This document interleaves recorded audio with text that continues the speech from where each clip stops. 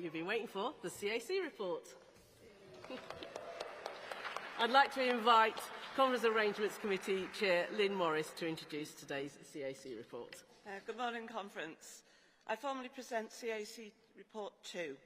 We have a packed agenda today, including speeches from Chancellor Rachel Reeves, Foreign Secretary Yvette Cooper and the Secretary of State for Defence, John Healey. For the Chancellor's speech, seats must be taken up by 11:30 a.m. Seats not taken will be filled. This includes delegate seats. For safety and for security reasons, there will be no further admittance to the hall when the capacity has been reached. A huge thank you to you all for those involved in the composite meeting last night. All composited motions are available in the addendum to today's CAC report. Today we have a packed timetable with lots of time for debate, motions, and with motions on peace in the Middle East, Jaguar Land Rover, guaranteed hours, industrial energy prices, and full details of today's timetable are in the CAC report. Composite meetings are chaired by the Conference Arrangements Committee members, and I would like to place on record my thanks to them, the party policy team and other staff who have worked very late into the night, I might add, to support the compositing of 14 subject areas. There are ballots today for the CAC CLP section, General Section and Disabled Representatives. There is also a ballot for NCC CLP section. Just like yesterday, ballot boxes are available in the ballot area, as well as ballot boxes located in the hall. The voting is taking place between 9 a.m. and 4 p.m. Candidate statements were printed in the delegate report pre-conference and are reproduced in the CAC report too. I hope you have a good day, Conference. I move to CAC 2.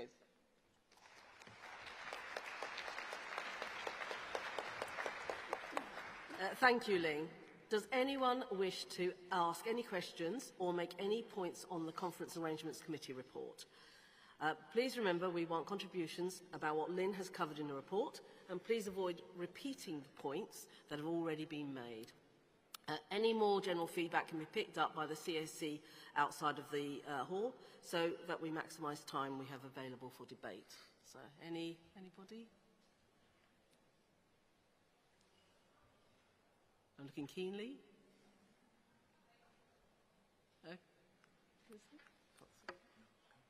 Okay, I see no hands, so hopefully that's it. Great.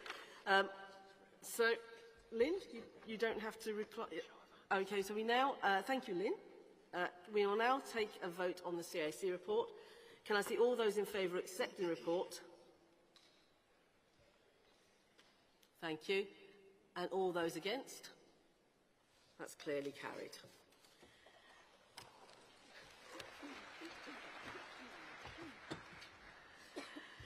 Yesterday's conference voted in the priorities ballots. Delegates then attended composite meetings to agree wording for motions. These composite motions will be debated over the course of the week starting this morning. Each debate is based on the corresponding section of the MPF report, and while there will be composite and emergency motions moved in these sessions, delegates can make contributions on any topic contained in the section of the MPF report. Before I welcome our first speaker, Foreign Secretary Yvette Cooper, to speak, we have a video to watch. I see the Russian representative is leaving his seat because he does not want to hear the response to his illegal war of aggression towards Ukraine. This week I've been representing the UK at the United Nations General Assembly, and this is where countries gather every year to tackle the world's toughest challenges. Challenges that affect working people in Britain, because the effects of war, poverty, climate change or migration can't just be dealt with when they arrive on our doorstep.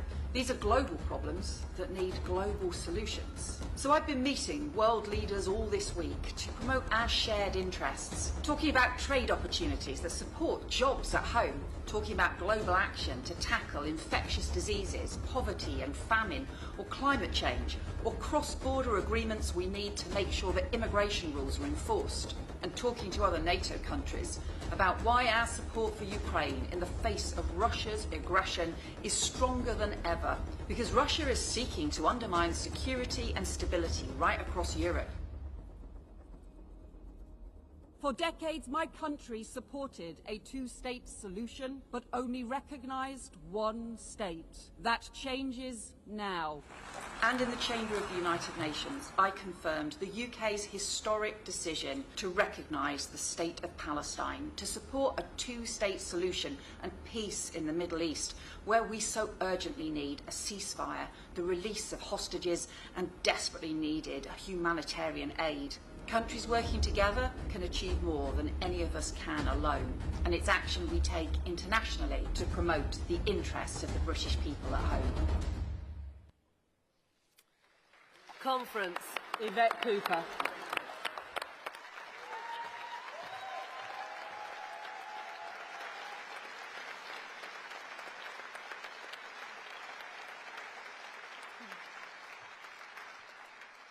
Thank you, Conference. It's an honour to be here this morning as Labour Foreign Secretary, just the second Labour woman Foreign Secretary, 18 years after the brilliant Margaret Beckett.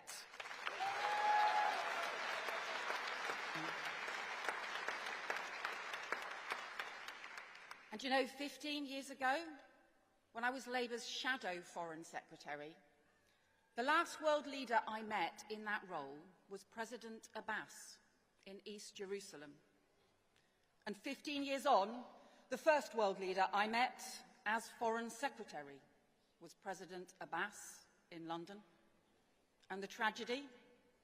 We talked about the same things: the need for peace, the need for two states, the need for reform, and yet not only has so little changed, so much has got worse. Because, Conference, for many decades, the UK has pledged support for a two-state solution in the Middle East, but only recognised one of those states until now.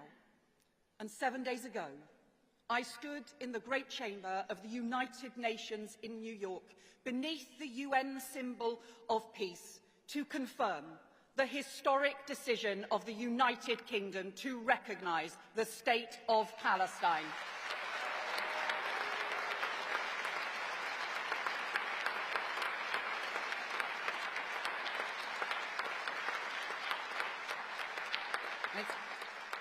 Our manifesto promise, because statehood is the inalienable right of the Palestinian people, and recognition is the embodiment of our passionate belief that the only path to security and lasting peace for Israelis and Palestinians alike is two states living side by side. But let there be no doubt, there can and will be no role for Hamas terrorists in any future governance of Palestine.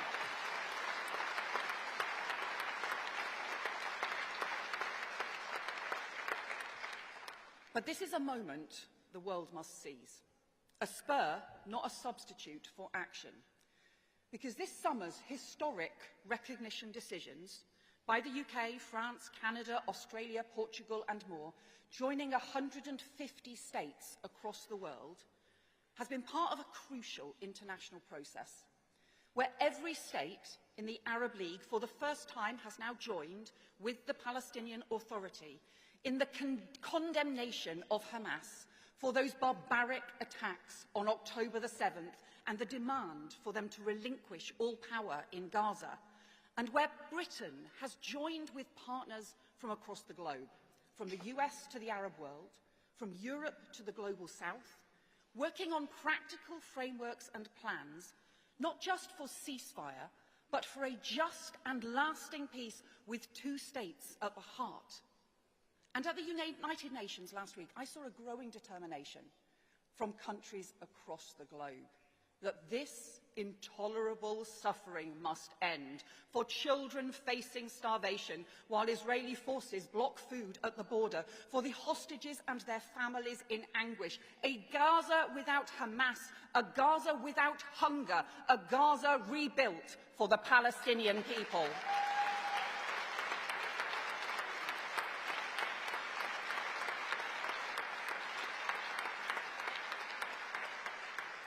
And so now, with the demands of the world upon them, Hamas must end its abhorrent detention of hostages, the calculated cruelty that has split and traumatized families for nearly 2 years.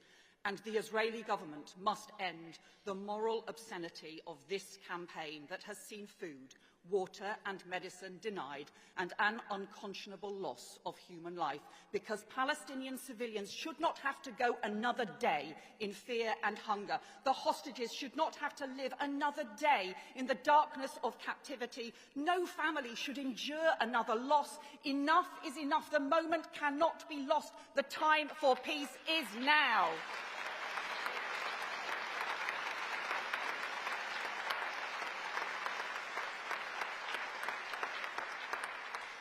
And Conference, let me pay tribute to the tireless work of my predecessor to set out the pathway to recognition, restoring funds to UNRWA, support for the hostages, sanctions on Israeli ministers and on Hamas, restrictions on arms sales, but much more than that, the restoration of principles to our foreign policy and the restoration of Britain's voice on the world stage. Our Deputy Prime Minister, David Lammy.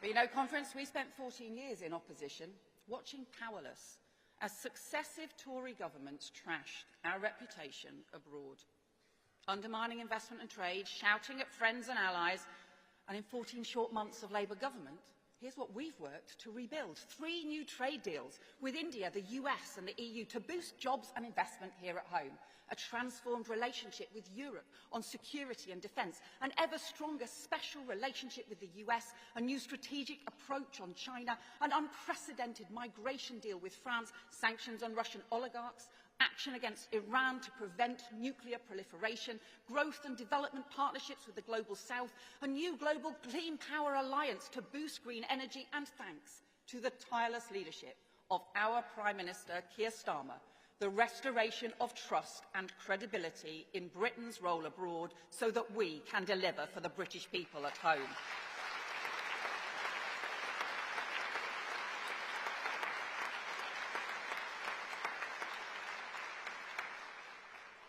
And Britain's engagement on the international stage matters now more than ever. The world faces sustained instability unlike anything we've seen for generations.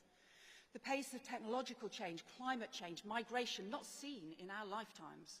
Global uncertainty, new kinds of state and hybrid threats. And yet the institutions and laws that were supposed to protect order and sustain peace are now buckling under the strain. The very principles that underpin them under assault. The rule of law, respect for sovereignty and borders, respect for our common humanity, and for our shared obligation to fight poverty and persecution. All those values so precious to us now being undermined, but values that it falls to us to defend. Not just Labour values, core British values. Because our flag stands for something, and we know that global challenges won't be solved if we wait till they land on our own doorstep. From climate change to economic security, we need action worldwide to tackle our problems here at home. Nowhere is that more true than on migration.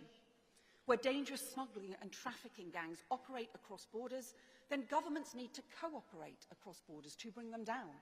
And when we fail to work internationally on the causes of migration or border controls, more people make perilous journeys and confidence in the whole system is lost. And that is why we will work globally on new returns agreements and returns hubs so that rules can be enforced. We will work with international partners to tackle the causes and manage support for refugees. And we've doubled support for Sudan, where millions are fleeing violence and famine. And we will provide new help for Rohingya refugees in Bangladesh who have fled persecution in Myanmar. And ahead of the 75th anniversary of the Refugee Convention, we will lead the international debate on reforming and ensuring that the global framework can respond to the changing crisis today. And Conference, 30 years on from the horrific use of rape and sexual violence in the war in Kosovo, we must also ensure that there is much stronger protection for women and girls in Sudan, Myanmar and other conflicts today. So let me warn all those responsible for orchestrating sexual violence that a reckoning will come for them, no matter how long it takes, as we demand an end to the use of rape as a weapon of war.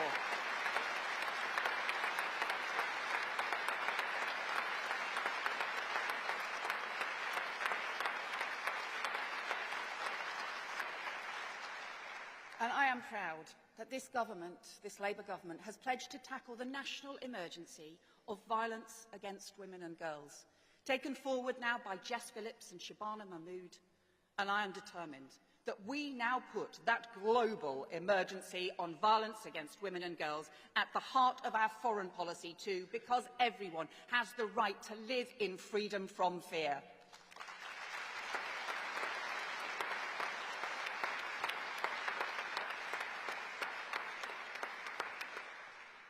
Conference, after the war in Kosovo and the Balkan crisis, we hoped we would not see war in Europe again. But 2 weeks ago, in the beautiful European city of Kyiv, I met up with 2 Ukrainian teenagers. They are brilliant ballroom dancers. They've won international prizes. And when Putin's troops first invaded their country, they escaped with their mums and came to live with us in Castleford. They practiced at the Airedale Methodist Hall. They even gave Ed a few post-Strictly tips. And last summer, they returned home.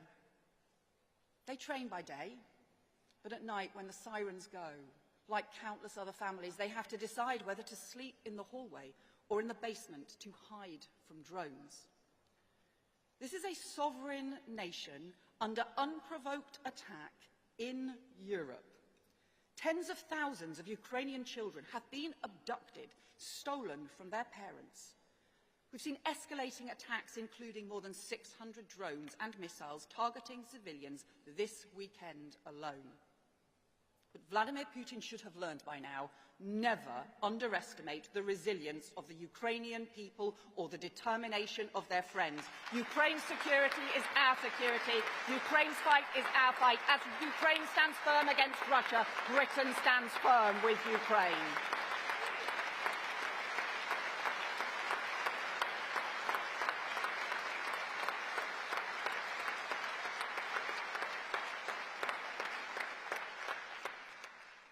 But you know, where President Zelensky and President Trump have called for talks on peace, Putin has sought only to escalate war. We've seen Russian drones over Poland and Romania, Russian fighter jets over Estonia, entering NATO airspace, reckless, dangerous provocation. So that is why our party stands firm in NATO under the leadership of our Defence Secretary, John Healey, an alliance which is vigilant and resolute. And make no mistake, if we need to confront planes in NATO airspace without permission, then we will do so, because this party should be very proud that in Ukraine's greatest time of need, President Zelensky and the Ukrainian people have had no better friends than our country, our government, and our Prime Minister, Keir Starmer.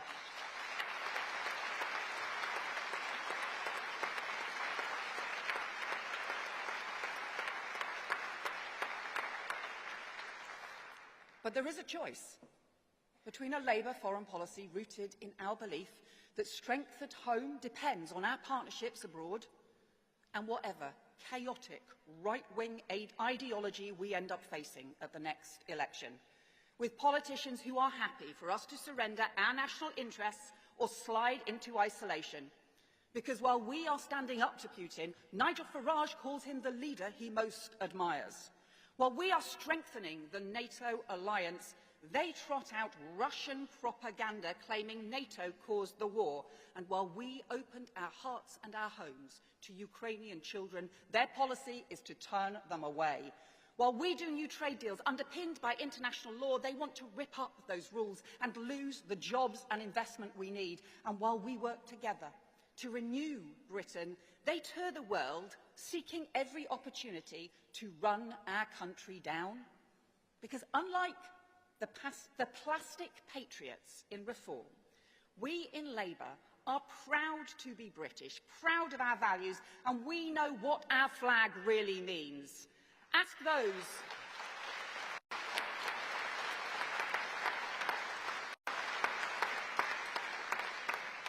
those overseas what it means to them when they see the Union Jack or the St George's Cross, and you'll hear people in every continent talk with admiration about our royal family and our parliament, our heritage and our culture, our armed forces and our universities, the literature, music, film and sport that we've given the world, the British inventions that have changed history.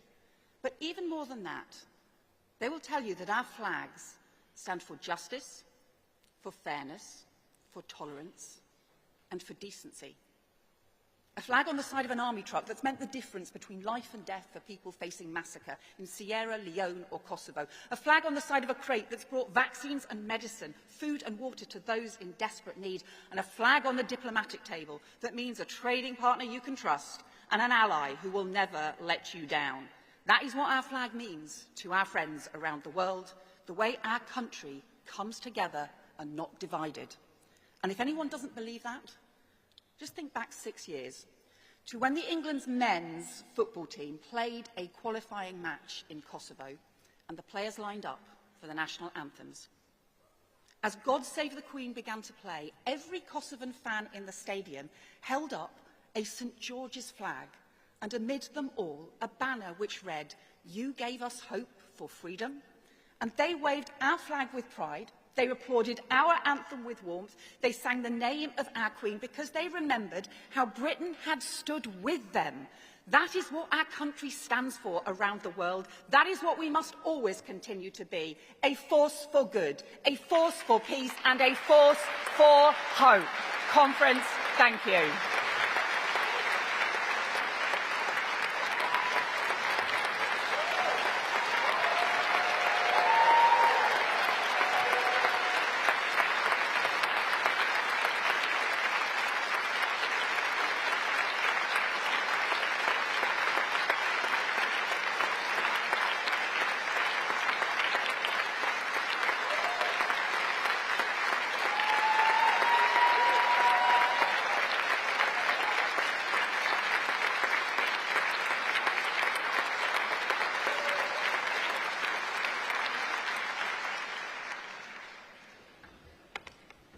Thank you, Yvette Cooper. It's now time to hear from the floor. This is a debate that can cover a range of policy across foreign affairs and defence. As part of this, we're about to hear 2 emergency motions on peace in the Middle East. We recognise that delegates will feel very passionately on this matter, as I do myself. However, I ask all delegates to respect other delegates and their point of view, as well as respecting the law, so that we can have a good debate. We'll start with the 2 emergency motions. Well, thank you.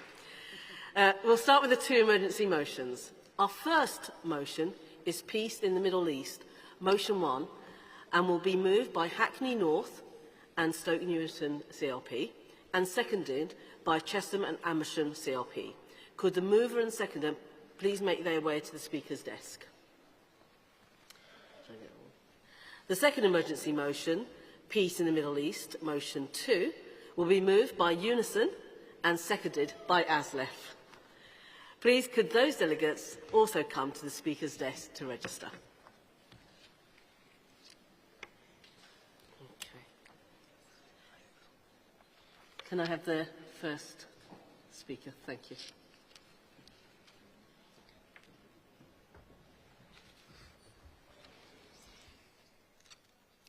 Good morning, Conference.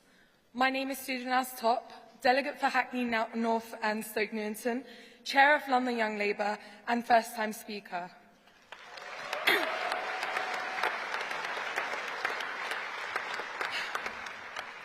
Conference, we meet here at a moment of human tragedy and moral urgency.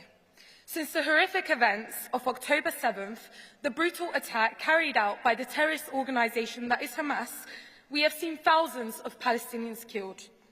The people of Gaza have endured horrors that none of us can ignore. More than 65,000 Palestinians killed, including 20,000 children. Parents pulling their dead sons and daughters out of rubble, families starving because food is deliberately blocked, and doctors operating by candlelight with no medicine or sterility. And in the West Bank, mass displacement not seen since 1967. These are not just statistics, they are lives. They are children who should be in school, not in mass graves. They are mothers and fathers who want exactly what our families want: safety, dignity, and a future. Conference, I am proud of the historic step our Labour government took last week of recognising the state of Palestine. But recognition must mean action. 7th October was the deadliest day for Jewish people since the Holocaust. Israel has a right to defend itself, but that can't be in the manner that kills 20,000 children. The time for peace is now. That means fully suspending arms sale that could be used in this conflict. That means working with our allies to get aid into Gaza, not just via dangerous airdrops, but via land. And yes, it means pressing for a ceasefire, because every day without a ceasefire means more children buried, more families destroyed, and more hostages left in fear. Conference, the Labour government is already showing leadership on the world stage and taking steps with our international allies. By passing this motion, we are giving it our full backing to go further, to act decisively, and to ensure our government continues to take action to end the horror and build peace. Since October 7th, we have seen a horrific rise in Islamophobia and anti-Semitism in my diverse community in Hackney, and I have worked proudly with community groups to combat this, because this is more than just foreign policy. As Labour, we stand against oppression, we stand for international law, and we stand for peace, justice and security for both Palestinians and Israelis. Support this motion, support our Labour government, and let us send a message of hope that the world is watching. Thank you.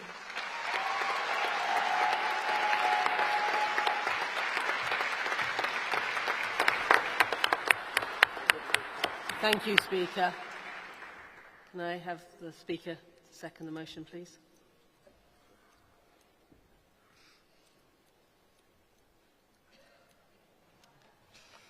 Conference, Parmjit Dand seconding this motion on behalf of Chesham and Amersham CLP. First time here as a constituency delegate, actually. Although the view is familiar, I must say. Now, Conference, this motion does remind us that Hamas perpetrated the worst massacre in Israel's history on October the 7th, 2023. It's crucial that's at the heart of this motion, because we as a responsible party need to get that across. But crucially, as has already been said, this motion spells out that 65,000 Palestinians have been killed, 20,000 of them children. And it's also important to get that documented in this motion, because Israel has denied it time and again. The motion supports the role and the jurisdiction of both the ICJ and the International Criminal Court in the investigation of the most serious crimes, and that includes investigating genocide too. Conference, for far too many years, the world has watched whilst illegal settlements have expanded on the West Bank. That must end. Now, thank you. I've only got 2 minutes, so at the heart of this motion is the two-state solution, and we salute the work that our government has done, not least in supporting statehood for the Palestinian people. Having listened to ministers and the weight of work they're involved in, we're not looking to micromanage them. We know they are doing a lot, and we know it is very demanding of their time, and they need to be able to negotiate. But we are also spelling out a path for fairness, justice, and an end to this war. So I urge you all, please support Emergency Resolution 1. Thank you. Thank you, Delegate. Can I have the mover for Emergency Motion 2?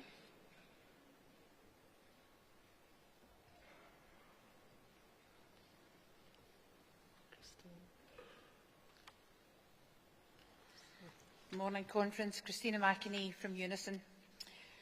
The momentous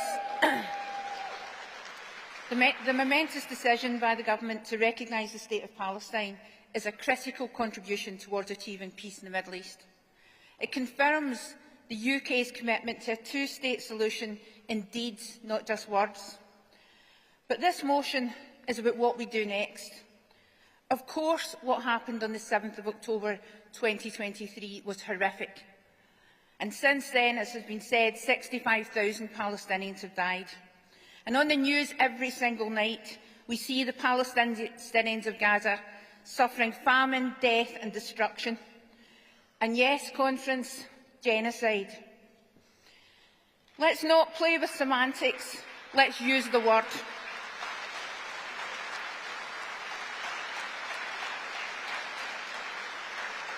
Most experts now agree this is genocide. But if we wait for this to be confirmed by a court, it will be too late because it's already happening as we sit here. And that's one of the reasons why I'm asking you to oppose Composite 1. And Composite 1 also calls for the arms trade with Israel to be suspended only in relation to this conflict. How can that possibly be policed and monitored? And it was really good to see the Prime Minister coordinating recognition of the State of Palestine with other like-minded countries. And that powerful contribution has made a huge difference. You only had to see the vitriolic response from Netanyahu at the United Nations to see that. So if the UK Government can bring countries together like this, in the face of opposition from Israel and the USA, it can coordinate to aid and support and stop the killing, end the famine and save lives. I know we're sending in aid via airdrops, but this is the most costly and ineffective way to get aid into Gaza. We must do more. Why can't we, along with those other countries that have recognised Palestine, like France, Australia, Canada, Italy and Norway, why can't we all send fleets in, loaded with aid and supplies, right to the shores of Gaza? We cannot continue to watch from the sidelines in horror as people are being slaughtered, as women and children starve to death or are maimed trying to reach the food that would keep them alive. We need to intervene, as we have done in countries in the past, to stop the slaughter of innocent people and prevent famine. Conference, I don't want to be standing here this time next year and for nothing to have changed in Gaza. Our Labour Party, with our trade unions, have a long and proud history of campaigning for peace in the Middle East. Now is the time to act once more. We've got to find a way to end the war, bring all the hostages back, and of course Israel has the right to defend itself and protect its citizens, as any country has. But, Conference, I ask you this. Who is defending Palestine and protecting the people of Gaza?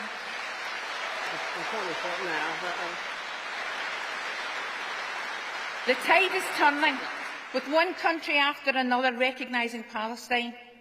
We now need to get the borders open, ensure aid gets in, and the bombs stop falling. Conference, please support this composite, and I ask you to oppose Composite 1. Thank you. Thank you, Christina. Can I have the seconder for this motion, please?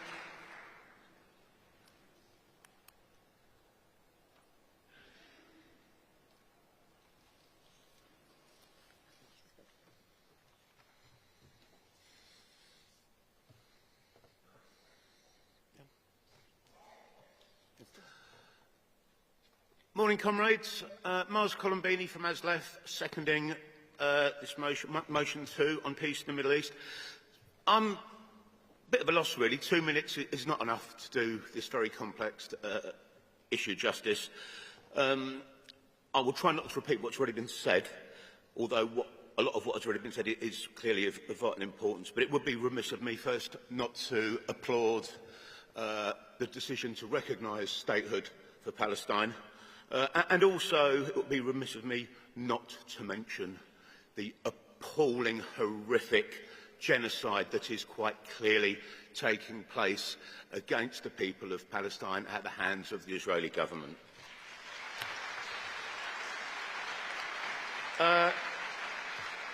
So that is the bit where I do repeat the previous speakers. I really want to focus on this composite rather than the issue, because the issue's been covered. So this particular composite, what it does, it provides a strategy by which to address the crisis in the Middle East, and it also outlines the tools by which that strategy will be delivered.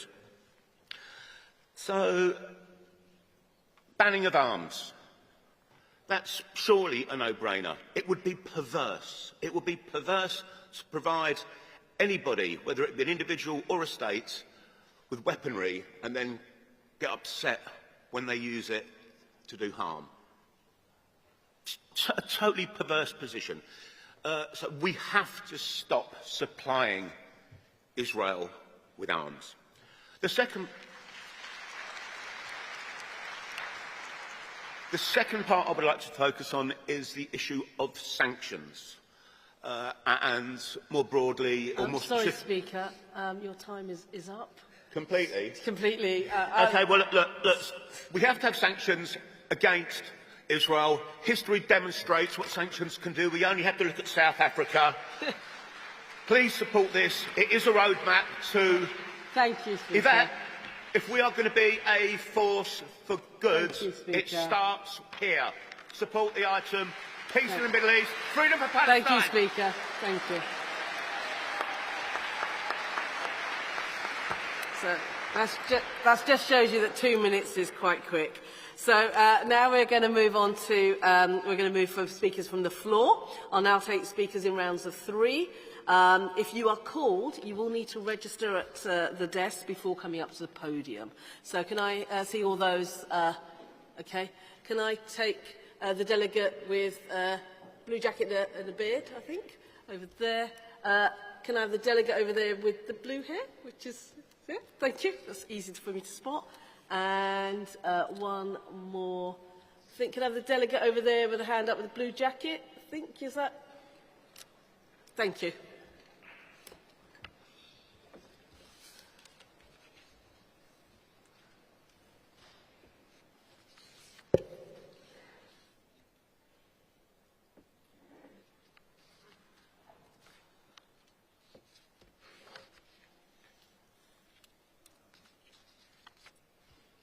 Thank you, Delegate. Joshua Garfield, Labour Councillor and Jewish Labour Movement. Conference. For nearly 2 years, we've watched horror unfold. The worst terror attack in Israel's history. The deadliest day for Jews since the Holocaust. A war that has devastated Gaza, killed tens of thousands, and with 48 hostages still in Hamas tunnels. 2 years ago, we stood together, right here at Labour Conference in Liverpool, and watched the horrors of October 7th unfold before our eyes. We held a minute's silence in this hall for the men slaughtered, the women raped and murdered, and the children's lives so cruelly ended by violent terror. With us at conference later today is Sharon Lifshitz, the daughter of kidnapped Israelis, one murdered and one freed. But Sharon chooses not vengeance, but peace. The peace that her murdered father Oded believed in, from a kibbutz that escorted Palestinians to life-saving surgery. Her mother Yocheved, who lost everything, yet still calls for reconciliation. Her father, who worked on the ground for coexistence and understanding between Palestinians and Israelis, doing more for peace than most of us will ever manage. That is not the easy path. It's the hardest path. But it's necessary. We would dishonour Sharon's family, her ransacked community, and thousands of war victims if we pass a motion that ignores Hamas entirely. does not even say the word Hamas.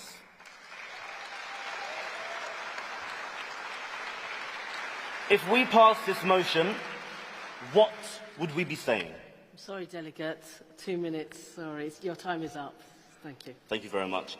Don't do a disservice to Palestinians fighting for peace or Israelis fighting for coexistence, and crucially, our Labour government trying to be a light in this world. Reject this and choose peace. Thank you. Thank you. Can I have the next speaker, please?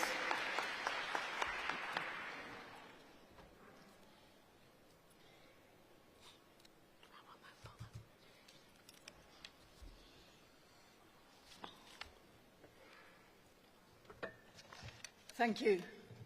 I'm the Secretary of Lincoln CLP, so Hamish Falconer is our local MP, as well as the Minister for Middle East, Gaza and Afghanistan and Pakistan. So I'm speaking in support of Emergency Motion 1. I've just mentioned I may have a strange accent as well as strange hair because I'm a dual Australian, British citizen, and I hope you all enjoyed Albo's speech yesterday. I'm lucky enough to have 2 Labour Prime Ministers now. And having been politically restricted most of my career, it's fantastic to be here and to actually be able to have a debate where we can influence our government. And they are our government, we are our government, and we should trust our government that they're on the front line, they know what they're doing, and we should trust in this motion about peace and how we actually get there. So as I mentioned, Hamish is our MP. He feeds back to our constituency Labour Party meetings every month, and we see the personal cost to him of being on the front line and seeing what happens in Gaza. And I ask my colleagues in Lincoln CLP, please don't personally attack him. You can see how hard it is. But we need to trust our government and support Emergency Motion 1. Thank you.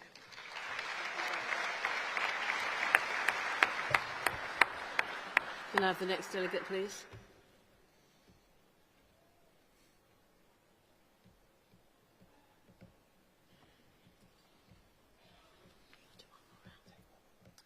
Hello, Conference. My name is Josh Lissler-Jennings, and I'm a first-time delegate and first-time speaker. Thank you. Conference, I urge you to support Motion 1 and vote against Motion 2. I know that everyone in this room and in this government is utterly outraged by what we have seen unfold in Gaza across the last 2 years. The only way to solve this conflict is through supporting the government's diplomacy with international allies to deliver a two-state solution. We must stay unified and support the government. I urge you to vote against the second motion because it does not mention October 7th and Hamas, which fundamentally undermines this government's position. It is absolutely critical that we unify and support the government on this matter. As the Prime Minister has said across the last 2 days, we are utterly in the fight of our lives against reform. If we do not unify on this issue, Conference, we must ask ourselves, what would a reform government do about Gaza and Palestine? They wouldn't have recognised Palestine, and they wouldn't be working night and day to secure a lasting peace. That is why it is so important we remain unified on this issue, and that is why, Conference, I urge you to support Motion 1 and vote against Motion 2. Thank you. Thank you, delegates. We've only got time for one more round, so if you could put your hands up in the air and I'll be able to... I think delegate there with the white jumper, is that? Yeah. I've got someone at the back. Can I have the delegate there? Have you got a golden... Yeah, thank you. And I think, is there a delegate... Oh, is that a delegate over, right in the back with... Have you got... Is that green or olive that you've got on? Yeah, that's you. Yeah, that's... Thank you. And I'm sorry, that is going to be our last round. As you know, this is a time debate, so... And my apologies. Thank you.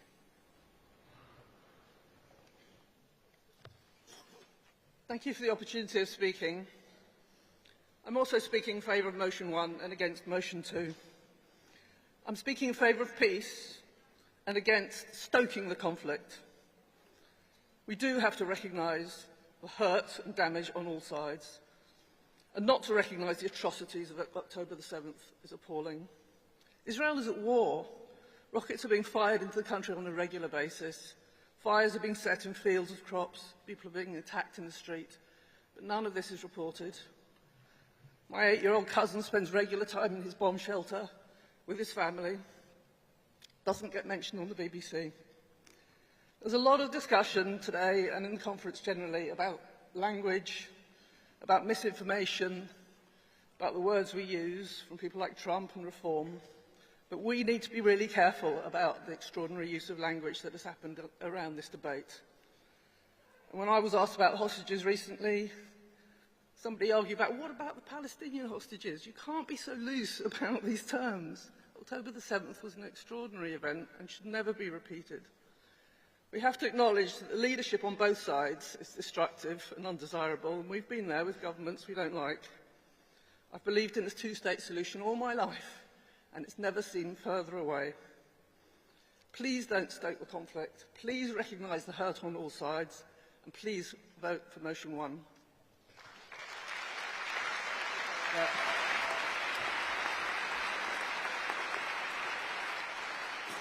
Can I ask for the next delegate, please?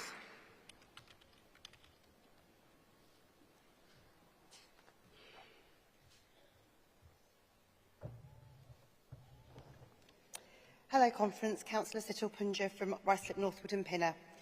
Conference, I speak in support of motion 1 because, Conference, if there is one thing that we must do here today, we must lead this debate ensuring our ministers and government have our full support in delivering lasting peace between Israel and Palestine. Ambitions over a two-state solution have been part of foreign policy in the Middle East for decades. Conference, it is this government, under Prime Minister Keir Starmer, who took the historic and monumental step to recognise the State of Palestine, a vital step for a two-state solution to be achieved.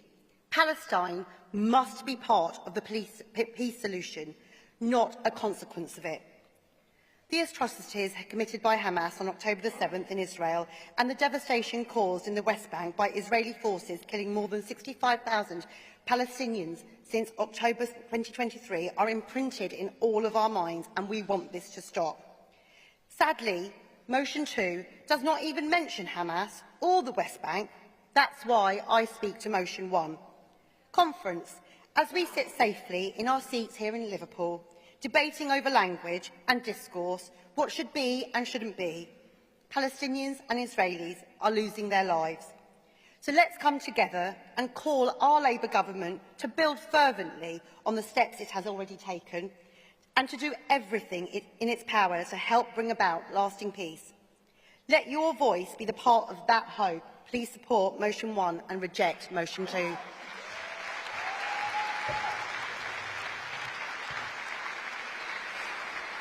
And next speaker, please.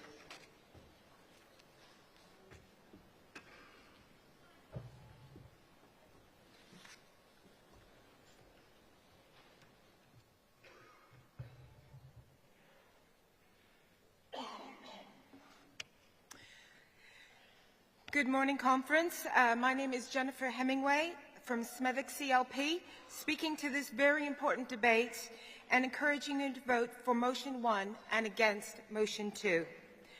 Conference, language matters. The October 7th atrocities were the worst terrorist attack in Israel's history, and I still recall that emotional punch to the gut when it happened. Hamas must never play a part in a future Palestine, and motion 2 fails to recognize this. Our government has rightly recognized Palestine, and I am proud of our Labour government for this. But going forward, Hamas can have no role in this. And Conference, on the banning of arms sales, there are some important things to note. The complete banning of arms sales would prevent NGOs from receiving body armor.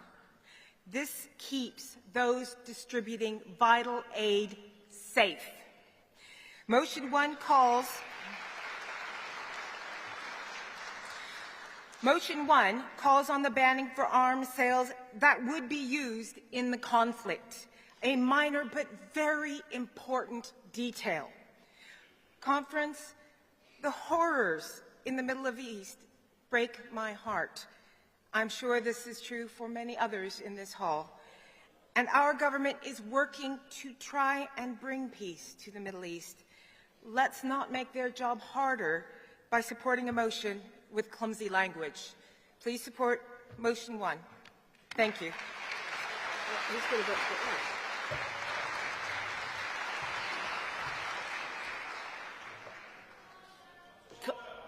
Point of order. Okay, if you want to go to a rostrum, and then we'll take your point of order, if it is a point of order.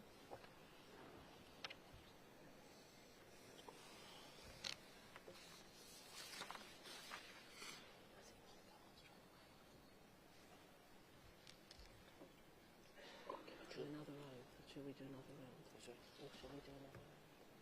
It's up to you. You're the chair.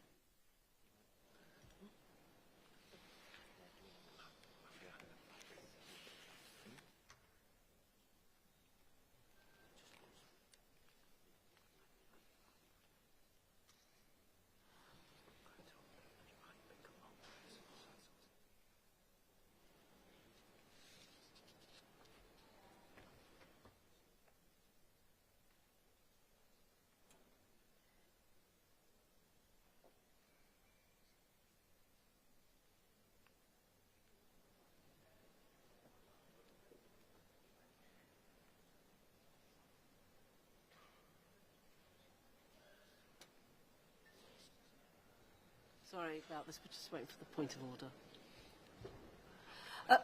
I might take another round while we're waiting, just in case we can get some more speakers, okay? So if I could ask you to put your hands in the air.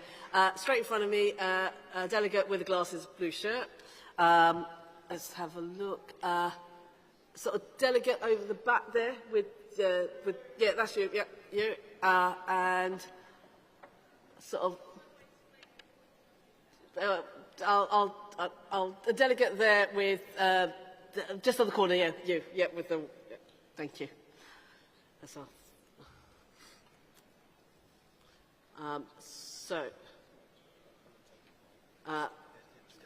We can still, they're still discussing the point of order, so we'll take some more speakers while they're still doing that. Okay. Thank you.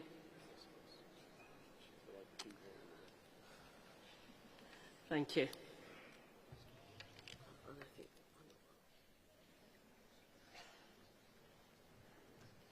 Morning Conference, Richard Howard, Cambridge CLP, National Policy Forum representative. And nearly 10 years ago, when I stood down from the European Parliament, I said I was making my last speech to this conference, How Times Change. But I was proud to propose the resolution in the European Parliament that successfully won recognition from that body for the state of Palestine. And I want to say how proud I am of our government that you have done the same for our country.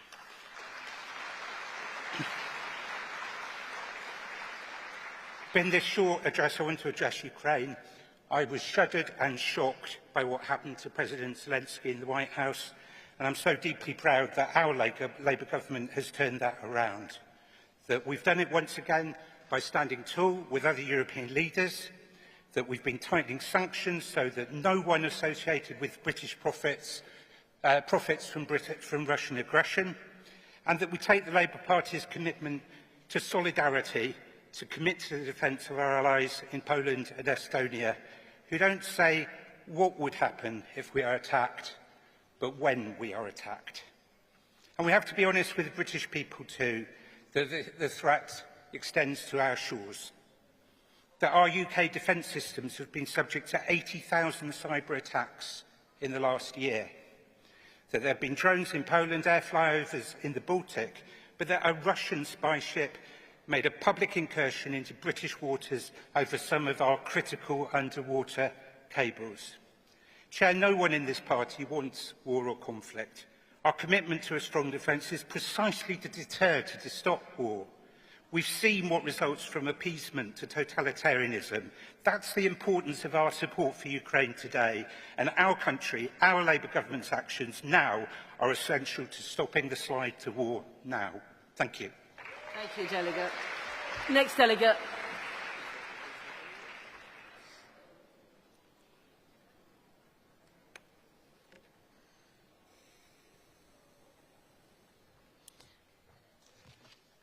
Thank you, Conference. Robert Evans from Esher and Walton.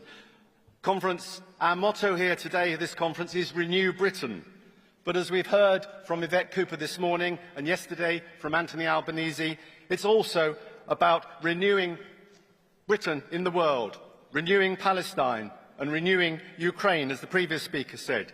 It's about renewing Britain and the world from the Middle East to Eastern Europe, from Australia to Asia.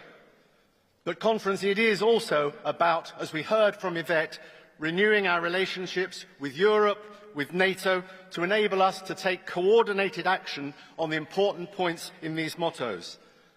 As an MEP for 15 years, I sat round tables with like-minded people, colleagues from other European states, and sometimes people whose minds I didn't really like, but working together for common European approaches to address important issues: migration, asylum, as Yvette said, joint European policies to support disabled people and allow students to travel to other European countries.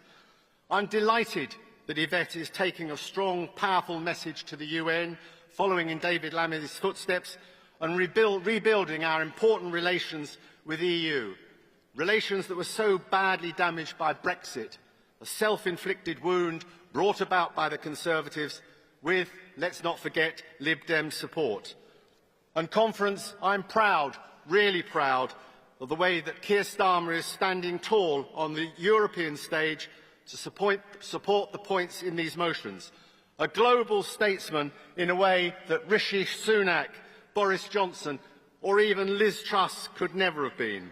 Working with President Macron of France, working with Chancellor Merz of Germany and other leaders to not just renew Britain, but renew important ties, restore important values, and renew a common sense of global decency. Please support. Thank you. Thank you, Delegate.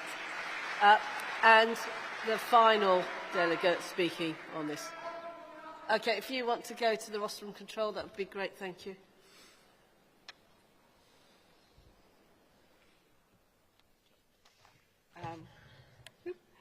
Good morning, Conference. Margaret Pinder, Councillor Margaret Pinder, Beverley and Holderness, CLP. Thank you. I'm speaking in support of Motion 1. Writing in the Financial Times, Yuval Noah Harari described the conflict in Gaza as being fuelled by a mutual horror of destruction, and that these were not irrational fears on either side, based in either paranoia or unreason, given the history. It's taken us a long road to get to this point where we're recognising a Palestinian state, and I'm sure I echo many in the hall to wish that it had been a much shorter one. But international politics is complicated. I'm glad our previous delegate mentioned the work of Hamish Faulkner. I've been very impressed. Conference, I tell you, in terms of foreign policy, the grown-ups are not just back in the room, but back on the international stage. I think in our CLP, we held an extremely thoughtful and constructive debate on the situation in Gaza, in which we agreed on a very important principle, in that we do not conflate the actions of the Netanyahu regime with the Israeli people, any more than we conflate Hamas with the actions of the Palestinian people. I think we've been better at doing the former and less so at the latter, which is why I think it's important that we support the motion that mentions the massacre on the 7th of October in 2023, because that act was deliberately designed to put the people of Israel in fear in their own state, and that's a very fundamental principle for Israel. As a state, we must be active, but we also must put actions into words in an international context.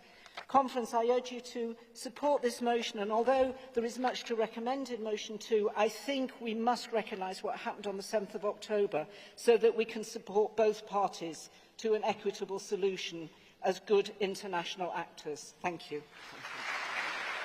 Thank you, delegates. Thank you, everyone, for that debate. Conference, we will now hear from our Secretary of State for Defence, John Healey. Thank you, John.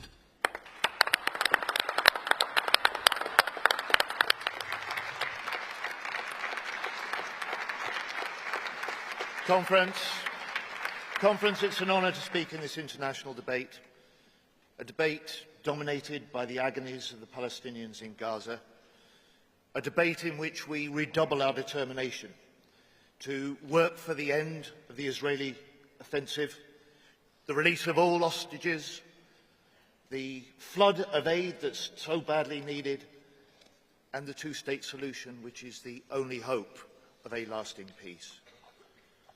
And Conference, I'm proud to address you again as your Labour Defence Secretary.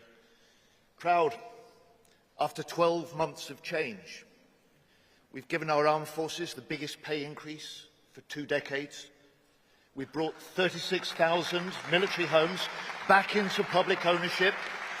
We've announced record levels of support for veterans. We've won the £10 billion warship deal with Norway, which will secure 4,000 good unionised jobs for the next 15 years. And we've made the biggest increase in defence spending since the end of the Cold War. This is Labour, delivering for defence, delivering for Britain.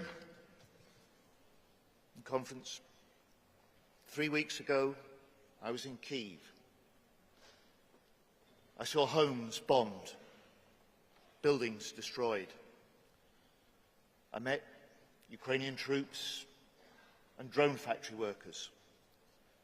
And I tell you, they are defiant. They are determined, fighting back Putin's brutal invasion. And their freedom is our freedom. A secure Europe needs a strong, sovereign Ukraine. And that's why we've stepped up UK leadership on Ukraine. That's why we're providing the highest ever level of military aid to Ukraine this year. And that's why we're leading over 30 nations in the coalition of the willing, ready to provide the security guarantees for when peace comes. And 1,313 days into this war, I'm proud that Labour, proud that Britain remains united for Ukraine. And Conference, our message to Moscow from Liverpool today is this. President Putin, you will not win. Stop the killing, start the talks, agree a peace. We will stand with Ukraine for as long as it takes.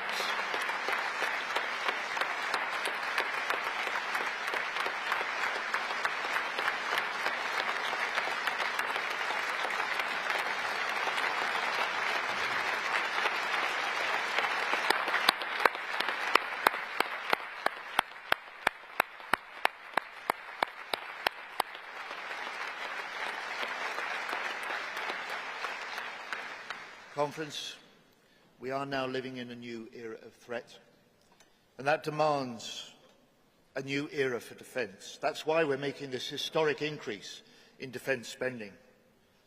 And with this Labour investment, we're making Britain more secure.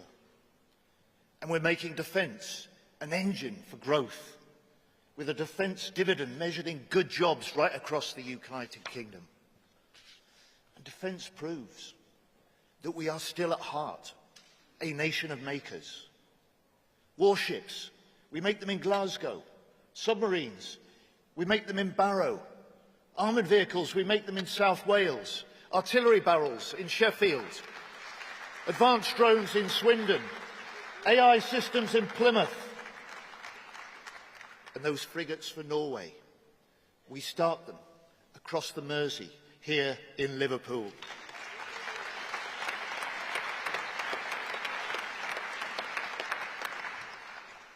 Conference, with Labour's defence spending, I want to make Britain the best place in the world to invest and to grow a defence business. We will make more in Britain. We will back British industry. We'll back British innovation. We'll back British jobs. This is Labour. Delivering for defence, delivering for Britain. But you know, Conference, who won't back defence jobs? The Scottish nationalists. They refused to fund a new advanced welding centre in Glasgow. So I can announce today that the Labour government now will step in and provide the funding needed. They won't, we will.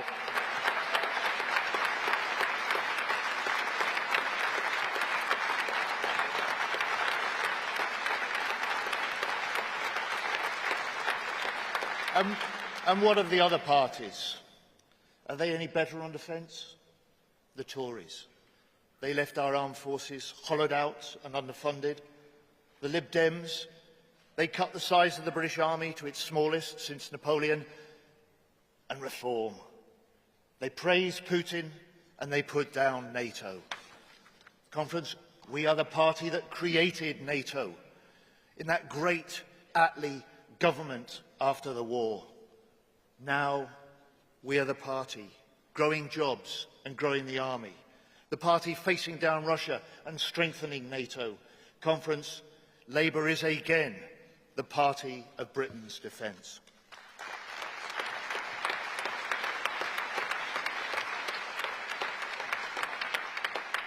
And as Defence Secretary, I get to work with some of the most outstanding people, day in, day out. And if ever you need reasons to feel proud about Britain, then look to those who serve our country to defend us all. Our soldiers on NATO's front line with Russia, our pilots dropping aid into Gaza, our submariners patrolling the seas for weeks on end, our sailors on the carrier, reinforcing and reassuring allies in the Indo-Pacific. And I say to them, we can't fix 14 years of Tory failure overnight, but Labour will match your dedication with our determination to support you and to improve service life.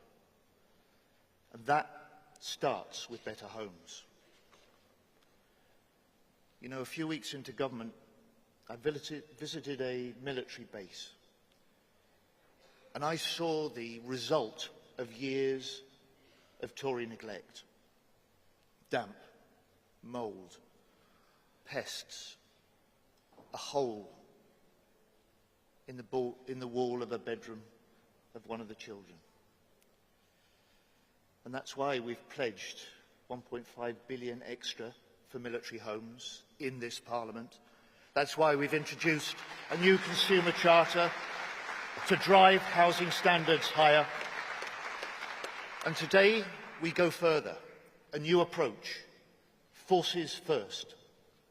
We will offer our forces priority access, or first dibs, if you like, to new homes built on surplus MOD land, making home ownership a reality for more of our services personnel and veterans. Better homes, better pay, better lives. Conference, this is Labour, delivering for defence, delivering for Britain.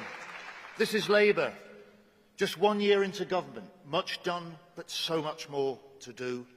This is Labour, making our country more secure at home, strong abroad, renewing our country for good. Thank you.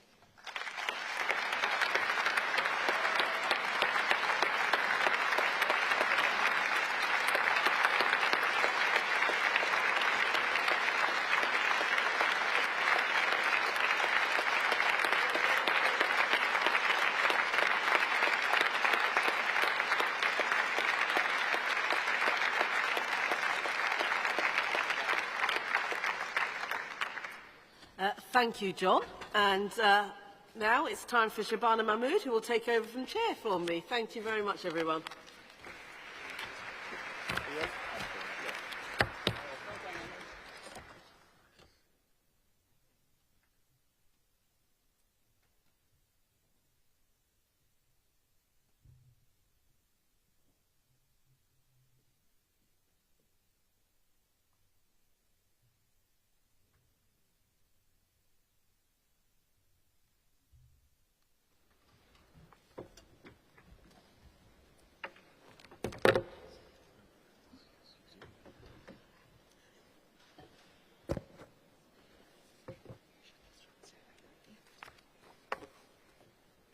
Right, hello conference. Our debate now moves on to the economy and growth, where we will be hearing from Peter Kyle and Rachel Reeves, our Chancellor. But first, we're going to have more contributions from the floor. We're going to start with moving the composite motions. Composite 8 is on guaranteed hours and will be moved by USDOR and seconded by GMB. So could I ask the mover and the seconder to make their way over to the Speaker's desk, please? After that, we're going to have the emergency motion, which is on emergency support for automotive supply chain workers following the JLR cyber attack, and that will be moved by Unite. So could I also ask the delegate, please, to get themselves registered at the Speaker's desk? And then we will have Composite 12, which is on industrial energy prices, and will be moved by GMB and seconded by ASLEF. And again, could the mover and the seconder get themselves into position at the Speaker's desk? After we have moved and seconded those three motions, we will then take delegates from the floor in the usual way before we hear from the main acts. Right, so can I first have the USDO delegate then, please, for Composite 8 on guaranteed hours? You've got 3 minutes, delegate. Thank you.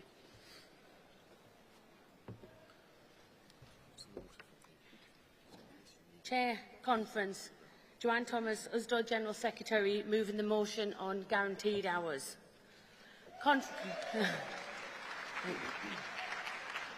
Conference, the Employment Right Bill being introduced to Parliament within the first 100 days of government wasn't just an incredible achievement, it was a line in the sand. A line between the despair brought by 14 years of Tory rule and hope brought by this Labour government, and we drew that line together. Trade unions and the party that we created. And it all marked a new beginning for employment rights, new protections at work, a stronger voice at work, and crucially, more security at work. Conference, the members that I represent in retail and distribution are hard-working people. They save their communities and their jobs matter. And yet too often they are treated like they don't matter. From one week to the next, their hours can change at the whim of their employer. They can be working 10 or 20 hours over their contracted hours every single week, but those hours can be taken away without any notice. And those hours count for nothing when people are trying to get a mortgage or take out a loan. They can't plan their finances, their childcare or their lives, and they are constantly worried about whether they'll be able to pay their bills. Conference, we all know that is no way to live.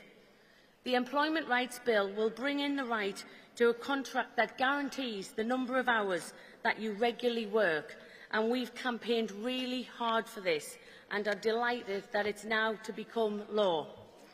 But as always, the devil is in the detail, and the secondary legislation will decide exactly who benefits from this right. We have no doubt whatsoever about who it should be applied to, because it was written down in black and white in the plan to make work pay. Labour promised it would apply to everyone, and we campaigned on that promise. But now there is a risk that this promise will be diluted. The right could be limited to only cover workers who are contracted on a low number of hours, meaning millions of workers will miss out. This is causing unintended consequences, because if the right only covers a select group of workers, who do you think the employer will offer the overtime to? They'll offer it to the people who aren't entitled to get it guaranteed in their contract. Of course they will. And it means that the people on the lowest hour contracts, the lowest paid workers, and by the way, more likely to be women, more likely to be disabled workers, more likely to be black workers, will miss hours on their need to live on. This won't just undermine the new right, it would actually make some of the most vulnerable workers even worse off than they are now. And Conference, this might sound complicated, but to the government I say the solution is a simple one. Just do what we said we were going to do.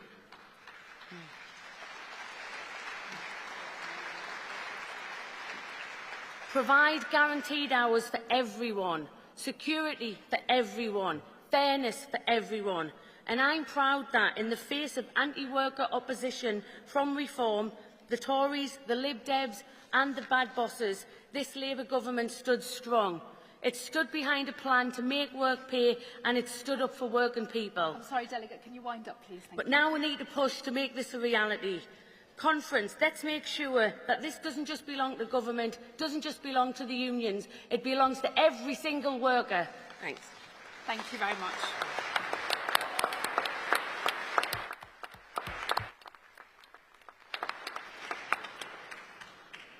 And then we have our speaker from the GMB, please. Thank you.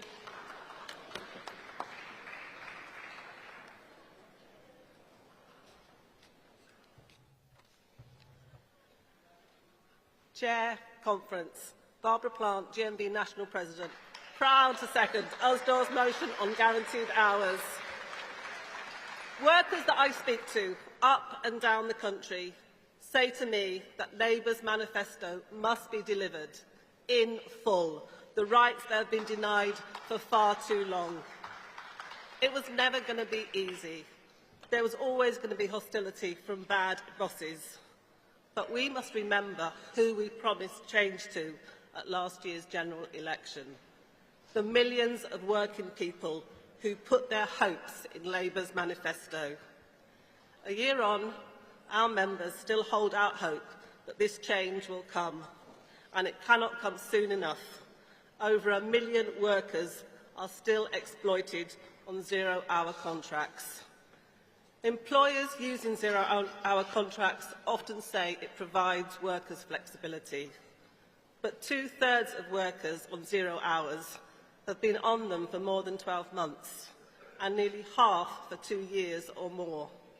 That's years with no guarantee that you have the money to make ends meet, that you can plan your life or be there for your loved ones. There's nothing flexible about that. It's no wonder that the polling by the TUC has found that 8 in 10 zero-hour contract workers want regular hours. Conference, it was bad bosses who fought against the national minimum wage and the Health and Safety Act at work. Both Labour achievements that apply to all workers today. But why should a right to guaranteed hours be any different? Let's get on with making work pay and delivering the right to guaranteed hours in full. I second.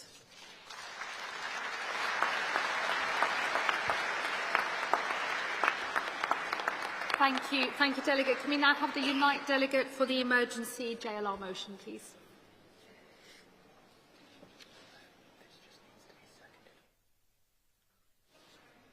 But she's got 3 minutes and seconded from the floor, right? Thanks, Chair.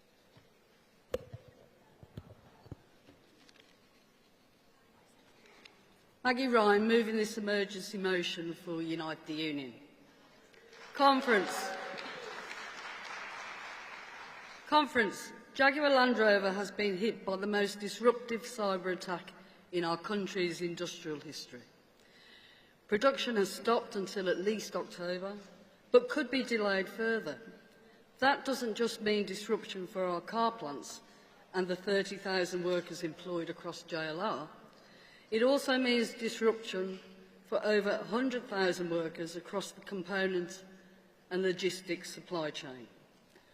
Our union's frontline reps and officers have been working night and day to secure emergency banked hours and layoff agreements to protect jobs and wages. But as days are lost and factories are idle, anxiety grows. as does the risk of workers going unpaid or losing their jobs. This motion is calling for emergency support for wage and job protection for all impacted workers. The precedent has been set. Earlier this month in Scotland, Unite and GMB succeeded in negotiating a rescue package for electric bus builder Alexander Dennis to prevent closure.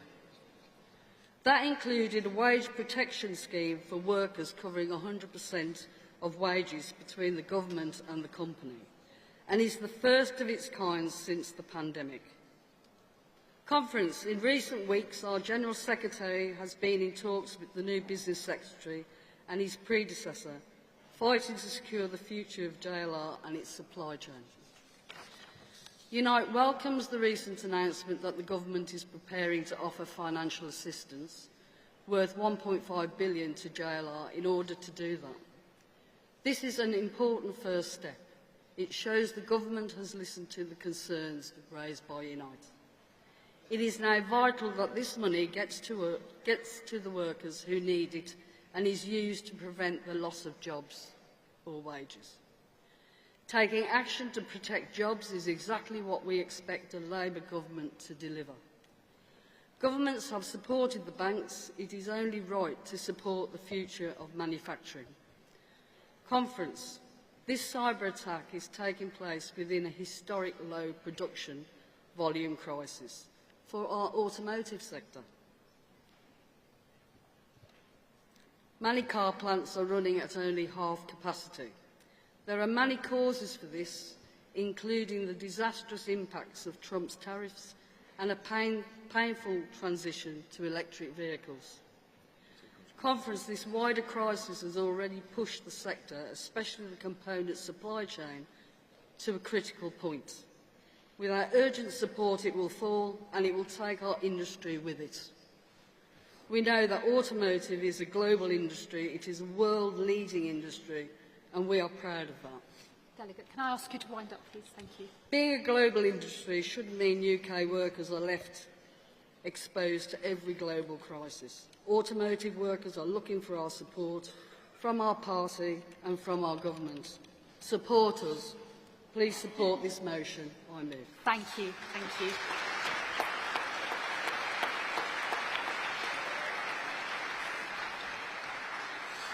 Now, on the emergency motion, can I just have somebody second that from the floor, please? Thank you very much. Great. And then can we move on to Composite 12 on industrial energy prices with our GMB delegate first up? Thank you. Oh.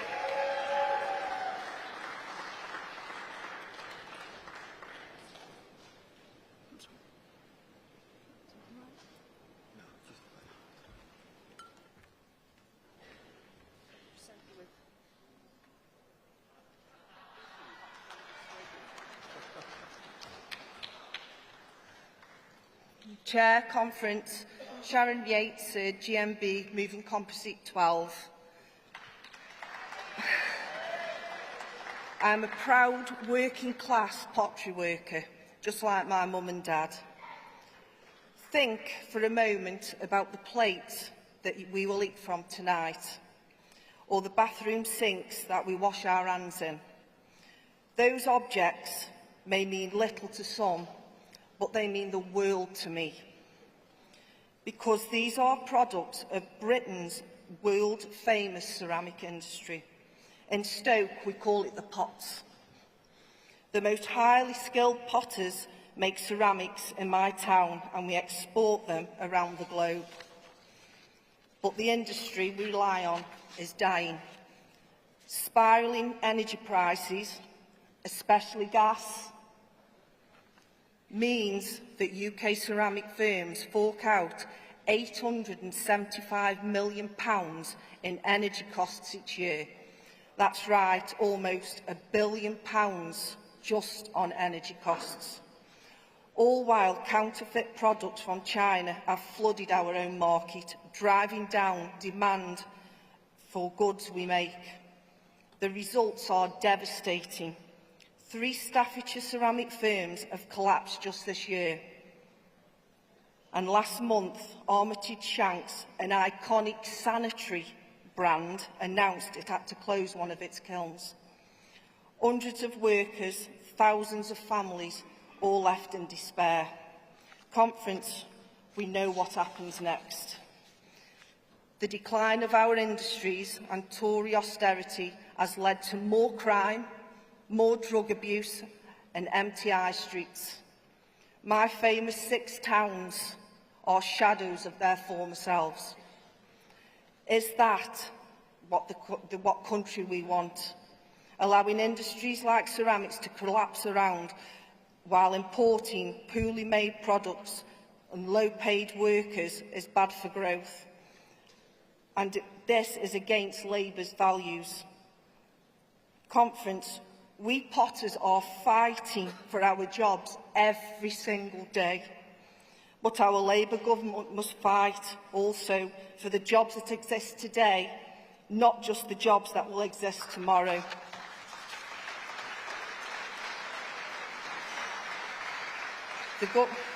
The government has helped our industry with electric costs, but we rely on gas. If we don't get the help the industries like ceramics within energy costs now and invest in our cleaner future, we will keep losing decent unionised jobs. And when those jobs go, our communities go with them.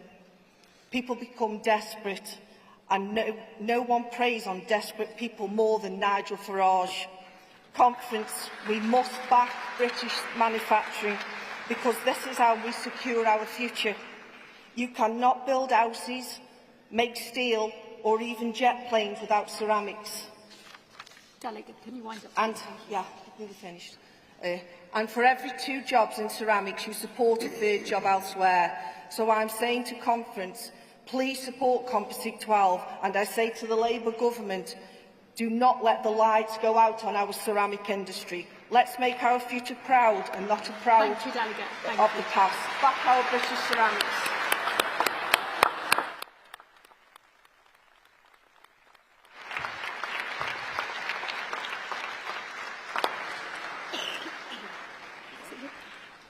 And now we have our delegate from ASLEF to second the motion. Hi, Mick.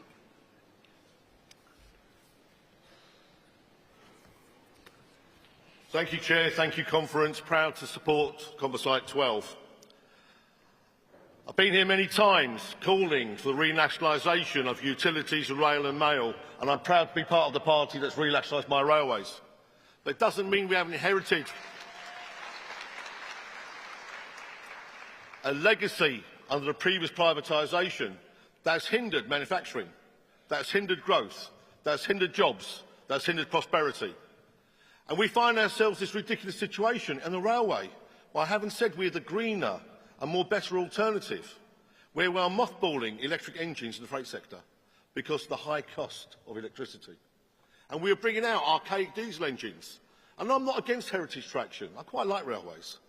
But at that same time, they are not the greener option. They're not where we need to be and not where we need to go. And also, if we want to grow manufacturing, we have to be part of that real-time delivery process, that green agenda that gets our goods from A to B where they should be. And the Tories spectacularly failed in 14 years to continue that rolling programme of electrification that we've supported and that we need to make our railways better, but also to offer our customers in the freight sector the transport they require, to allow our manufacturers to grow, to allow us to get to where we need to be. So part of this is calling for that rolling programme of electrification to come back. But I think just 1 or 2 little things. Wouldn't it be nice if British Steel was the rails of our railway and manufactured in the UK? Wouldn't it be nice if all the manufacturers in the UK could use that green integrated transport system to get their goods from A to B? Wouldn't it be nice that we could undo the problems of the Tories and create that fairer energy system I think that we all aspire to? So it is about what we want for future generations. It is about completing those supply chains. It is about growth. It is about future jobs. It is about prosperity. It is about apprenticeships. So please support. Thank you. Thank you, Nick.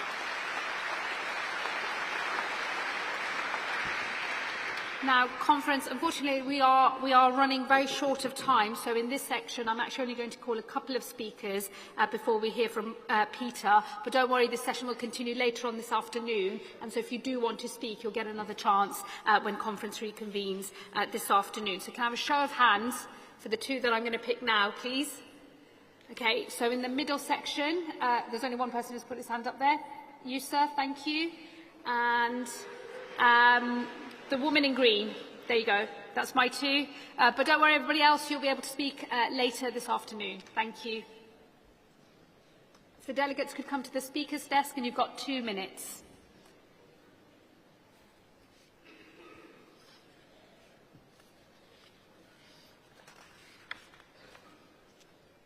Conference and Chair, I'm Kerry Cassidy, here as a delegate for ASLEF, the Train Drivers Union. We should have been seconding the emergency support for automotive supply chain workers, but it was seconded from the floor. ASLEF stands in solidarity with Unite the Union and all workers affected by the situation at Jaguar Land Rover. This data breach has shown a weakness in the safeguards that support our core industries. We must do more to protect these sectors and the workers in them. We welcome the government's decisive action over the weekend, but it is now vital that our long-term industrial strategy builds in robust safeguards to protect this supply chain as it supports so many industries, from our railways to our steel sector. And we must give workers the guarantee that their livelihoods will be secure in the face of risks like these. Any pause in regular workflow at businesses like Jaguar Land Rover has a domino effect on the wider network.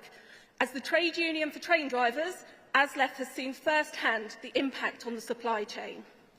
The interruption of car production at Jaguar Land Rover has affected the transport of steel coil for body pressings, which has resulted in train traffic supplying both steel and completed cars to the docks for export being halted. Rail freight companies will continue to see a drop in businesses while this situation is ongoing, impacting other industries who rely on these parts and potentially the jobs of ASLEF members. The rail freight industry is a huge part of our supply chain, creating pathways for goods to reach customers and for businesses to export products, bringing billions into the UK economy. Our industrial strategy will only work if it protects all businesses up and down the country. That means considering the wider-reaching supply chain and the workers in those businesses. Conference, we ask on behalf of all workers and businesses affected that you support this motion. Thank you. Thank you, Delegate. Next delegate, please. Thank you.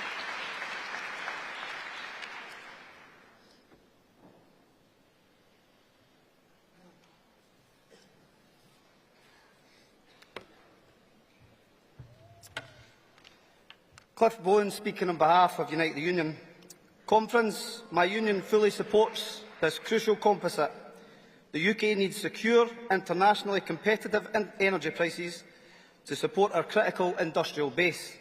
That includes steel, chemicals, textiles, refineries, pharma, glass, railways and our oil and gas sector. We need the government to have a clear industrial strategy to support the key sectors and their skilled workforces as they face the twin challenges of global instability and climate change. Conference, I speak from experience.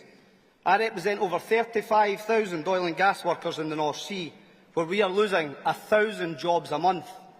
1,000 jobs a month. Death by 1,000 cuts, and it cannot continue.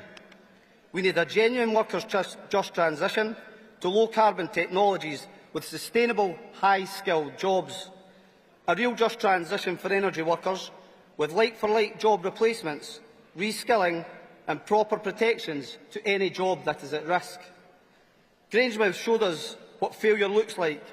100 years of refining ended.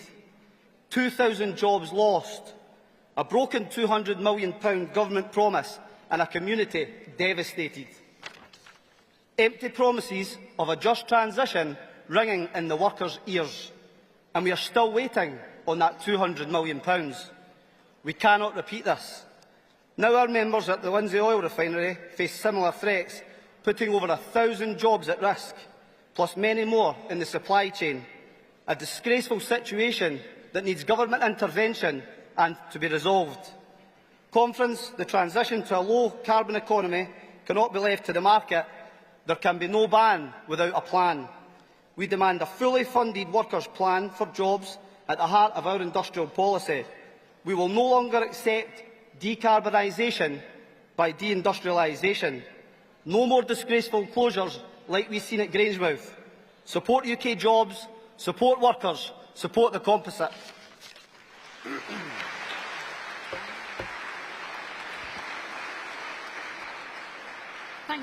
Thank you very much, Delegate. And again, if there are others who want to speak, you'll have another chance later this afternoon in the same debate. So, Conference now, please welcome the Secretary of State for Business and Trade, Peter Kyle.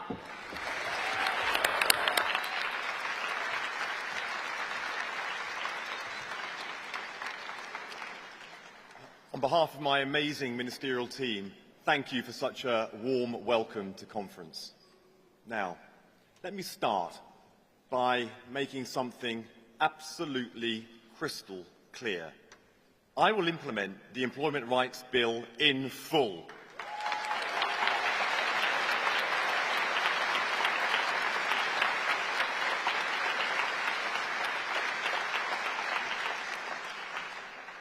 And Conference, let me pay tribute also to the extraordinary work of Angela Rayner, not just on this bill, but for so much more too. We are eternally grateful to all that she has given to our movement. Now, I believe in public services. It's what brought me into this movement in the first place. And I also believe in the success of British businesses too. You see, I don't believe that you can have one without the other. And Britain only succeeds when it gets the best from both. Businesses and workers, public and private, manufacturing and services, traditional and new. You see, Conference, to be pro-public services, you have to be pro-business too. This is why we have an industrial strategy launched by Johnny Reynolds, which will make all parts of our country better off. So when Jaguar Land Rover was hit by a cyber attack, and I look at the countless businesses in the supply chain that are being affected, being pro-business means doing what we can to ensure that the automotive sector can succeed. Conference, last week I visited Jaguar Land Rover. I met workers, unions, management, supply chain companies, and that's why I have announced a £1.5 billion support, a huge amount of money to help a hugely important company. Conference, that is the difference a Labour government with a modern industrial strategy can make.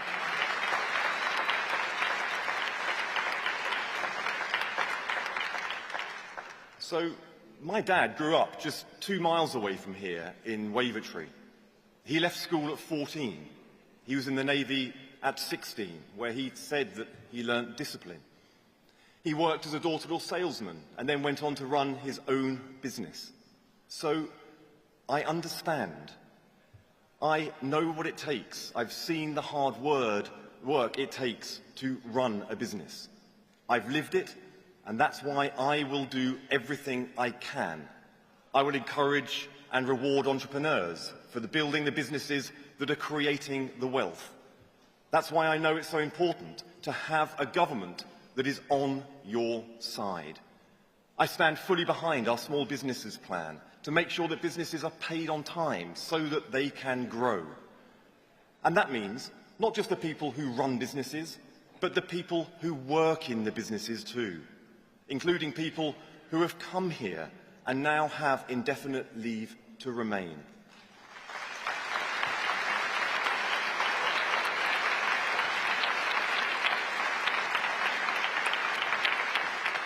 So, on your behalf, let me say something directly to them. You are welcome, you are valued, and you do a great job for Britain. Whether you are a health worker, a management consultant, whether you're a social worker or a musician, we thank you.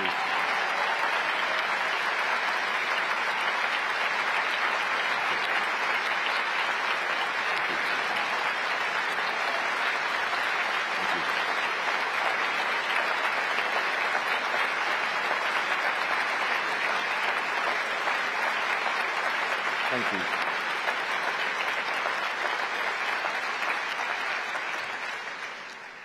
So how do I know I'm right about this?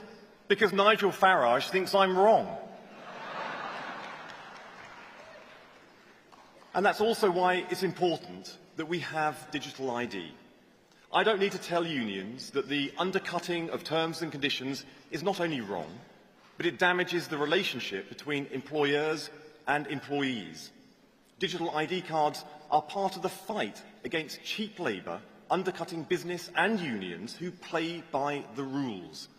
And to those employers who exploit people for a quick buck, let me be clear. Your days are numbered.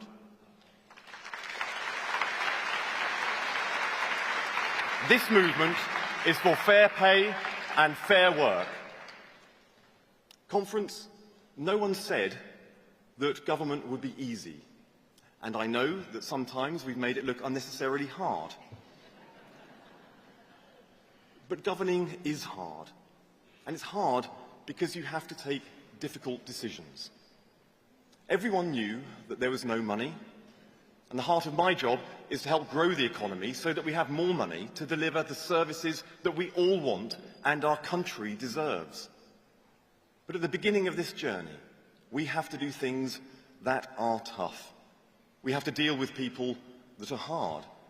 We have to engage with people that don't believe what we believe. We have to respect people with whom we have honest disagreements. Because if we don't forge strong global relationships, our businesses cannot fulfill their potential. Our economy cannot grow, our country cannot get better. Now, I want to thank the team at the Department for Science, Innovation and Technology. They will have already found out how brilliant their new Secretary of State, Liz Kendall, is. The opportunity for me to be fully immersed in the future technologies was eye-opening, and that experience will stay with me in this job too. So I want to say a few words about AI and the impact I believe that it will have on the future of businesses, the workforce, the country more generally too. We cannot be the party that tries to live in the past. Now that space is already occupied by Reform and the Tories. We are the party of the white heat of technology. We are the party of progress. So it falls on us to facilitate the future. We cannot stop AI from changing our economy no more than we can hold back the tide. But we can use the power of government to harness it and to shape it. And this Labour government will leave nobody behind.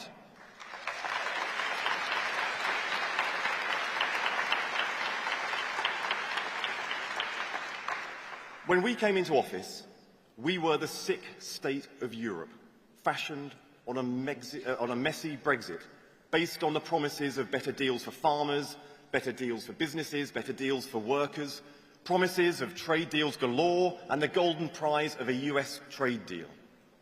Now, in less than 12 months, Keir Starmer has re-established Britain back as a powerhouse on the international stage.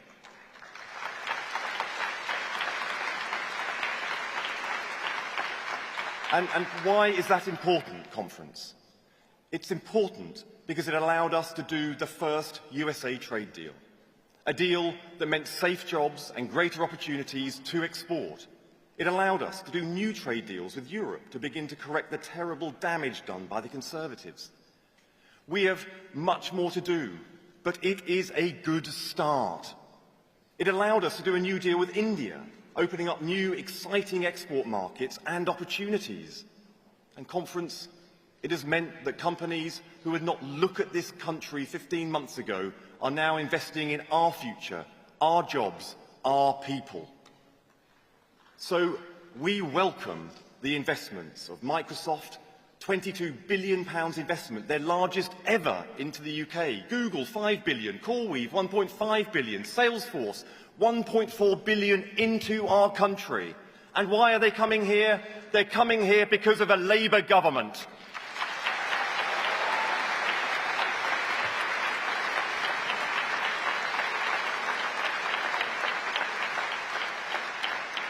And Conference, we are going to grow the economy. And I can tell you why I'm so confident that we will. Firstly, as we all know, we have the best workforce in the world. We also have the finest universities in the world. We are a country full of curious minds that want to build and harness the new. And Conference, we have a Labour government.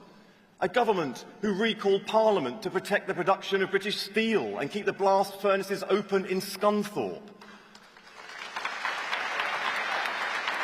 A government that has given an annual pay boost of £2,500 to the lowest paid workers. So I can say to our political opponents, stop running our country down. Celebrate the brilliance that is Britain. The industries that have made us the greatest country in the world, from fashion, television, film, steel and car making, from nuclear to renewables. So let me say to the scientists, the entrepreneurs, the wealth creators, if your country doesn't want you, Britain is a country that does welcome the best and the brightest.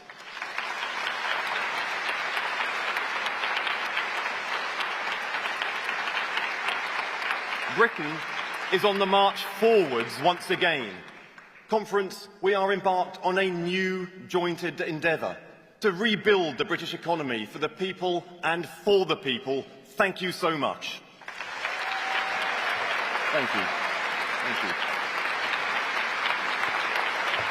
Thank you. Thank you. Thank you.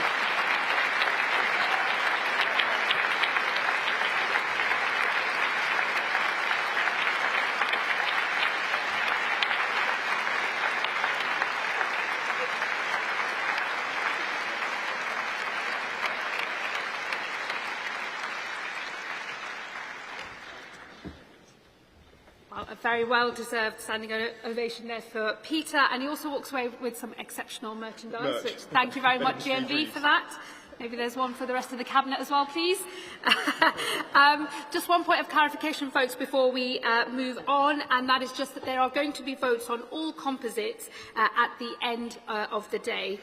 So you've got lots of voting to come later on as well. So we are soon going to hear from our Chancellor of the Exchequer, but before we do so, we're going to see a short film. I call the Chancellor of the Exchequer. This government was given a mandate to restore stability to our economy and to begin a decade of national renewal.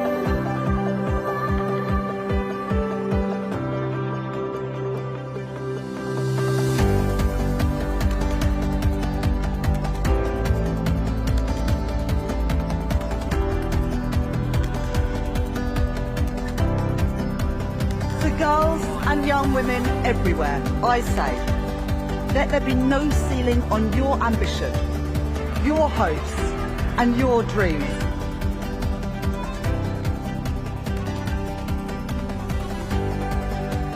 The minimum wage up, real wages up, house building up, NHS investment up, investment in our schools up, investment in our roads up, defence spending up. Fixing the foundations of our economy, investing in our future, delivering change, rebuilding Britain.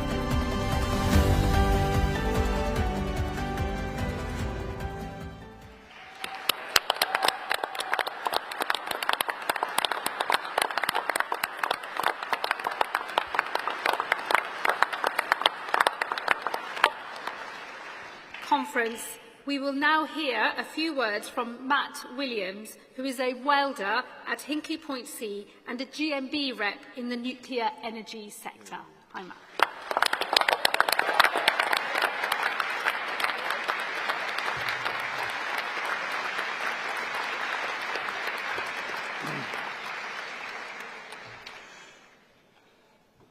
Conference, I must admit I forgot my suit. But what an honour it is to stand here today to address you. I'm a proud GMB member, I'm a proud construction worker, and if you haven't already noticed, I'm a proud Welshman and Welsh speaker.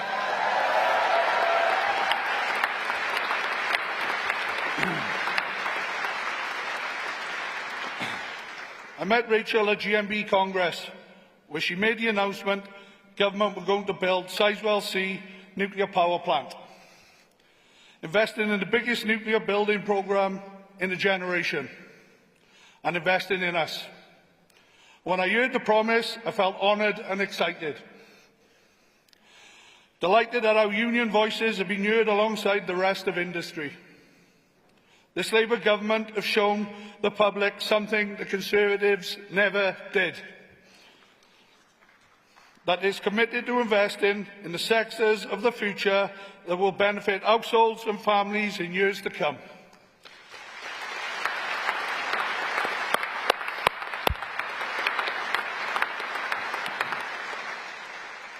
That this will champion workers, create opportunities, giving them good, quality, skilled, unionised jobs.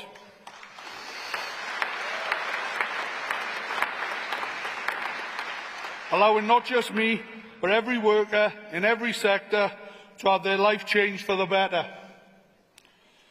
Building Sizewell C and committing £14.2 billion of investment, members across my union felt like they were pride in our industry again.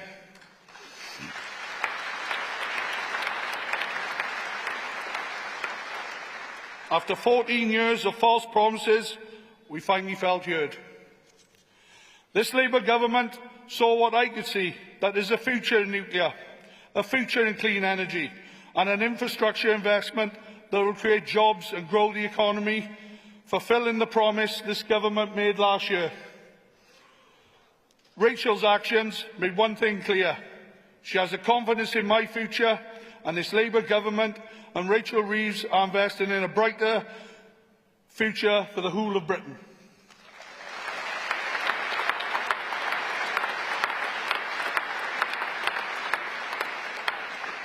This is the difference with a Labour government. And on behalf of all of us working in the sector, thank you.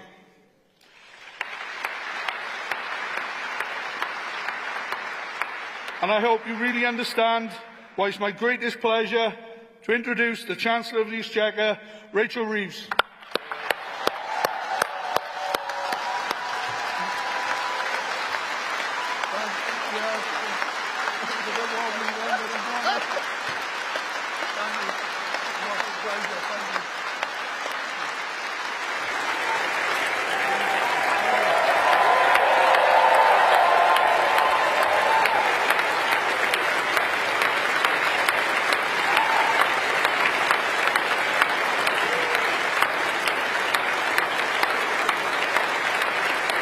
Thank you. Thank you, Conference, and thank you, Matt, for that incredibly kind introduction. Your enthusiasm alone could power half the country for many years to come.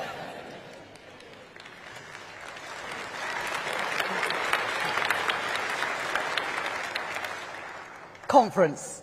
In June, at the GMB Congress, I was proud to announce this Labour government's full backing for Sizewell C, a landmark investment in a new era of nuclear power.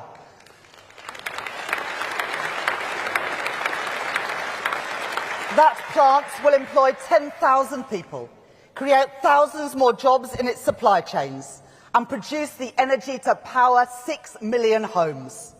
We made that investment because when we came into office just over a year ago, this country was faced with a stark choice: investment or decline.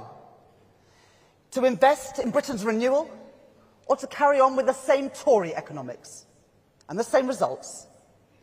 So for jobs and for pay, for energy independence and for our national security, we chose investment. The Tories wouldn't invest when they were in power. The Tories now oppose that choice from opposition. So, Conference, don't ever let anyone tell you that there's no difference between a Labour government and a Conservative government.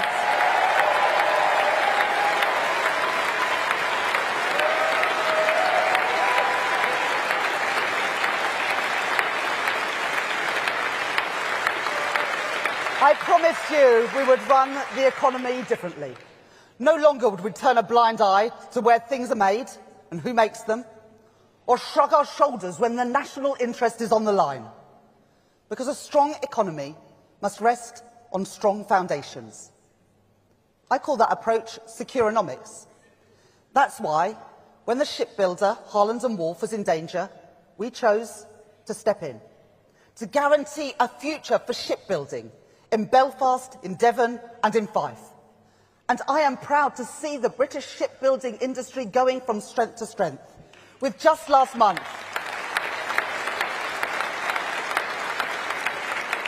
a record £10 billion export order from Norway for Scottish-built frigates.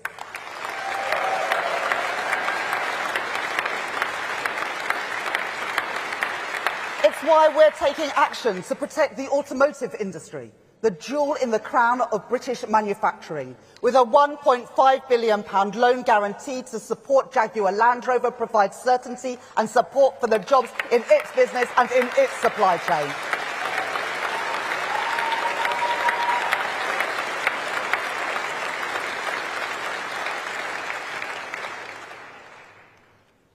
And in April, when the foreign owners of British Steel rejected our offers of support, redirected essential materials overseas, and prepared that company to close, we faced another choice.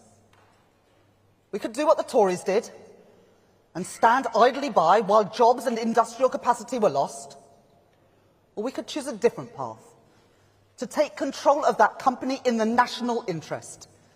That was not just an economic choice, but a test of our conviction, our patriotism and our Labour values. This government was not willing. This government was not willing, I was not willing, to tolerate a situation in Britain's steel capacity was fundamentally undermined. And nor was I willing to see yet another working class community lose its pride, lose the prosperity, lose the dignity that industry provides. So we chose to intervene, to save British steel and the jobs that go with it. The Tories would not back British steel, and they wouldn't back Britain's steel workers. But this Labour government is unequivocal. There must be a future, there will be a future for steel forged here on British soil.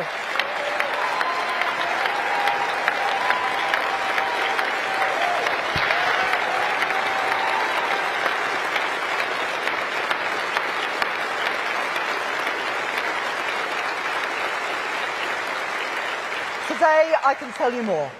We are introducing new legislation to put our economic security first.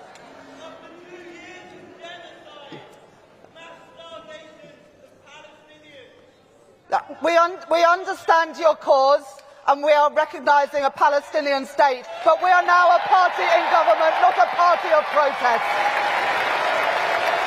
And I'm proud to stand here as your Chancellor. The Chancellor that's increased the minimum wage, a Chancellor that is introducing free breakfast clubs and free school meals, a Chancellor that's overseen 5 cuts to interest rates. That's the difference we make, and that is the difference we make in power, not through protest. Our party has changed, and that is why I am standing here, proud to be your Chancellor of the Exchequer.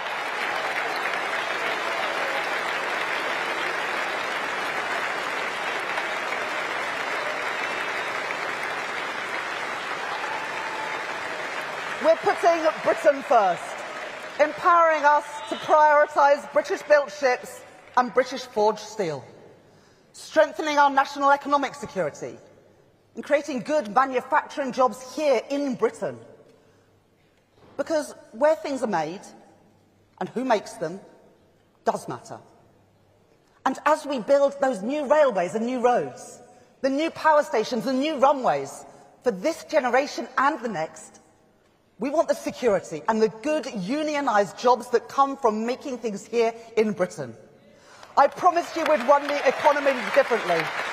The Tories didn't do it and they still don't get it, but Labour does. So don't let anyone ever tell you that there's no difference between a Labour government and a Conservative government.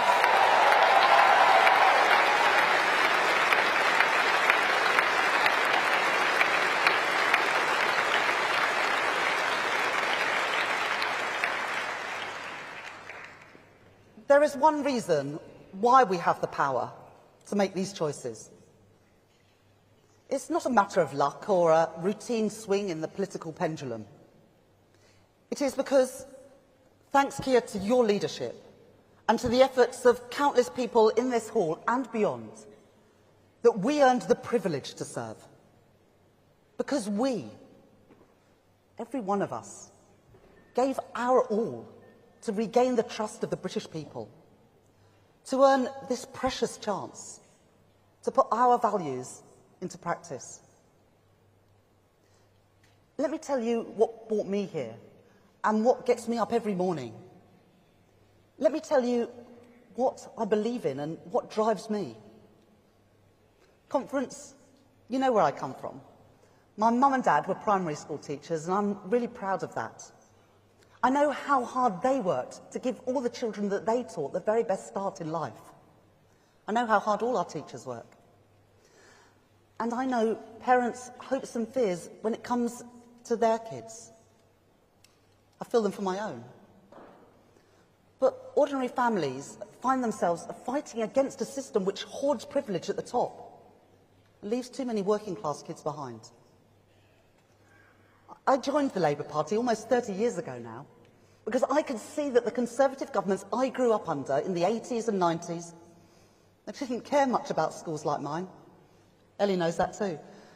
They didn't care much about the kids we grew up with. Textbooks rationed, libraries closed, kids herded into porter cabins, their prospects written off. I joined our party because I wanted to change all that. And those same values drive me now today. Conference, I believe in a Britain founded on contribution, where we do our duty for each other and where hard work is matched by fair reward. I believe in a Britain based on opportunity, where ordinary kids can flourish, unhindered by their backgrounds.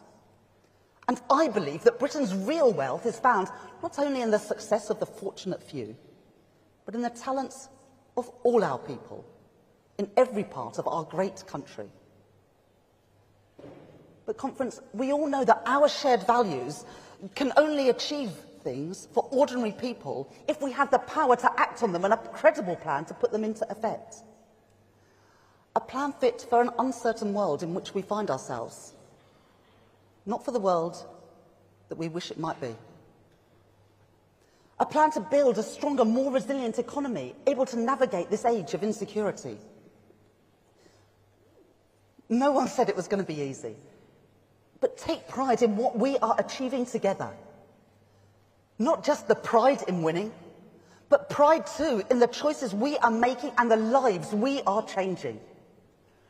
Remember that in every single one of the 451 days that we have been in office, we have achieved more than in the more than 5,000 days that we spent powerless in opposition.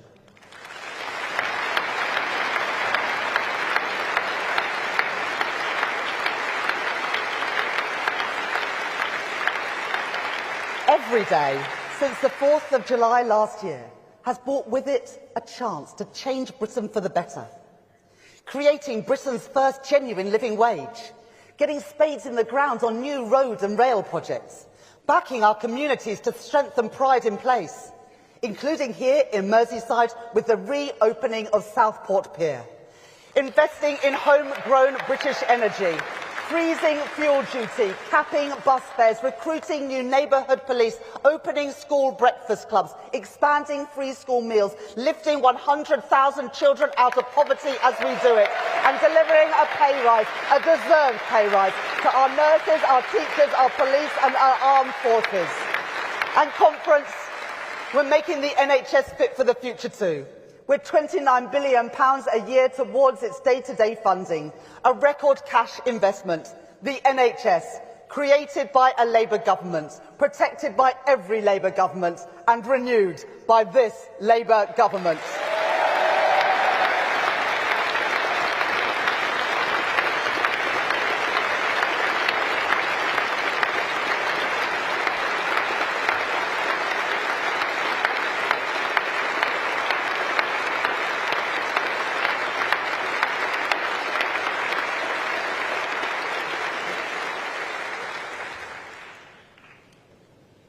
me tell you something else we will do.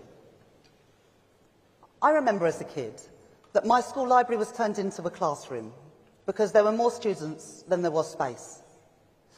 Think about the message that that sends about a government's priorities. How little value is placed on opportunities for kids to learn and to grow, to explore their interests independently, or to find a quiet place to study that isn't always on offer at home. Under another Conservative government, a generation later, many more kids have that experience. Today in England, there are 1,700 primary schools that don't have a school library. That's not right, and I will not let it stand. So I am committing here today to providing a library in every single primary school in England by the end of this Parliament.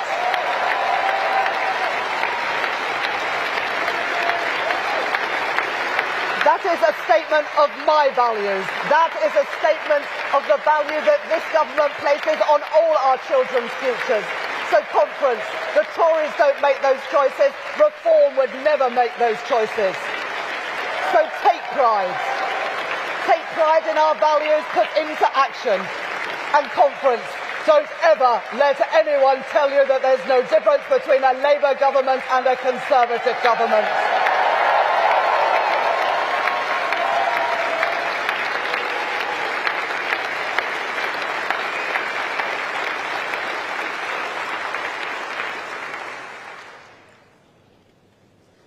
Remember how it felt to look on as the Tories took our country in the wrong direction.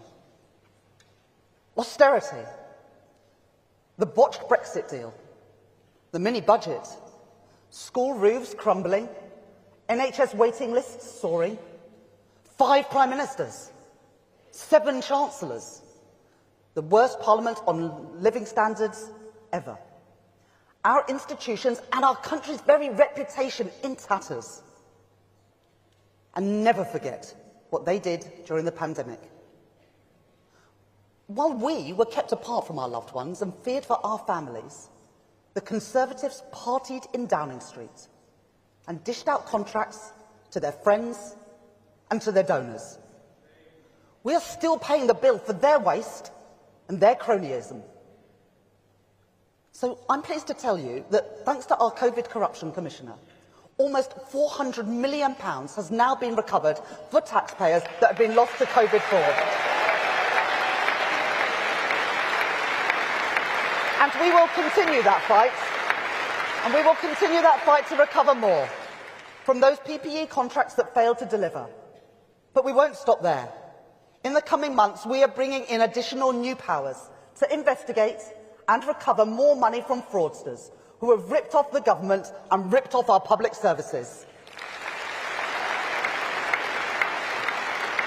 And I can tell you today too that to deploy those new powers, we are recruiting a new hit squad to investigate and recover all the money that is owed to the British people.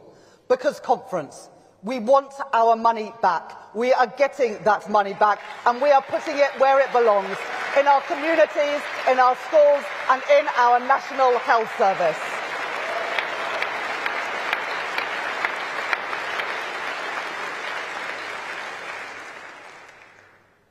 But the most enduring consequences of the Conservatives' time in office come from their economic failure. They made Britain poorer. They made working people poorer. And they left our public finances in disarray. The single biggest factor underlying Britain's challenges on the cost of living, on the public finances, and on our public services is their 14-year failure on economic growth. If the UK economy had grown at just the average of other advanced economies in those 14 years, our economy today would be £140 billion bigger. That's almost £5,000 for every family in the UK. Our economic renewal will rest on stability to keep taxes, inflation and interest rates as low as possible. Economic reform to unlock the contribution of businesses and working people, and investment in every part of Britain. Each day, I see a country primed for economic success. a skilled and committed workforce, world-class universities and innovative businesses. But the Conservatives and Reform, they want you to believe that our economy is broken, that our best days lie behind us, that decline is inevitable. I fundamentally reject that. It's not the country I see around me, not the future that I believe in. I know that things are still difficult. Bills are too high. Getting ahead can feel tough. And there are still too many obstacles in the way for businesses. And so our central economic objective is to change that. Growth to improve living standards is a challenge, and investment is the solution. By overhauling our planning system, reforming our pension system, launching Britain's very first national wealth fund and a modern industrial strategy, and signing new trade deals to back our manufacturers and our exporters with India, with the United States, and with our closest neighbours and allies in Europe. Just this month, thanks to Keir's hard work, we secured £150 billion of overseas investment just from the United States. I have never believed the Tory mantra that the best thing that a government can do is to get out of the way. A strategic state must use its power to support jobs and growth, and that includes through public investment. Under the Tories, capital spending was always the first victim when the public finances came under strain. So in last autumn's budget, I changed those fiscal rules to support and to protect investment. And alongside that, because I know that too often our regions outside London and the South East have not had their fair share of spending decisions, I rewrote those rules to support investment in every part of Britain. In place of decline, we have chosen investment. Investment in defence and the good jobs that come with that. In Plymouth and in Barrow, in Aldermaston and Lincoln, on the Clyde and in Rosyth. Investment in energy, in nuclear power, yes, and in carbon capture and storage too. On the Humber and on Teesside, in Aberdeenshire and right here on Merseyside. Investment in transport, including the biggest ever investment in our city regions. We're investing here in Merseyside, with new links in St Helens and major investment in Merseyrail, including a new station at Liverpool Baltic. We're investing in Greater Manchester, with new tram stops in Bury, North Manchester, Oldham and Stockport. And we're investing in West Yorkshire to power ahead with a mass transit system, linking Bradford and Leeds, the largest city in Western Europe without a light rail or metro system, but not for much longer.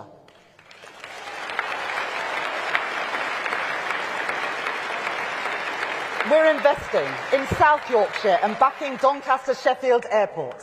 We're investing in the North East to extend the Tyne and Wear Metro, linking Washington with Newcastle and Sunderland.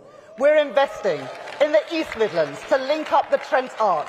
We're investing in the West Midlands, extending the Birmingham Metro and backing the Midlands Rail Hub to link Birmingham, Worcestershire and Herefordshire with Wales. And we're investing in Welsh railways, with new stations and new infrastructure, the benefits of two Labour governments working together. And we're investing in East-West Rail to join up the Oxford-Cambridge Growth Corridor and Conference, as well as the Transpennine route upgrade to link Manchester, Leeds and York and the towns in between them. This Labour government will push ahead with our plans for Northern Powerhouse Rail.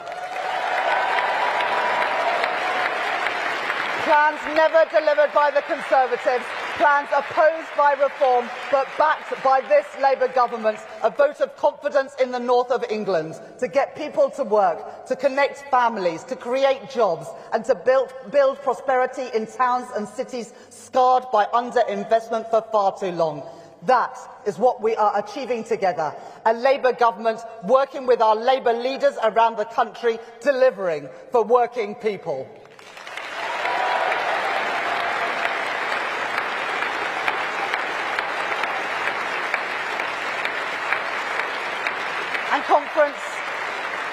We're not just investing in defence and energy and transport.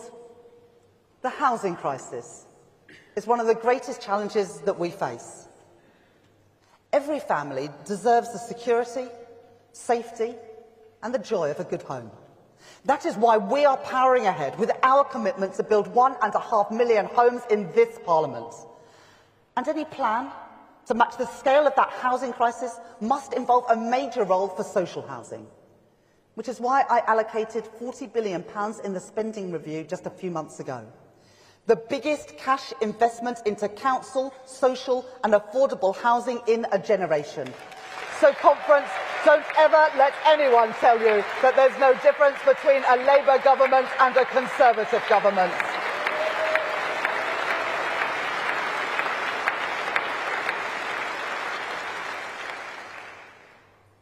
But, Conference, let us be clear. All that we are doing is only possible because we, all of us, put in the hard work to show the British people that we could be trusted to manage our economy. Because we were unequivocal in our commitment to economic responsibility. And I will never, ever squander that hard-earned trust. We were able to increase investment only because we remained steadfast in that commitment to economic responsibility. That is not a trade-off with our Labour values. It is essential to our Labour values. Because our ambition for Britain, our dedication to social justice, is not measured in the size of the deficit you are willing to run, but in the choices we make to defend and advance the interests of working people. And responsible management of our public finances is an integral part to that most basic mission. It is because of the stability that we have created that we have seen 5 cuts to interest rates since the general election. Mortgage costs coming down and hundreds of pounds back in the pockets of working people. Conference, every advance we make in getting the cost of living down is a Labour achievement, and we should take pride in that.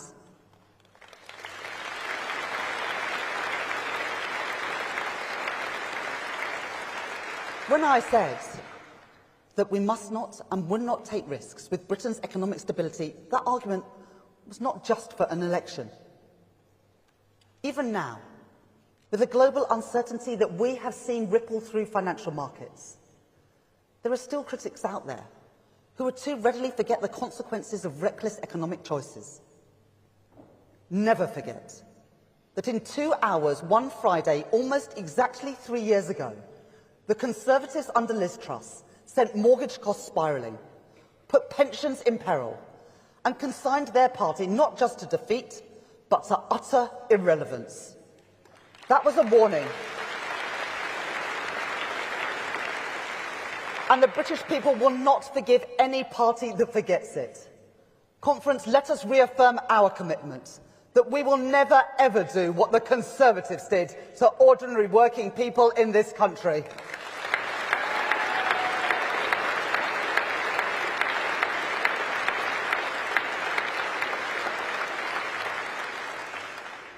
But I do know that there are still people who peddle the idea that we could just abandon economic responsibility, cast off any constraints on spending. They are wrong. Dangerously so. And we need to be honest about what that choice would mean. Because when spending gets out of control, when market confidence is lost, that doesn't just show up in some OBR report and some difficult headlines a few months later. It is felt immediately in the growing cost of essentials and rising interest rates. And let me tell you, there is nothing progressive, nothing Labour, about government using 1 in every £10 of public money it spends on financing debt to interest. Billions of pounds every single year going towards repaying debt racked up by the Tories, paid to overseas hedge funds and investors. That's not how I want to spend public money. In the months ahead, We will face further tests, with the choices to come made all the harder by harsh global headwinds and the long-term damage done to our country, which is becoming ever clearer. Our first year in power was about fixing the foundations. Our second must be about building a renewed economy for a renewed Britain. A renewed economy that works for working people and rewards their contribution. A renewed economy where we reject austerity and support our public services. A renewed economy that supports investment, that gets inflation and borrowing down, and where we build growth in every part of Britain. I will make my choices at that budget. They will be choices to take our country forward. And whatever tests come our way, whatever tests come my way, I make this commitment to you. I will take no risks with the trust placed in us by the British people.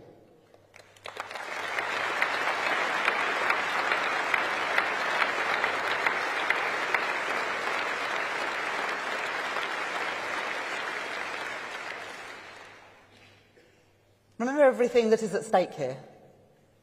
The single greatest threat to our way of life and to the living standards of working people is the agenda of Nigel Farage and the Reform Party. Whatever falsehoods they push, whatever easy answers they peddle, however willing they are to tear communities and families apart, they are not on the side of working people.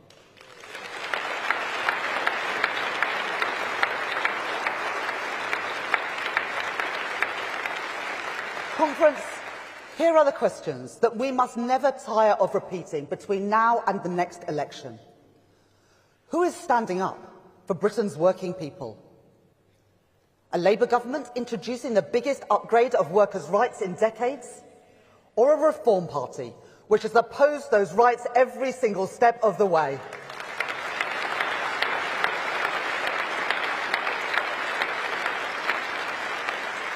Who is standing up for Britain's interests? A Labour government that stands with our allies, or a Reform Party in bed with Vladimir Putin?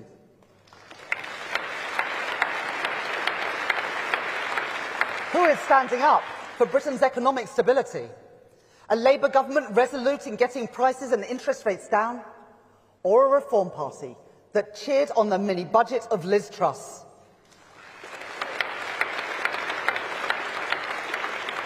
Who is standing up for Britain's businesses? A Labour government that is forging closer relationships with our nearest trading partners?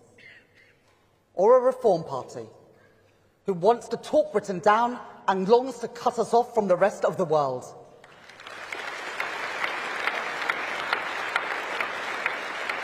And who is standing up for Britain's National Health Service?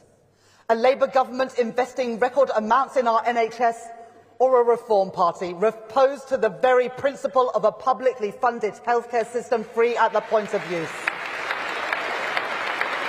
Every time, on every issue, it is Labour that is standing up for working people and standing up for our national interest.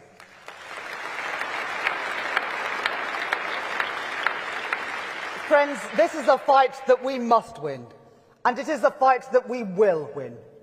So when you leave this hall, when you return to your communities and your workplaces, let the message ring out that there is only one party that was founded by working people, and only one party that is committed absolutely to defending their interests, on jobs and on pay, on rights at work, on health and in our schools, on the safety of our streets and the strength of our communities, on energy security and on national security. The clue is in the name, Conference. That party, the party of working people, is the Labour Party.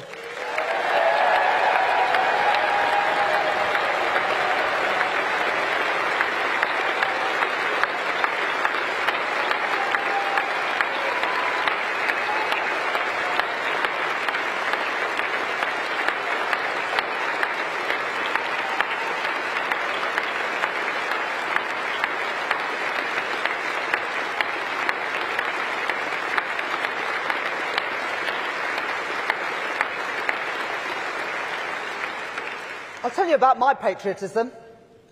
It's about the strength of our military and the security of our borders, absolutely. But it goes well beyond that. It's about building a country where we recognise that talent is found in every classroom, not just among those at the top. That working people of every background, wherever they grow up, have more in common with each other than those who wish to divide us. That every town and city, every region and nation in this United Kingdom has a part to play in our shared success.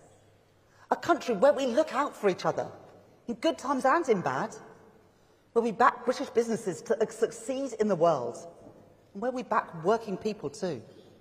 So that honest work pays a wage that you can afford to live on. Where we recognise that we are strongest when we work together towards that better Britain. A patriotism not measured in how quick you are to exclude, how loudly you shout, how willing you are to exploit every division and distort every challenge that we face. But a patriotism measured in our obstinate determination, our impatience, our commitment to building a better, fairer, more prosperous Britain. That is our patriotic mission. Those are our Labour values. Those are our British values, and we will fight for them.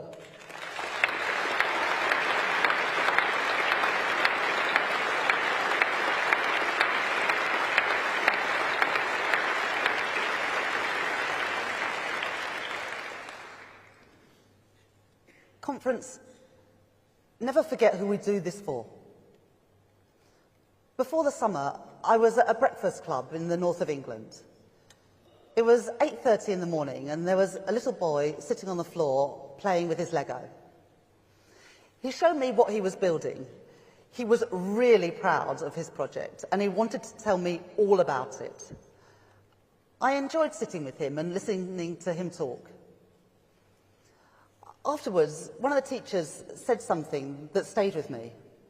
She said, "You know that boy, when he started coming to breakfast here, he didn't speak at all. He was completely silent." I was shocked, but maybe I shouldn't have been. Because stories like that are too common in Britain. And I thought about the money that we're putting into breakfast clubs. What does that pay for? Some toast and cereal, maybe some juice, an extra hour of a teacher's time to keep an eye on the kids. But what does it actually buy? For that little boy sitting on the floor absorbed in his Lego, it bought him more than food. It bought him an opportunity. The opportunity of time spent at school in a more intimate environment, where he could play and feel at ease. The opportunity to start the school day ready to learn. The opportunity of a better start in life, and with it perhaps the opportunity of a better future. Conference, that's what we all fight for. That's who I fight for. That's who this party is for. Kids like him. Families like his. I know that there is much more to do, and I promise you we will do it. But we should take pride in the lives already being changed by the choices that we have made. And let me tell you, there is no greater champion for working class kids than my friend and my colleague, our Education Secretary, Bridget Phillipson.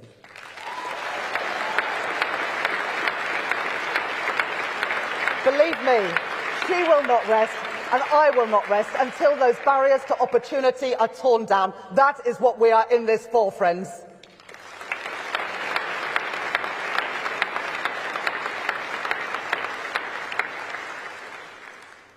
But those barriers don't just vanish the day a young person leaves school.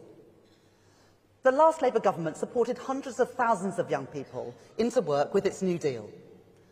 But once again, under the Conservatives, too many young people found themselves trapped, frozen out of employment, education or training. There's no defending that. It's bad for business, bad for taxpayers, bad for our economy. And it scars people's prospects throughout the rest of their lives. At the spending review, I pledged record investment in skills to support our young people. And today I can announce that with that investment, we will fund a new youth guarantee. Every young person will be guaranteed either a place in college for those who want to continue their studies, or an apprenticeship to help them learn a trade vital to our plans to rebuild our country, or some one-to-one support to help them find a job. But more than that, our guarantee means that any young person out of work, education or training for more than 18 months will be given a paid work placement. Real work, practical experience, new skills. Conference, we won't leave a generation of young people to languish without prospects, denied the dignity, denied the security and the ladders of opportunity that good work provides. Just as the last Labour government achieved that with the New Deal, I commit this Labour government to nothing less than the abolition of long-term youth unemployment.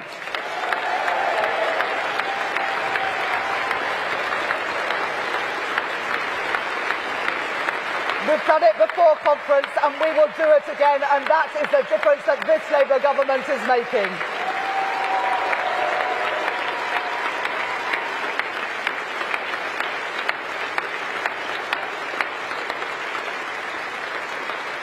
And that's not all. We should not cut young people off from opportunities that my generation took for granted. And that means rejecting the politics of isolation and division, for which our young people pay the gravest price. It means defying those voices which claim to speak in the national interest, but which demand that our people, our communities and our businesses suffer the consequences for a Britain cut off from the rest of Europe. I don't want young people to miss out on the chance to enrich their lives through travel, experiencing other cultures, working and studying abroad.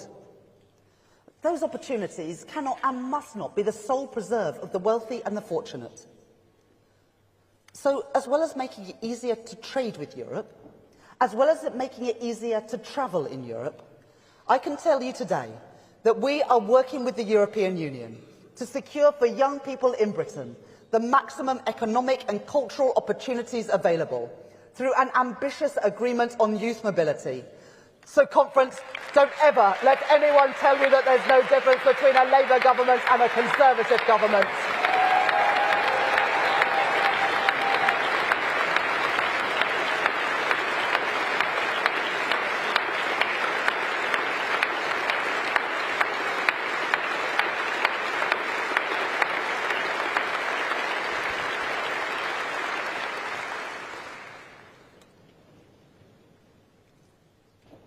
This year has brought its fair share of challenges for our party and our country.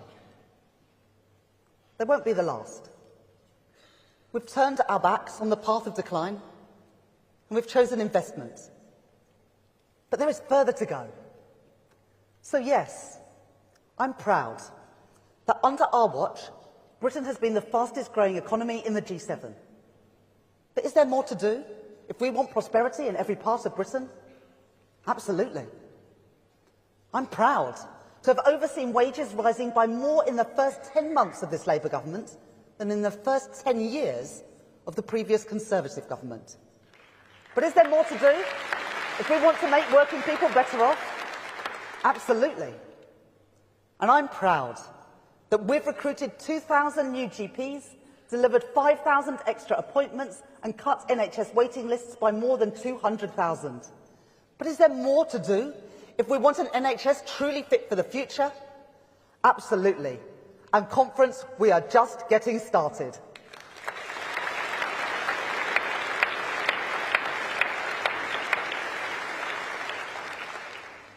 So whatever challenges come our way, don't be deterred, because I can see the destination if we stay true to our course. A Britain where every child can flourish, no matter their background or their parents' jobs or where they grow up. And never let anyone tell you that there's no difference between a Labour government and a Conservative government.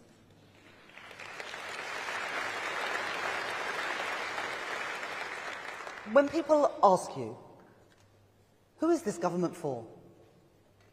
When they ask you, whose side are you on?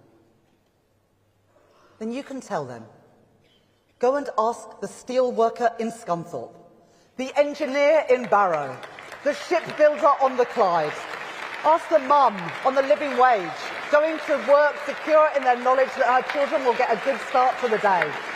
Ask the nurse who has had back-to-back pay rises due to this Labour government. Ask the business facing lower barriers to trade. And ask the patient finally off a waiting list because of this Labour government.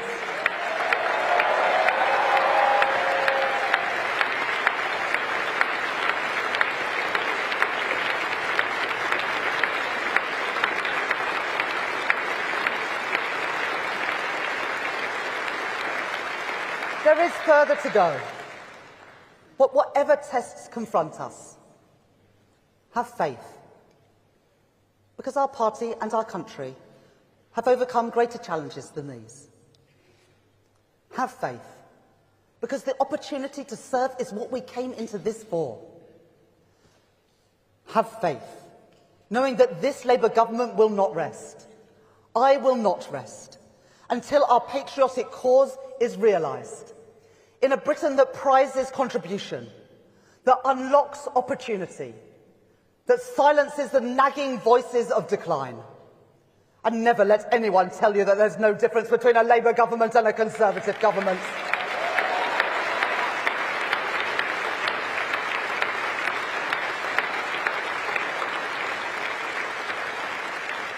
The world may throw challenges our way, but a better Britain is within reach. A Britain where the barriers to opportunity are torn asunder. A Britain able to look outwards with confidence, defiant in an uncertain world, powered by the contribution of its people, hopeful for our shared future. A proud Britain, a prosperous Britain, a Labour Britain. Thank you.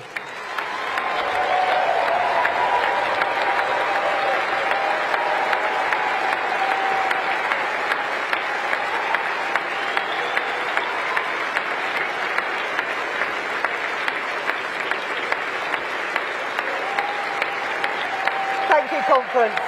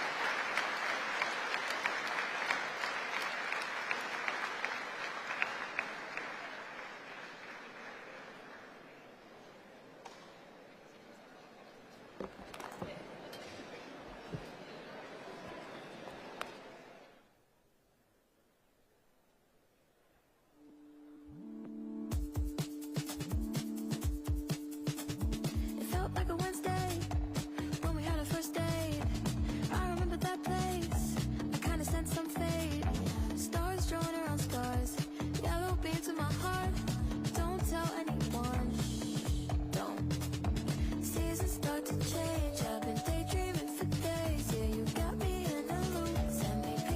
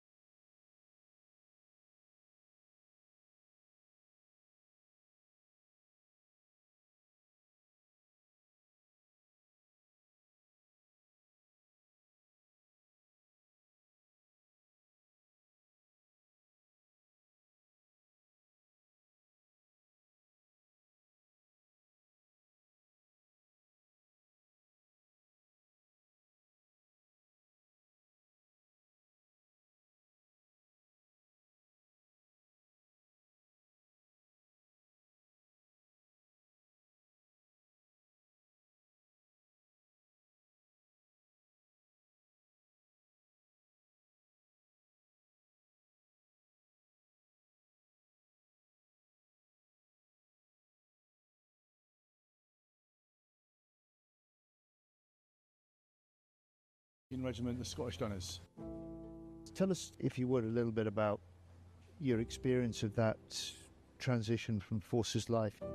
Very different to the officer class. My education was the military. It's having that so it's transferable to civilian world. I mean, really transferable, not just this is what I've done, but it would also give a veteran that self-worth. I've lost heart so many times when my PTSD was at its worst.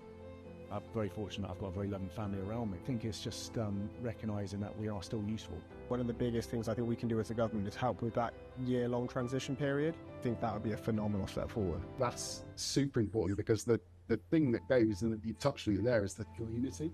It's one of the reasons, isn't it, that often the best of the veteran support services are run by veterans. Yes. Yeah. We've got a brains trust going on here in Swindon. That's really what we're trying to do. This should be the standard that veterans should expect. That's what we really feel that we've got to develop. We owe those who put on the uniform to protect us all, we owe them a debt of duty. We owe them an obligation, and it's right that government steps up to make sure that when they leave, the support when they need it isn't a postcode patchwork. That's why we're putting in place a new UK support service for veterans, backed by one of the biggest programmes of funding that veterans have seen. Coordinate what's there already, but make sure we can fill the gaps for the future. The investment in the accommodation, of having good quality accommodation where you don't have to worry about the shower and stuff like that, that's going to make a massive difference to people in there, and that probably will increase retention. We've had a long-run recruitment and retention crisis in the forces. More people leaving than joining. People leaving when they're trained, capable, but just pissed off. So it's one of the reasons why in this last year when we came into government, we've given the biggest pay rise for nearly over 20 years. This is part of a Labour government renewing the nation's contract with those who serve and those who have served. We're delivering for defence, we're delivering for veterans, we're delivering for Britain. For me as Defence Secretary, to have good Labour MPs here who've served, know what it's like, and can keep us on our toes, as well as, reinforce the connections with the wider veterans community. It's a great strength. Yeah, so thank you. Good. Can we have a cup of tea now? Yes.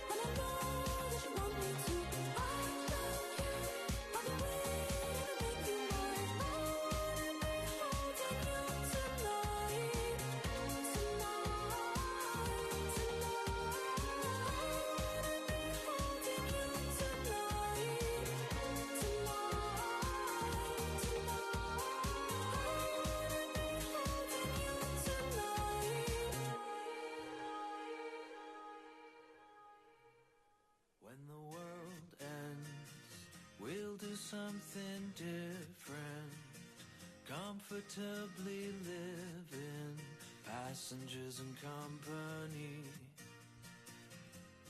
It takes practice, the method is in the madness, spark enough and something catches.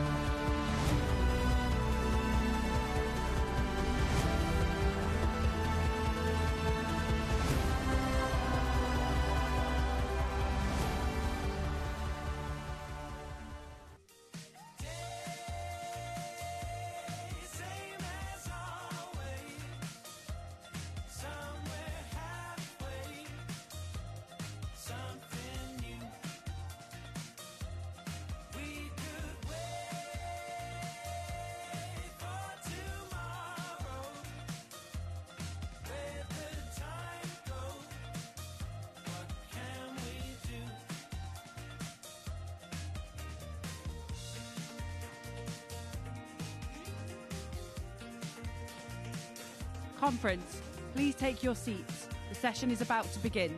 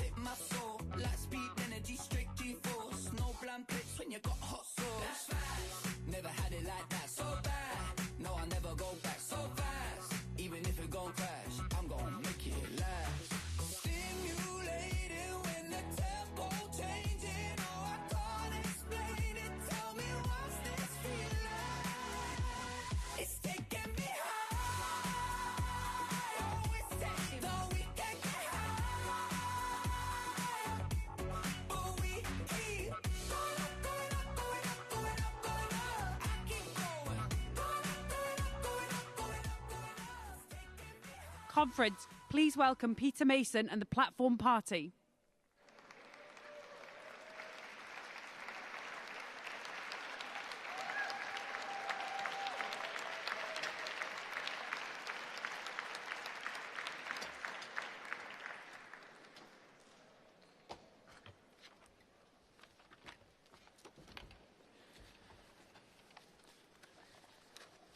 Good afternoon, Conference, and welcome to the Break Down Barriers to Opportunity debate.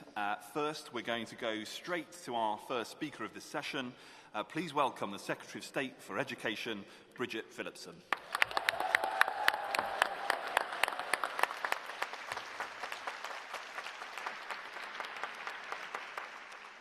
Thank you, Conference. Sometimes people tell me, as I'm sure they tell you, that there's not enough hope in our story. Not enough ambition, not enough vision. So let me start with a story about Alan, an FE teacher I met back at home in Sunderland. Alan had taught for over 30 years. The lads that came through his classes hadn't come from much. For many, Alan was the first father figure they had ever known. For many, their background dictated their destiny. No one had given those lads a chance. Now, so many of you know that story. For so many of us, that is our story. But Alan was different. Alan gave them a chance. He didn't just teach them a trade. He taught them to believe in themselves when they had given up. He taught them the power of opportunity, of education, to give them the freedom to choose their own path in life. And one day in the supermarket, Alan told me he got a tap on the shoulder. It was one of those students, one of those lost boys that Alan had nurtured, one of the many he had given the chance to train on a building project started by the last Labour government. The years had passed by, but the path Alan set him on had brought him success. He'd worked his way up through a local firm, and Alan's guiding hand meant he could start his own business, take on jobs not just in the North East, but further afield. It meant that he could buy his first house for him and for his wife. Without Alan, he said, he just wouldn't have made it.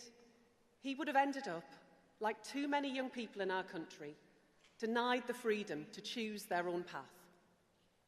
And that story is the story of education, of opportunity, of the change Labour brings, of government not as something to be feared, but to be welcomed, not something to be cleared out of our lives, but as a force for good, for each of us and for all of us. And our Labour government is our chance to show that our country, with its proud history, has a bright future too.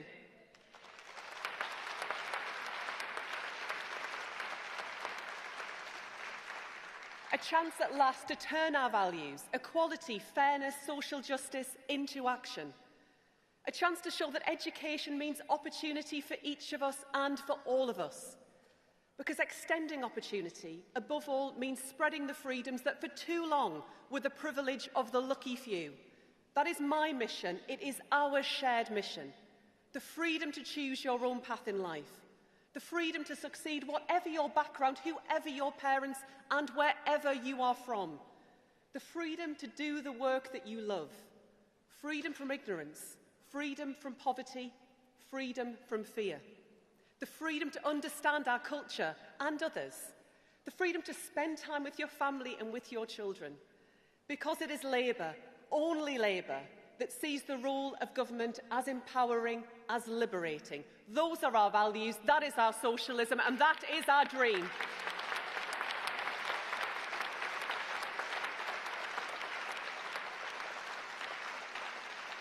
And conference, something else. It is only Labour that sees education, sees those opportunities as about the people of tomorrow, not just the workers of tomorrow. The artists and the scientists, the teachers and campaigners, the match goers and the museum goers, carers and parents, the activists, the volunteers, the voters. The Britain that we are building is a Britain rich for them, rich in every way and rich for their families. That is our vision and that is our dream.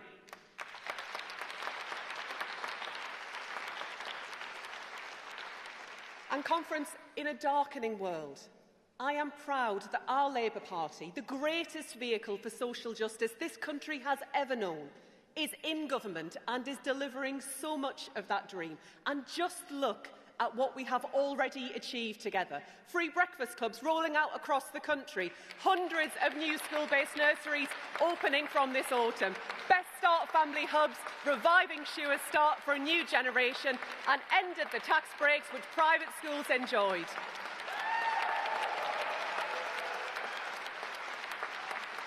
New technical excellence colleges open for learning, 30 hours free childcare for working parents, tackling top-up fees in our nurseries, thousands of new teachers recruited, the largest ever uplift in the early years pupil premium, turning the tide on school absence with 5 million more days at school last year, opening up access to tens of thousands more apprenticeships. Proper pay rises for our teachers, 2 years running. Promises made, promises kept, our values in action.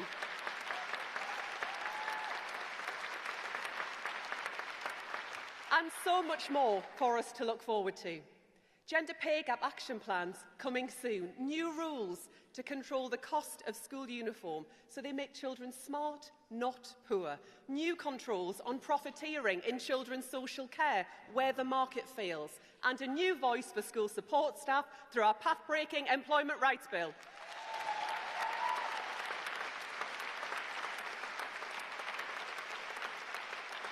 And free school meals for another 500,000 children. The change that we are bringing so our children have a brighter future. Conference, this is what we have already done together, fixing the foundations, clearing up the mess that the Tories left behind.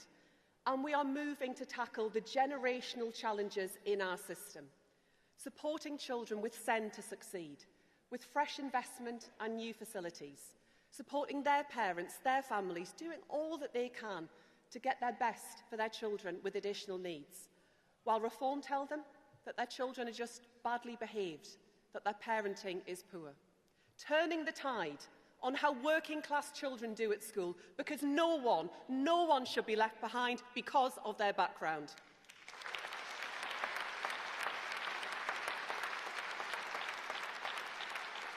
And when people tell me, as I'm sure they tell you, that there's not enough hope, not enough ambition, not enough vision, I say, come with me to a primary school. Come with me to a new breakfast club. Come with me to a nursery. See the light in children's eyes as Labour's choices light their world. See the relief in their parents' faces that they have at last a government driving down costs and on their side. See the way staff talk about having, after 14 long years, a government that backs them and trusts them. And last week, I was in Kettering, one of the seats that we won last year, visiting over 100 children at their free breakfast club. I saw the difference that we are making. Calmer classrooms, happier children, higher standards. Staff who see the change, parents who feel it, and children's life chances transformed. Conference, those little smiles don't just melt our hearts, they light the way. They remind us that in this country, the progress we are making, the change that we are bringing, that the hope and optimism that took each and every one of us into politics are a beacon through dark times, a light on the hill for the values that sustain us all. But Conference, for that hope to be sustained, change must come and people must feel it. 3 years ago, stood on this stage, I promised you that we would deliver free breakfast clubs in every primary school. Last year, I told you the first wave would begin this year. Conference, we have now served 2.5 million free breakfasts to England's children, setting them up to succeed.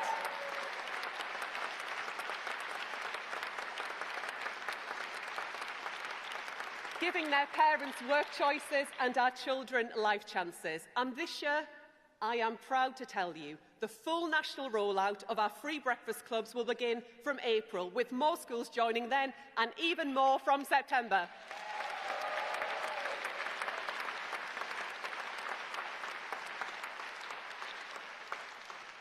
Our values in action, the heart and soul of Labour in government. And that is why I'm proud to tell you today that we are going further to spread opportunity. Conference, the Tories treated our amazing universities as a political battleground, not a public good. Labour is putting them back in the service of working-class young people. Last year, I took the decisive steps we needed on university finances. So opportunity is there tomorrow for all who want it. But I know, you know, that we must do more. So that is why today I'm announcing that this Labour government will introduce new targeted maintenance grants for students who need them most.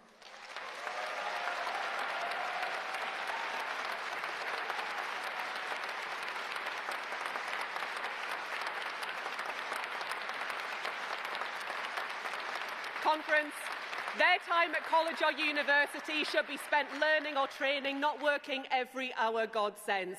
That is the difference that this Labour government makes.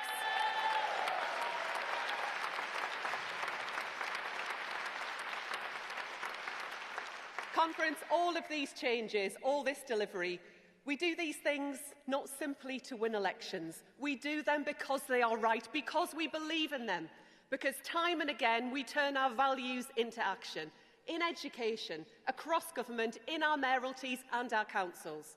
And nowhere is that more important than bringing down child poverty, the moral mission of our time. For too long, poverty has cascaded down the generations, a stain that scars and shames our brilliant country. It is not inevitable, and tackling it is a choice. Labour chooses to drive it down to end it. I choose to drive it down to end it. It is a scourge I grew up with. It is a scourge I want to end. And that is why we launched the Child Poverty Task Force, which I am proud to chair. Conference, I am determined that child poverty will be lower at the end of this Parliament than at the start. And more than that, Conference, I guarantee it.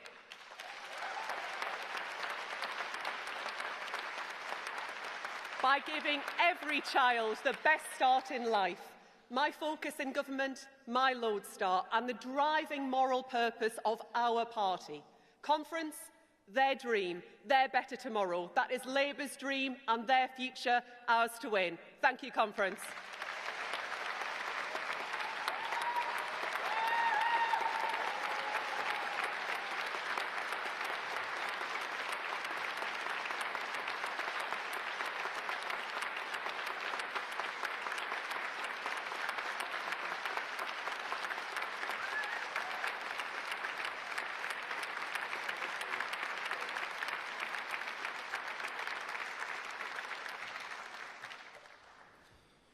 Bridget, thank you for that introduction to this debate. We now move to composite motion 7 on skills.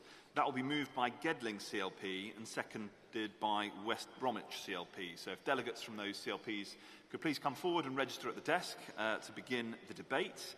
And once that's happened, we're going to move to speeches from the floor. So hopefully we have a delegate from Gedling.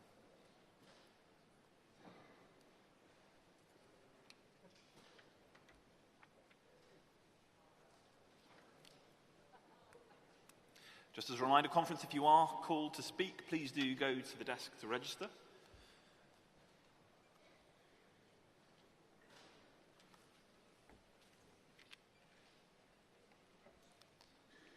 Delegate, you've got 3 minutes.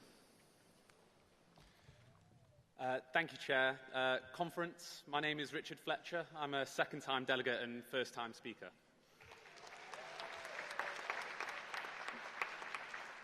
I'm moving this motion on behalf of Gedling CLP because skills are about social justice. For too long, working-class young people have been denied opportunities that should be theirs by birthright. 14 years of Tory austerity didn't just fail our economy, it's failed a generation. The Conservatives turned apprenticeships into a postcode lottery where your chance has depended where you were born, not on your potential. Meanwhile, Reform UK, peddling division while offering nothing but economic chaos, hitting working families the hardest. Conference, we're already showing that Labour governments are delivering for working people. We've got rising apprenticeship numbers, prove that when we invest in working people, they flourish. Establishing Skills England will represent not just our commitment to democratic economic planning, but the growth and skills levy will ensure apprenticeship providers focus their time on actually training people and not just pointless admin. But Conference, we must be bold. This motion demands transformational change. Foundation apprenticeships that break down barriers give young person, regardless of background, that crucial first opportunity. A youth guarantee, because in a civilised society, no young person should face unemployment or exploitation. We need shorter, flexible apprenticeships that put workers' needs first, but don't stop businesses from actually creating them. And we must slash the bureaucratic red tape that strangles innovation and strengthen worker protections. We need an apprenticeship app that will democratise access to opportunity, and a green apprenticeship programme will ensure working people lead the transition to a sustainable economy and not get left behind by it. Conference, this isn't just about filling this, this isn't just about filling the skills gaps. This is about an industrial strategy with a social purpose. It's about ensuring that when we rebuild Britain's economy, we do it for all of us and not just a privileged few. We have a choice. It's either between managed decline or managed transformation. Let's choose hope over fear. Let's choose investment over austerity and opportunity over inequality. Conference, I move this motion because skills are power and power belongs in working people. Thank you.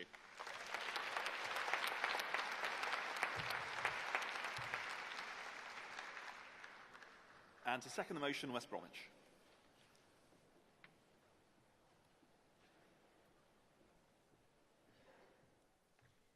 Thank you, Chair. Good afternoon, comrades. Good afternoon, conference. I'm Chipiro Kalebe Nyamongo, and I'm proud to serve the people of Odwoli in Sandwell, West Midlands. I'm here as a delegate for West Bromwich CLP, and it is true. This is my first time up here, so I'm a bit nervous. And my first time speaking. It is truly an honor to address you today. I'm delighted to second the motion on skills, which is strongly backed by my CLP West Bromwich. As a mom of 3 boys, 2 grown up there in university and 1 that's about to start secondary school, I see firsthand how hard it is for young people to get on, whether it's securing a good education, gaining that crucial first work experience, building a career, or even having the chance to own a home. Our young people have been let down again and again by years of Conservative government. And the idea of a reform government doing even more damage is frightening. But conference, Labour is delivering. Labour is already showing there is a better way. In Sandwell alone, Labour has invested $9.3 million in a brand new skills centre. This centre will provide essential maths, English, digital skills, technical training, and clear pathways for people to retrain, to reskill, or start fresh in a new career. It will give hundreds of people, especially young people, the opportunities they need, apprenticeship, traineeships, and second chances for those currently out of work. That is the difference that a Labour government makes across the United Kingdom. Conference, I'm proud to second this motion, and I ask you to support it. Thank you very much.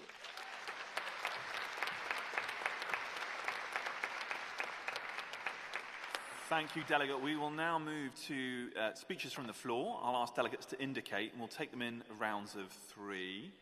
I see, let's go for a delegate. I should see a delegate there. Delegate blonde hair?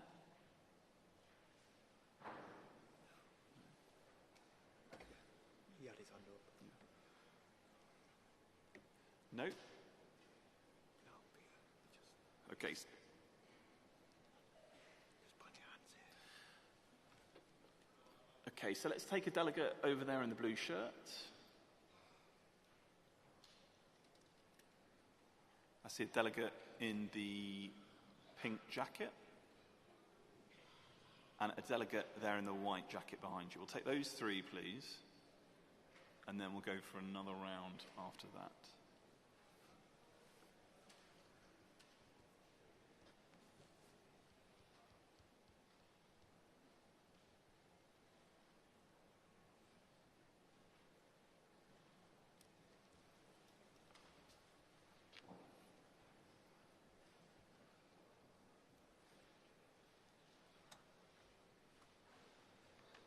Go ahead, Delegate.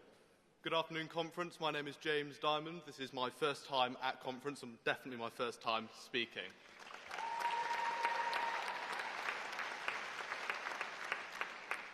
The education system, as I have experienced it, has offered 2 outcomes, those of immediate employment and those of university. But apprenticeship offers a 3rd outcome, one which combines the quality of a university education with the immediate income of employment.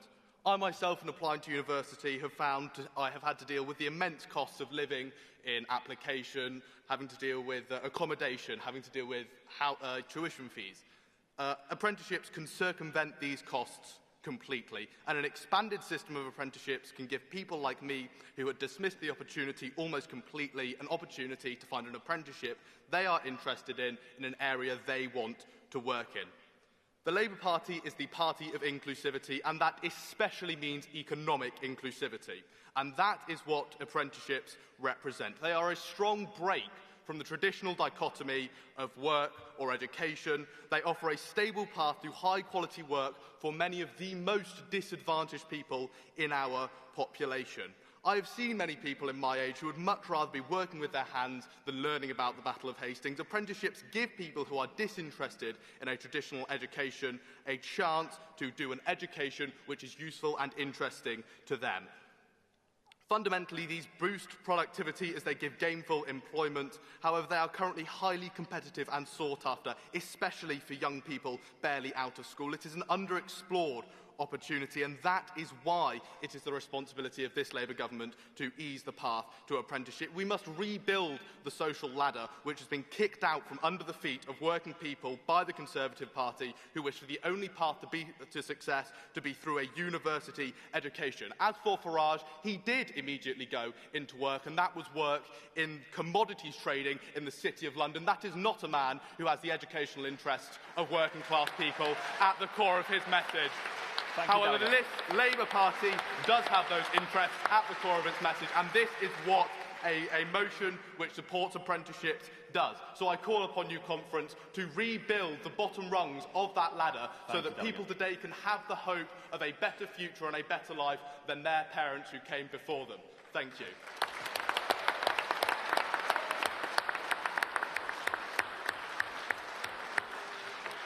I allowed some leeway there, Delegate, because you were getting a good round of applause, but let's try and keep to 2 minutes. The next delegate, please.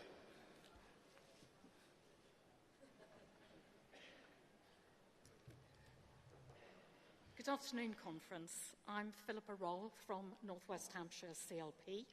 I'm second-time delegate, first-time speaker. Thank you.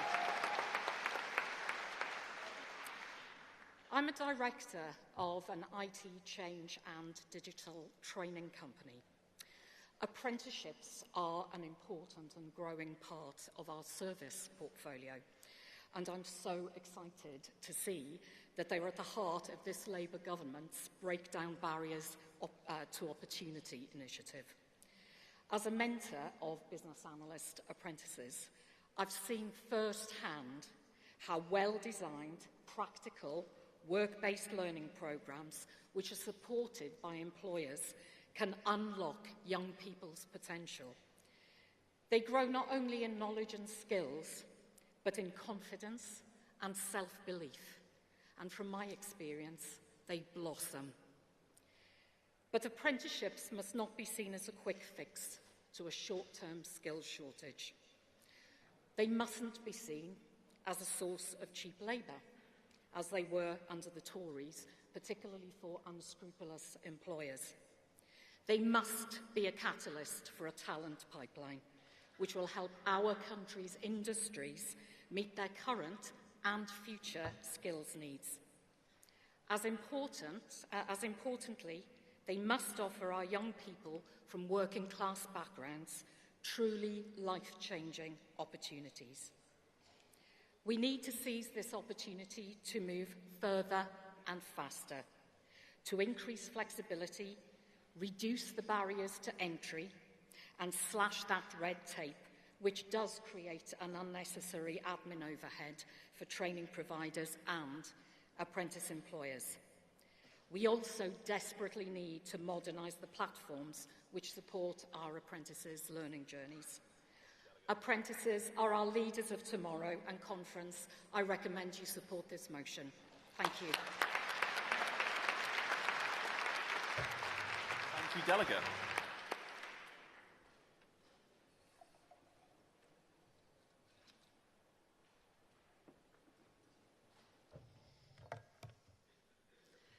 Good afternoon, Conference. My name is Anna Smith. I'm a Cambridge CLP delegate, a Labour and Cooperative councillor in Cambridge, and a member of Unison and GMB. And I'm speaking in favour today of the skills motion. I've been a teacher, a school leader, a leader of Cambridge City Council, and Deputy Mayor of Cambridgeshire and Peterborough. So I know just how important it is to get skills right. And I know the difference that Labour in power makes. In Cambridgeshire and Peterborough, under a Labour mayor, we worked in partnership to open a brand new university. We supported a new centre for green technology, training our next generation of green skills workers. We introduced a paid internship programme, and £1 bus fares for all young people under 25. And we took back public control of our buses so that we could plan a network that gets people to jobs and to training. And working with our Labour MPs, we were delighted to be named a trailblazer for the Youth Guarantee. £5 million in the first year alone to make sure that every young person, whatever their background, can get high-quality training and good quality jobs, unlocking their potential and transforming their lives. That's the difference a Labour mayor makes. That's the difference a Labour government makes. And that's the reason I'm supporting today's motion. Thank you. Thank you, Delegate. Let's see some hands for another round. The confusion, I think, is clarified. I do see the delegate in the yellow hair over there. I think I see, and I'll do this as chair's privilege, I see a delegate from my own CLP in the London section to my left, the young gentleman. And then let's have a look. I'll stay in that section. Let's think. Do I see a lady in a yellow headband towards the back there, ahead of the rake seating? Yes, there you go. Wonderful. Again, come forward, do register at the desk, and then we'll get you up onto stage.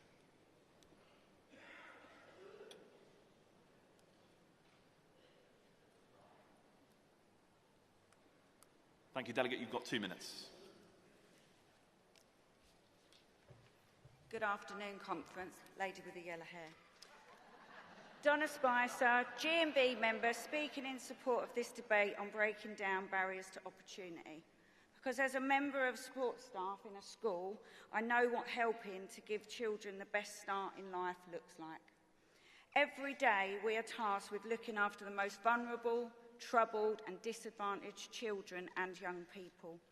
We believe in doing it because we care, but we do it without any formal training. And we do it without standards of pay that reflect the duty of care that we must display. This has a detrimental effect on the mental health of many of our members. It has led to a recruitment and retention crisis of school staff across the UK.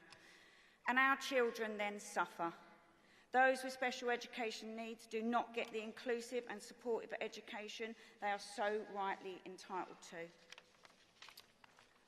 We need Labour's reinstated school support staff negotiating body, the SSSMB, to set fully funded and nationally agreed fair rates of pay, conditions and training standards for all school staff. That's why we're pleased to see Labour's MPF report make it clear that by doing this with recognised support staff unions, we help schools give children the best possible start in life. Because when the government reforms special educational needs provisions in schools, they cannot do without school support staff. Congress, the SSSMB, cannot come soon enough. We must get on with it and we must get it right. Thank you, conference.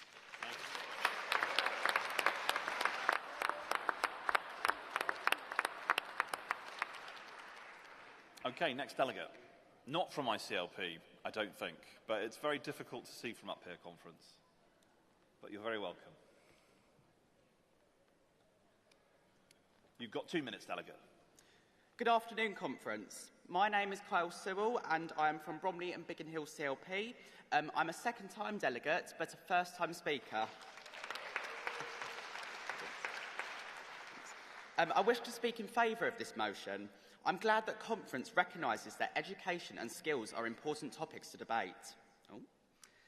Sadly, last year, education was sidelined, but this year I'm glad to see that that isn't the case. As a trainee teacher, I'm passionate about providing children with an education that prepares them for adulthood. Many teachers will say that the current national curriculum, published by the Tories in 2013, is not fit for purpose. There is too much of a focus on the academic side and memory rather than the skills side. I'm glad that Labour recognises this, and I welcome the curriculum and assessment review that the government is currently undertaking. We need to equip the future generation with the skills that are needed to make our great country even better. How are we supposed to build 1 million homes if we don't train up the builders? How can we encourage young people to become creative thinkers if we don't provide them with the opportunities to learn how to paint, to sculpt and to craft? I'm excited about the future of the education system. This motion and the actions of this government shows that I'm right. Thank you.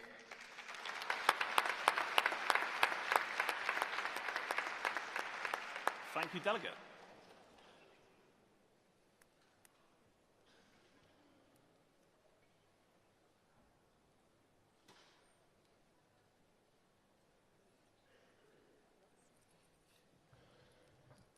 Thank you. My name's Nina Sharma. I'm from Coventry CLP, Coventry East. Thank you very much. First time speaker, second time delegate. Right. So, I want to tell you a story about a young boy I knew. He came to Coventry from London. His family left London as they were worried for their son. He was involved in crime, carried a knife, sold drugs and stole credit cards. His mum and dad did not know what to do. He came to my school, a pupil referral unit. I got to know him and we talked about his life, the journey he was on and the trouble that lay ahead. He listened, but he did not hear. He was put on a tag to limit his movement, to stop him from going to London. He was arrested, re-arrested and re-arrested again. He worked with youth justice, but things still did not change. 4 years later on, I am no longer teaching, but working for Children's Services. I'm sitting in the council building foyer. I look up and see this space smile at me. I smile back. He says miss, I say his name, and we hug. I ask him why he was here. Now, this is why the story has meaning. My student is a man, a new journey he has started. He's on an apprenticeship. Thank you to Labour. He's got an apprenticeship, the first one in the country. He's now working with Coventry Youth Justice. They saw his ability. They saw his ability, his skill and knowledge. They gave him a future, direction and a place to belong. This motion gives him hope. This motion gives hope to our youth.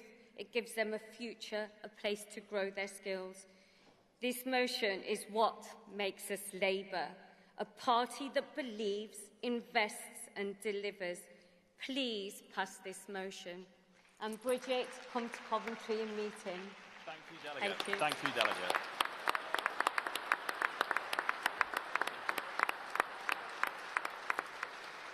Conference will take one more round in this debate. I see the young gentleman in the red tie just in front of me there.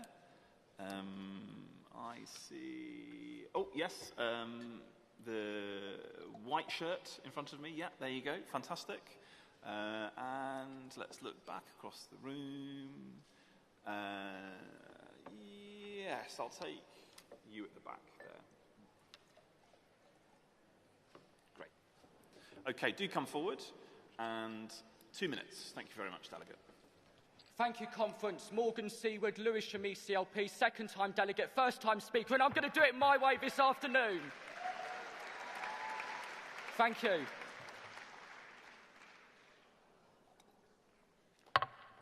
So, Conference, I want to talk about Composite Motion 7. As a young, good-looking guy with autism, I completely understand how it feels to have that lack of opportunity and where you can keep dreaming and dreaming of that long-hearted career that you want.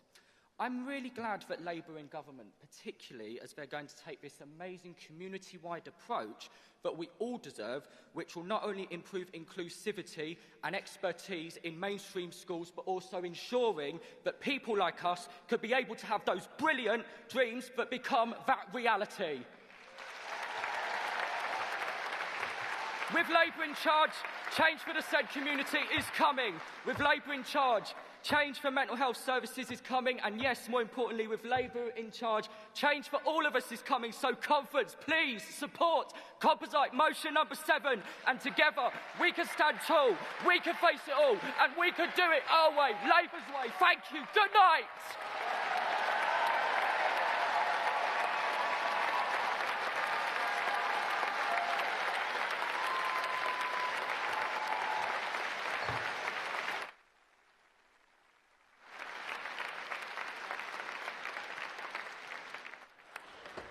Fantastic. Well done, Delegate. Fantastic. Right, let's have our next speaker.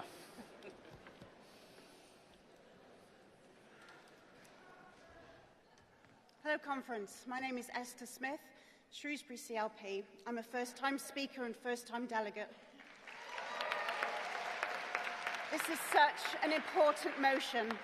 14 years of neglect means that our young children and people have been left an economy that leaves people low-skilled and in low pay. This is worse for the deaf community. And Conference, I would like to use this opportunity to highlight the real barriers that deaf people are facing daily. Annual reports since 2011 have consistently shown that the attainment gap between deaf and hearing pupils is not narrowing. I express my gratitude to the very skilled BSL interpreters signing this conference. They are working hard.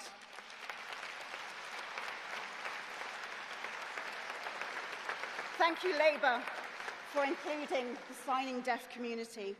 You are making Britain fairer and more united. I ask Bridget and the Labour government to not forget our deaf children and young people. Let's use our position to put children with SEND at the heart of everything we do. So, Conference, please support the motion, but also call on the government to do more for our deaf children and young people. Thank you.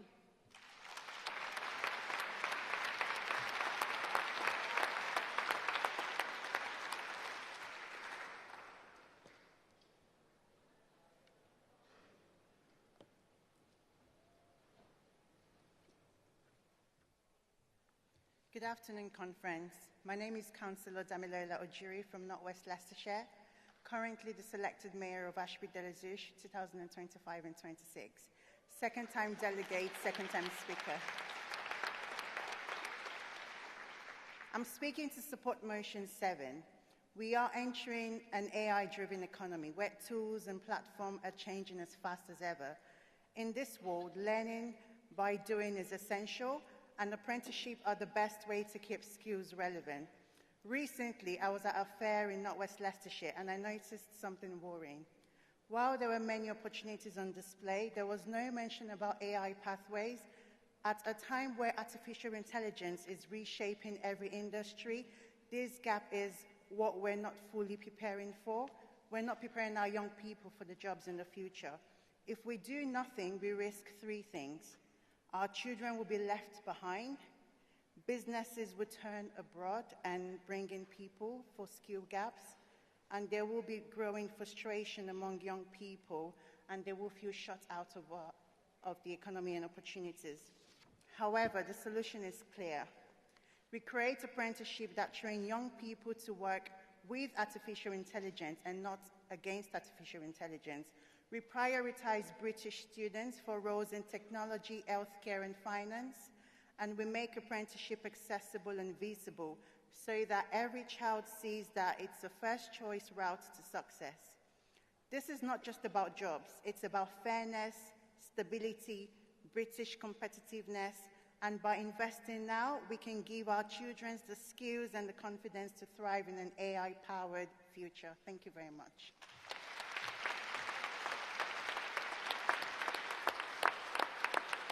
Thank you, delegates, and thank you particularly to first-time speakers in that debate. It gives me great pleasure to welcome the Secretary of State for Work and Pensions, Pat McFadden, to speak.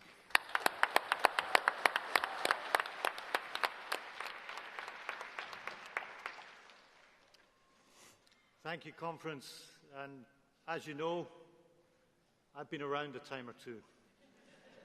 And a long time ago, back at the start of the 1980s, yes, that far back, as a teenager, I went to the People's March for Jobs rally in Queen's Park in Glasgow, near where I grew up.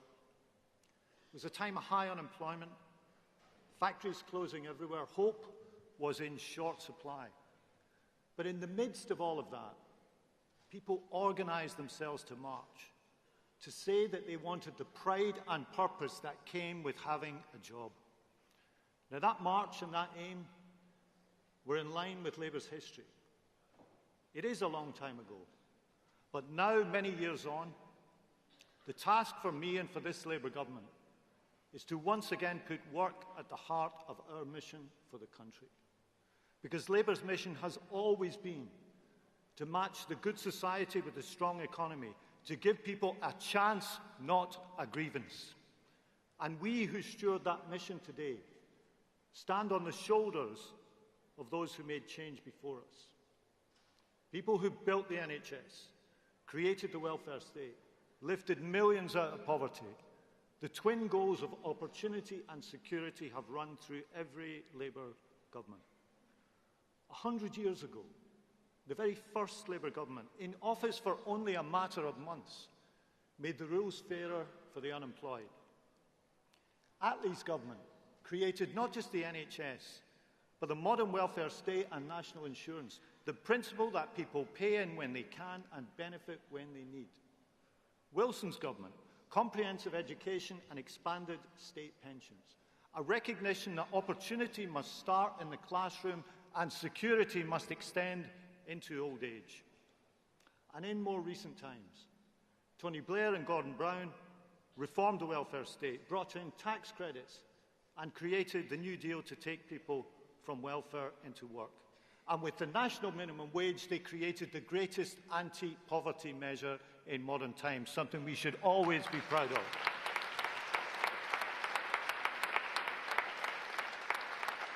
This is our tradition, these are our values, and this is what we believe in. And none of these governments regarded the welfare state as a museum, to be preserved exactly as it was on the day that they took office. Each one of them changed it to meet the demands of the times, as we must too. And Labour, the party that more than any other built the welfare state, did it not to keep people down, but to be a platform upon which they could rise.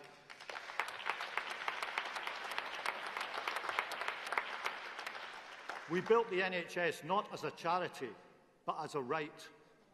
Auto-enrolment, because we wanted security in retirement for all workers. And now, in this Labour government, we will rebuild work as the foundation for dignity, independence and pride. Because let's face the truth, the Tories left us a welfare state that was broken, battered, shamed. They talked about welfare reform, but what did they actually do? They promised to make work pay and then trapped families in poverty. They spoke of compassion and sent children to school hungry. They talked about responsibility and left millions on benefits. That's not responsibility. It's not a hand up, and it's not a system that should just be left as it is. And as we saw last week, Reform's welfare policy fell apart before it had even been announced. Not so much a policy as a missile aimed at the Tories, but within it, a pledge to turn on people who have come here legally, worked here legally, and paid tax legally. Well, conference, let me tell you, breaking your promise to people who have contributed to this country, in some cases for decades, is not the British way.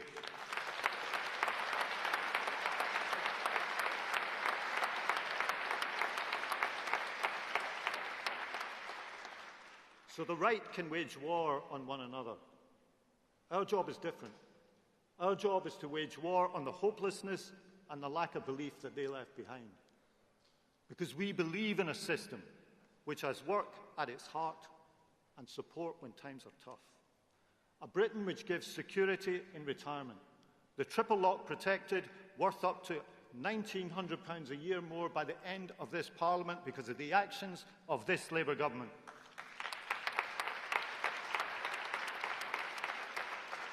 A Britain where no child should go without food, No disabled person should live without dignity, and no worker should labour without decency. And it's that which drives us to extend free school meals, to provide new pathways to work, and to guarantee a decent living wage. So here's our mission. We will turn this Department of Work and Pensions into something new. Not a system that counts the cost of failure, but one that invests in success and protects those who need it most. And we will give this mission a name. Not a dependency welfare state, but the opportunity welfare state.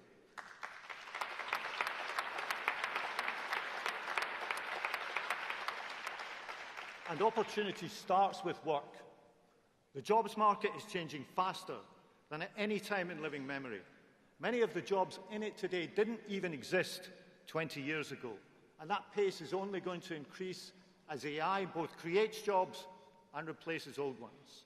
And if we just stand back and let that unfold, we will be failing in our duty to give people hope in a changing world, because the task of leadership is to prepare for the world that's coming, not just the one that we have today. And that is why skills is at the heart of our economic plan.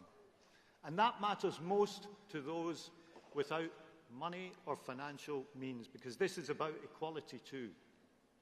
Conference, fighting for opportunity is an act of rebellion against people's fate being decided by their circumstances.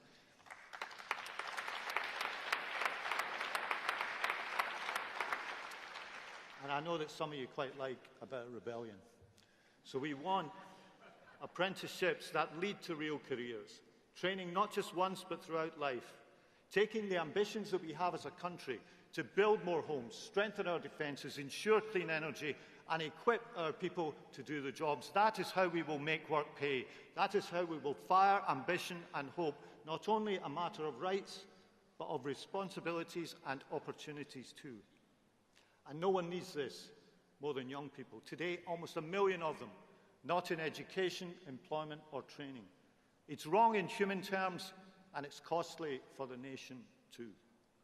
And we will not stand by while a generation is consigned to benefits almost before their lives have begun. We will never accept that children should graduate from school onto a life on benefits. And we will not allow wasted talent to become Britain's story. So as the Chancellor spelled out this morning, Labour will make a new offer. If you're young, you will not be left to drift. You will have a pathway, an apprenticeship, a place in training or real work experience that leads to a job. A youth guarantee, meaning opportunity, is not just for the few, but for all. And we will bring the help to where young people are with a doubling of the number of youth hubs throughout the country over the next 3 years.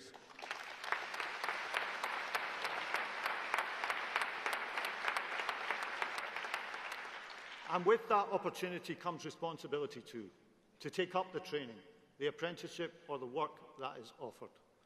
And the Youth Guarantee is how we will offer every young person a chance to get up and get on.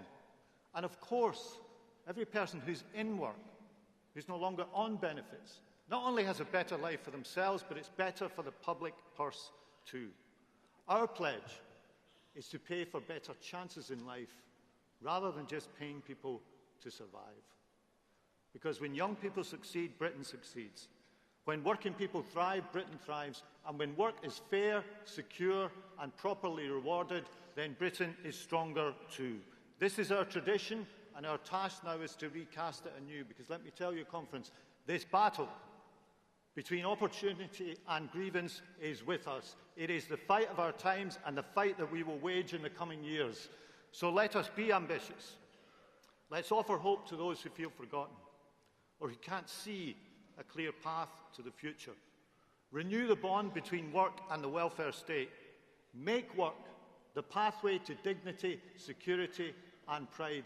And in doing that, Conference, together let us build that opportunity welfare state. Thank you very much.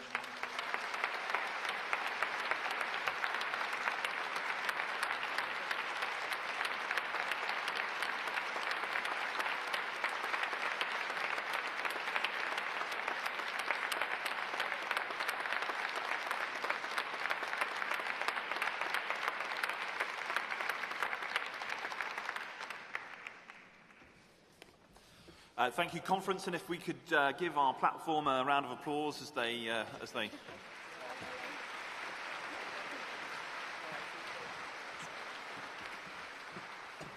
And now we begin the Safe Streets debate, and we're going to welcome immediately to the stage our Deputy Prime Minister and the Secretary of State for Justice, David Lammy.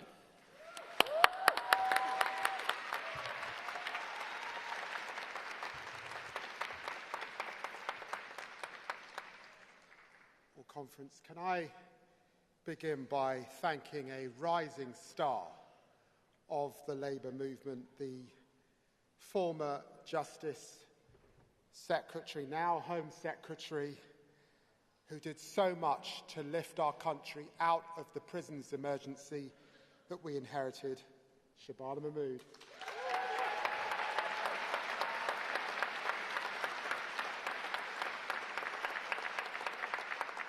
And also my wonderful ministerial team, Sarah Sackman, James Timpson, Alex Davies-Jones, Jake Richards and Alison Levitt. Thank you so much. Thank you.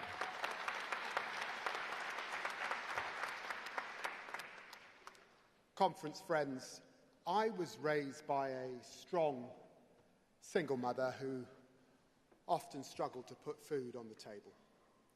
But she fought hard to give her children the best start she could. So I know what a real working class hero looks like when I see one. And in recent years, I've had the honour of working alongside one of those heroes. Someone who got Britain building again, won new rights for working people, and is the beacon of working women across our nation. Conference, join me in thanking Angela Rayner for all she has done and all she will continue to do.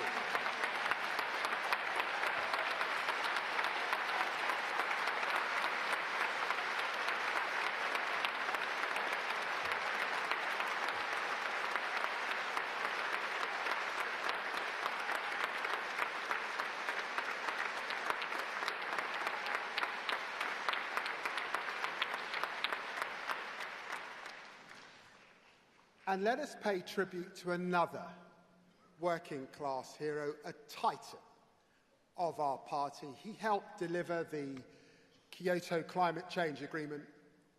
He helped deliver devolution in Scotland, Wales and Northern Ireland. He helped us win 3 general elections.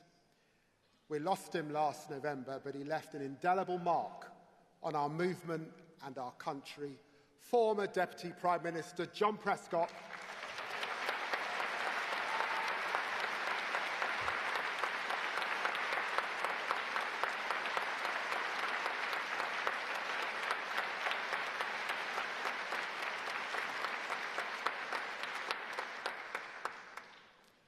And now I want to tell you a story about the difference that the Labour government makes. When I was back in opposition, I visited Israel and the occupied Palestinian territories. It was a year before the horror of October the 7th, before Hamas terrorists killed and took so many Israeli hostages, before the devastating loss of Palestinian lives Israel has caused in Gaza. I met with the then Minister of the Palestinian, Prime Minister of the Palestinian Authority. He looked me in the eye and he asked me one question. If Labour win, will you stick to your party's commitment to recognise a state of Palestine? I said we would. The Tories opposed it, Reform opposed it, but last week we honoured our commitment. Britain now recognises the state of Palestine.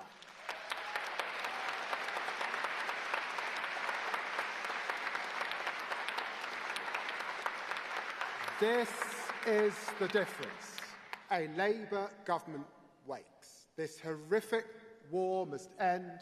The hostages must be released. We need a two-state solution because the Palestinian cause is a just cause. Israelis and Palestinians must be able to live side by side in peace with equal rights, equal dignity, equal freedom.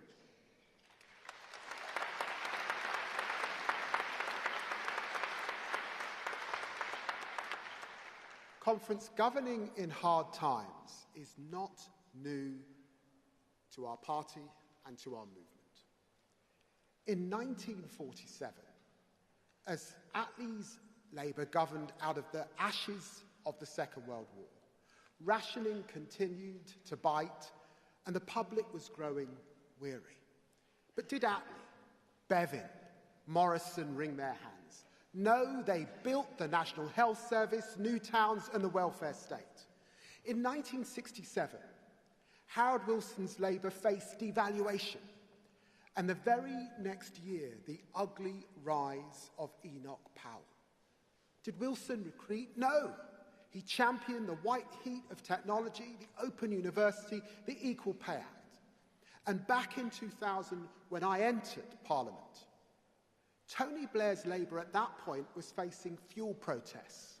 And you might remember the Women's Institute booed Tony at a conference street. Did we give up? No.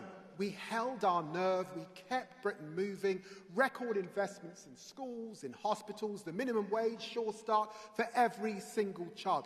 This is Labour's story. Not ducking hard choices, but facing them down. And today we are showing that leadership again.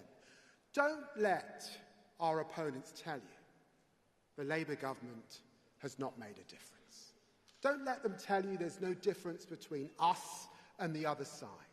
Don't let them pretend all politicians are the same. We aren't. Remind them of everything we've done already in the first year. 5 interest rate cuts. The fastest growth in the G7. Wages rising more than 10 times over this last 10 months than the Tories in the last 10 years. We're cutting NHS waiting lists. We said 2 million extra appointments. We delivered 5 million. We gave parents 30 hours extra of free childcare, saving them up to $7,500 a year. We signed trade deals with the EU, with the US, with India. We reformed planning, unlocking billions, delivering the highest house building in decades. That's the difference a Labour government makes.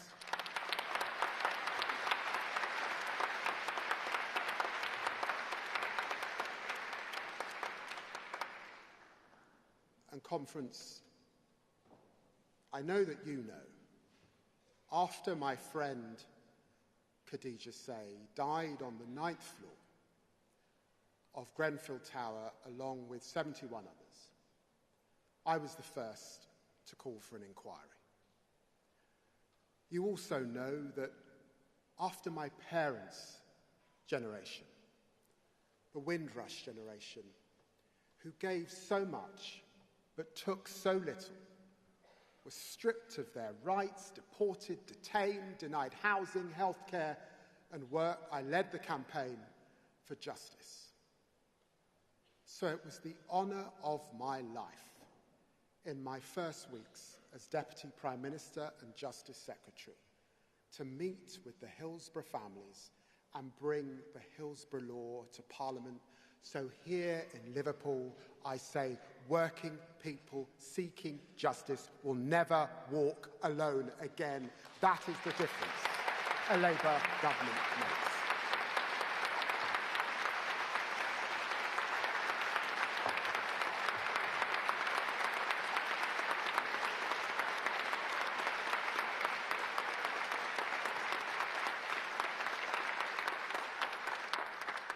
That is the difference a Labour government makes. That is the difference a Labour government makes. And friends, when you see Nigel Farage measuring the curtains of Downing Street, look around the world. In Australia, Labour trailed by 10 points until they won. In Canada, the Liberals 20 points behind until they won.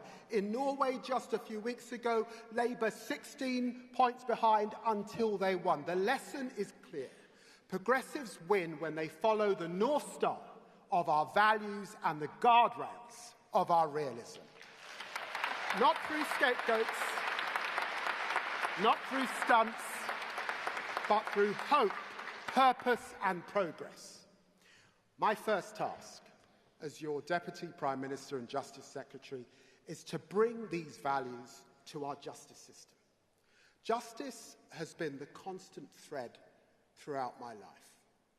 Growing up in the shadow of Tottenham's Broadwater Farm estate in Thatcher's Britain, it wasn't easy.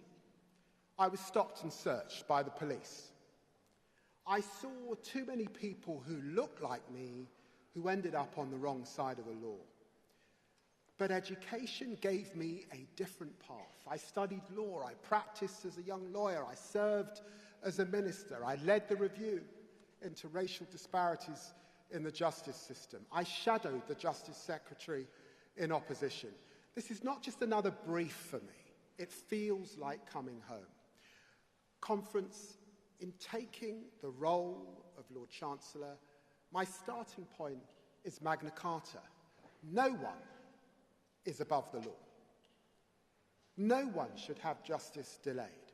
No one should have justice denied. And yet under the Conservatives, prisons were bursting at 99% capacity. Courts had record backlogs, rape victims waiting for years before their case came to trial. Legal aid deserts right across the country, probation officers at breaking point. Justice delayed and justice denied. That is the Tory legacy we have been left to fix. So, conference, this is how we're going about putting it right. First, we've got to rebuild trust, because justice is not a slogan. It means the victim heard, not silenced. The woman fleeing violence safe, not turned away. The community protected, not paying $18 billion a year for reoffending. We will strengthen victims' rights. We will open up the courts to people so they serve them. We will crack down on illicit finance. And second, we will modernize justice.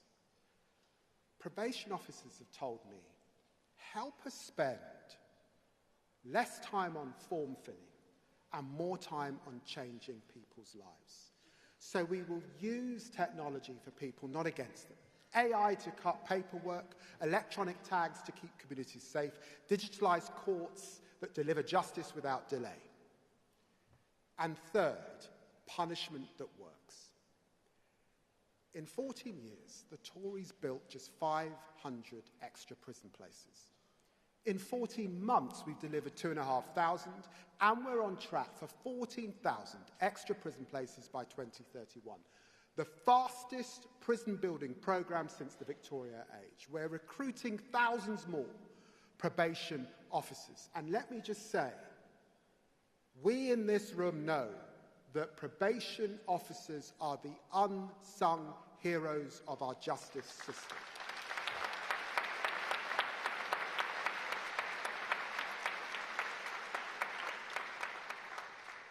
We're reforming sentencing, so justice is not just about locking people up, but turning lives around. If you go to prison addicted, we will help you clean up. If you go into prison without skills, we will help you train up. And if you go into prison without a chance, we will give you an opportunity. Our Labour Party will never give up on the power of redemption. Working hand in glove with the National Health Service, the DWP, with businesses and industry, with Alcoholics Anonymous and Narcotics Anonymous, because justice is not the work of one minister. It is the project of a nation united in its pursuit of fairness. While others divide, we will build coalitions that work.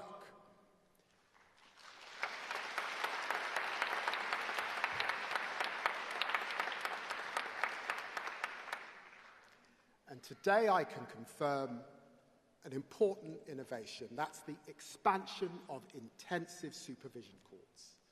For too long, our criminal justice system has been stuck in a cycle. Short sentences that change nothing. The same people reoffending again and again and again. Intensive supervision courts are about breaking that cycle. They bring the full force of the courts together with local services, and they keep reoffenders coming back to face the judiciary as they turn their lives around. It's tougher, it's more demanding, but it's punishment that works. And here in Liverpool, I'm proud to announce that we will establish a new women's site. This city, once again, leading the way.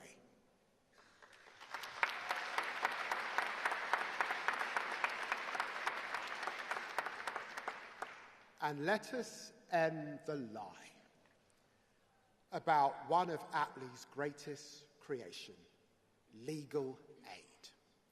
The myth of fat cat lawyers is destructive. Legal aid lawyers are not rich. Many are paid less than nurses, teachers, and the police who rely on them in court. They are the high street lawyers of Cornwall and Tottenham, Liverpool and Leeds, serving their communities for much less than they could earn elsewhere. I'm so proud that Hillsborough law means never again will grieving families be left without a lawyer when the state lines up against them. Conference, this marks the biggest expansion of legal aid in a generation, backed by the biggest investment in a decade.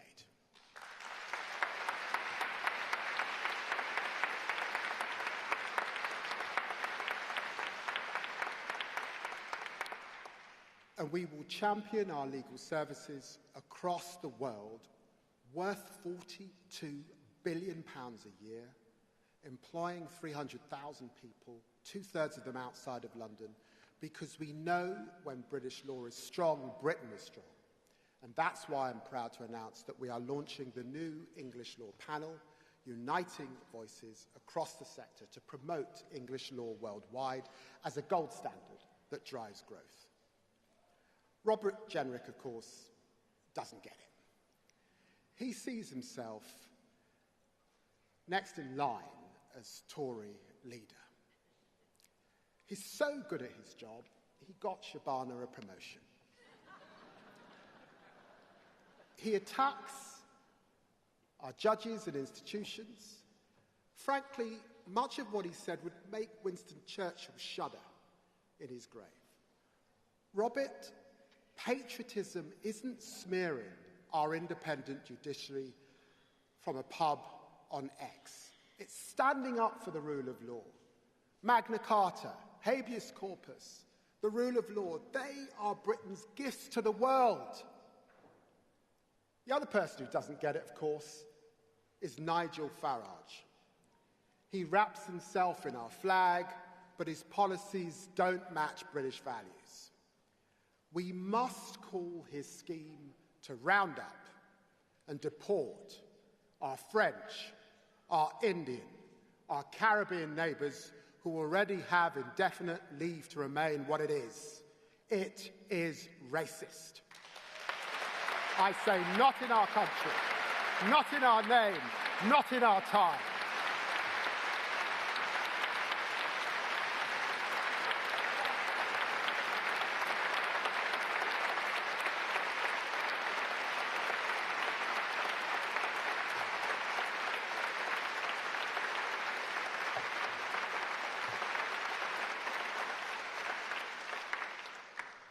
That's the choice conference. Real patriotism that builds people up, or pound shop patriotism that drags Britain down.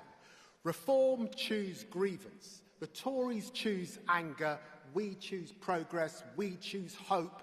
We choose justice, because fairness is Britain's highest value, because the rule of law is Britain's greatest gift to the world. Together we will deliver justice for all. When Keir Hardie campaigned for unemployment benefits and protections for minors, he wanted justice for all. When Harold Wilson delivered the Race Relations Act in the 1960s, he wanted justice for all. When the great Barbara Castle introduced the Equal Pay Act, she wanted justice for all. When Tony Blair created the Human Rights Act, what did he want? He wanted justice for all. When Gordon Brown created the minimum wage conference, what did he want? Justice for all. Angela Rayner brought the employment bill to Parliament this year. What did she want? Justice for all. And when Keir Starmer brought the Hillsborough Law to Parliament last week. What did he want? He wanted justice for all. Justice for all. That is what a Labour government will deliver the people of our country. Let's get to work. Thank you, Conference.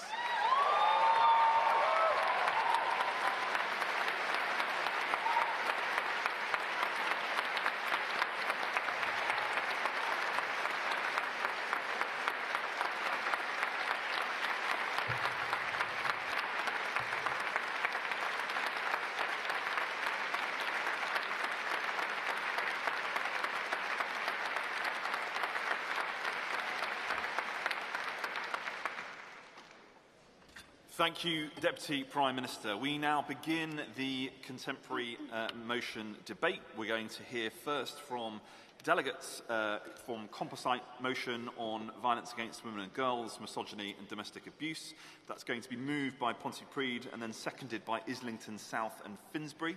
So if I could please have those delegates moving towards the front of the room to register with the desk. Can I also call on the delegates from Huntington and Preston who will be moving and seconding the composite motion 3 on high streets. If you could also please come to the front of the room, register with the desk, and then we can get the debate underway. As ever, the proposers of motions will have 3 minutes to speak, followed by the seconders who will have 2. We'll then move to speeches from the floor.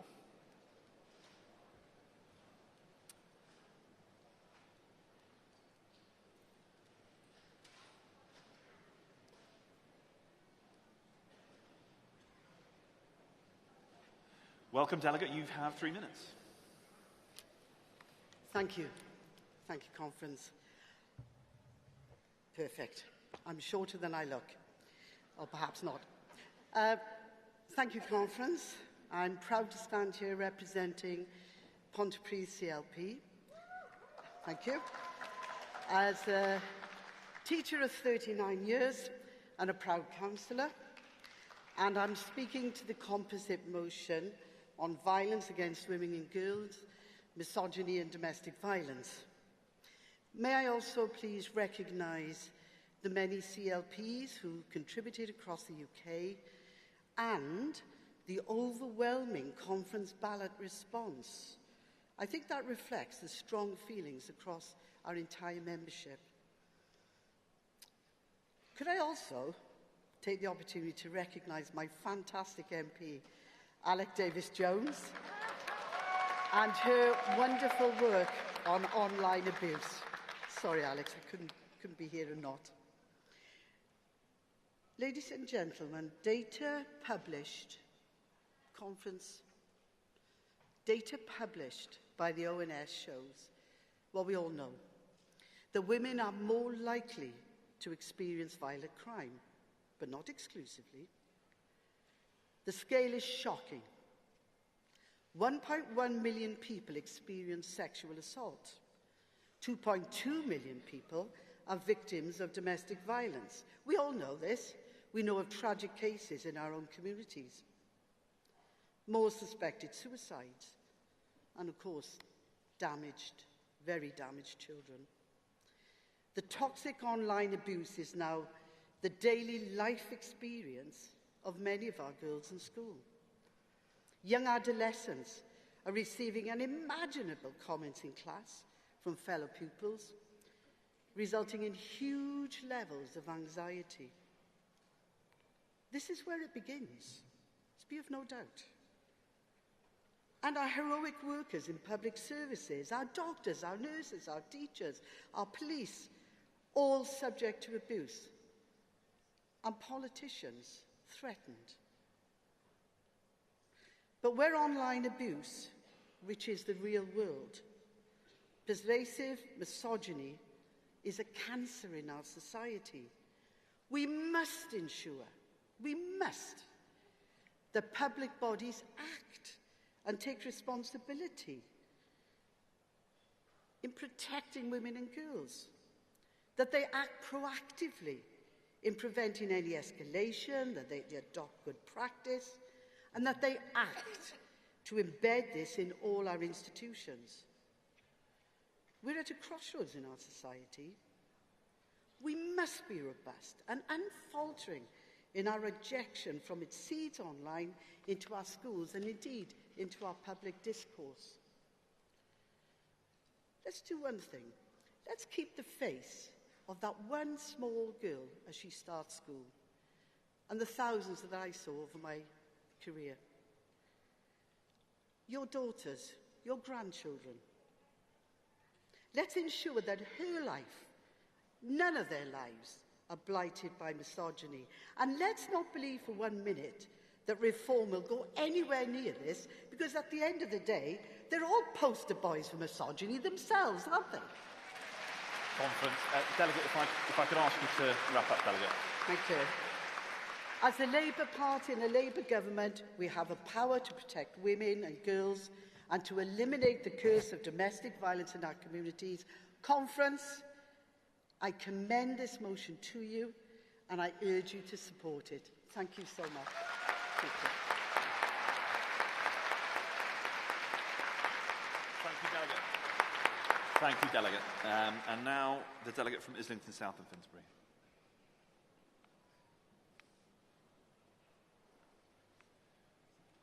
Thank you, Delegate. You've got 2 minutes. Thank you. My name is Maya Hamilton, and I'm from Islington South and Finsbury. I'm a first-time delegate and first-time speaking, so thank you.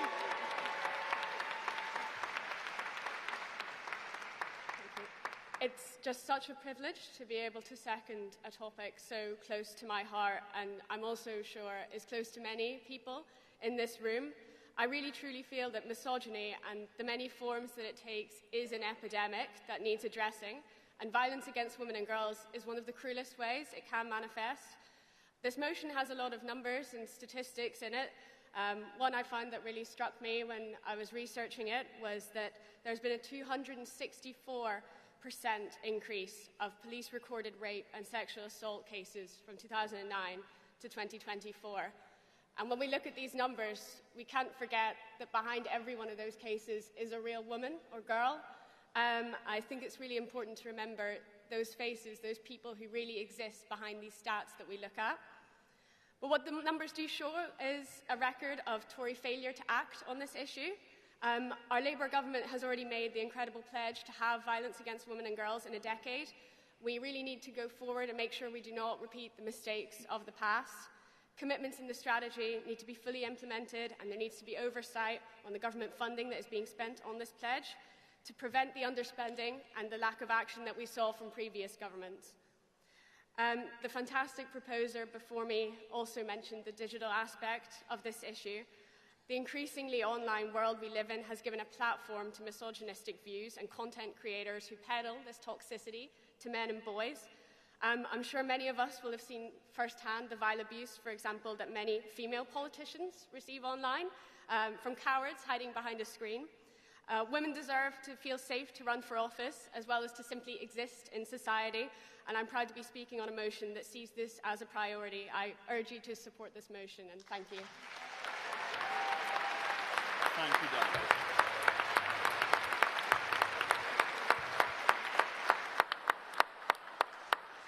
So we now move to introduce the High Streets motion, and we should have Huntingdon. Delegate, you have 3 minutes. Thank you. I'm David Landon Cole from Huntingdon CLP, proposing Composite 3 on High Streets. And I'd like to start by talking about a building. On the High Street in Huntingdon, there's a lovely Georgian building. It was once a coaching inn, actually, but everybody knows it as the old Woolworths. Then when Woolies went, it became Poundland. And then Poundland went. Now it's empty, boarded up, and pigeons are flying in and out of broken windows. And I'm guessing that sounds familiar to a lot of people from towns around the country. What about rows of vape shops, gambling shops, empty shops? Does that sound familiar? That's the legacy of the last 14 years. It's hard to make a high street thrive when no one has money to spend. And it's not just an economic story. How can we feel pride in place when our town centres have been neglected, when shoplifting has become routine and antisocial behaviour has become expected. We lose that shared space that brings us all together. But it doesn't have to be like this. People do want to start and grow small businesses that employ people, put money into the local economy, and give us back those places we love. They just need help to do that. We've seen that that's possible. Keir Starmer actually came to Huntingdon to see the work of our Business Improvement District. I should say David Lammy came and canvassed in Huntingdon as well. So, Shabana, we're out this Saturday. I'll sign you up to run a board. Right, there's a commitment there. So there's loads of groups like the Huntingdon Bid up and down the country, but we need government on our side. That's why things like cutting business rates matter. That's why pride in place and neighbourhood policing matter. In Huntingdon, we're already seeing results. New shops opening on St Benedict's Court, which has literally been half empty for years. But I think we do need to go further. The big one is high street rental auctions, getting them really going so that landlords can't just sit on empty properties and we can help businesses move in. We also need a stronger community right to buy so speculators can't buy buildings at the heart of our towns and leave them to rot. With changes to tax and planning, more support for local policing, we can make our high streets alive again. I can see what that building, the old Woolies on the high street in Huntingdon, could be. I can see what the high street could be, not just Huntingdon High Street, but all of our high streets. So let's put high streets, let's put pride in place at the heart of our Labour government. I'm delighted to move Composite 3 and I hope you vote for it. Thanks very much.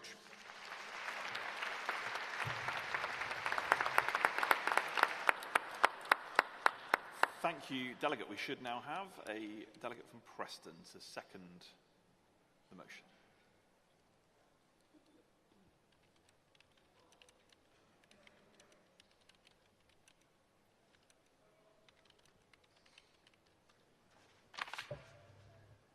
Good afternoon, Conference.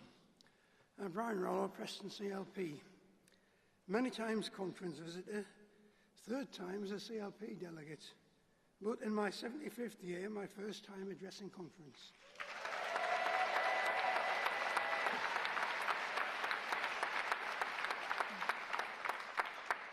Conference, our high streets have changed. Shopping habits have moved on, and they aren't coming back.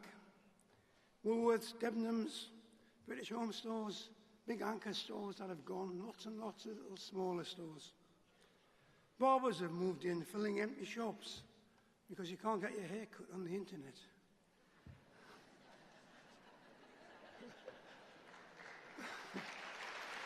Thank you. But our high streets are our community centres. They're meeting areas, entertainment areas, and relaxation areas, as well as ex-shopping areas.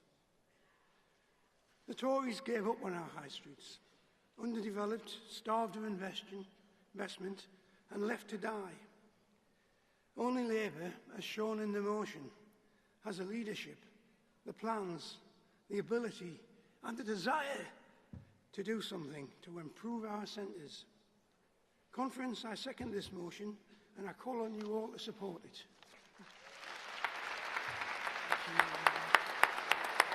Thank you, Delegate. Right, we shall take a round of speeches from the floor. I see that delegate there. Yep, thank you very much. Please do come to the front. I see the delegate in the back section in front of me. Yeah, thank you. Come forward. And I see the delegate there. Yeah, the lady. Yeah. Yeah, that's the one. Great. If you could all please come to the front, register at the desk. Slightly behind on time, Conference, so we're going to try and make some time back up. But you have 2 minutes, Delegate. Thank you very much. Chair, Conference, Jane Jones, Usdaw, speaking in support of the motion on our high streets. Our high streets are a key part of our communities, our society and our economy. The retail sector provides the largest source of private sector employment in the economy. The sector provides the food and the clothing that we all need. And the sector provides a key method of tackling loneliness and isolation. It is a stain on the record of the previous Tory government that our high streets were allowed to fall into a state of disrepair. We saw shops boarded up, antisocial behaviour taken over, and thousands upon thousands of jobs were lost. I'm proud that last year we did elect a Labour government to take the action that USDOR members need. Over the past 15 months, our Labour government has delivered an essential strategy to tackle retail crime. They have undertaken a comprehensive review of business rates to ensure fair taxation of the sector. And through the Employment Rights Bill, they have started the process of delivering the New Deal that workers in retail sector so desperately need. Conference, these are the things that a Labour government, through links with the trade union movement, can and will deliver. USDOR welcomes the motion that recognises the work of the Labour government. We call on the government to keep our high streets high on its agenda, to support retail workers and the communities that we all serve. Please support.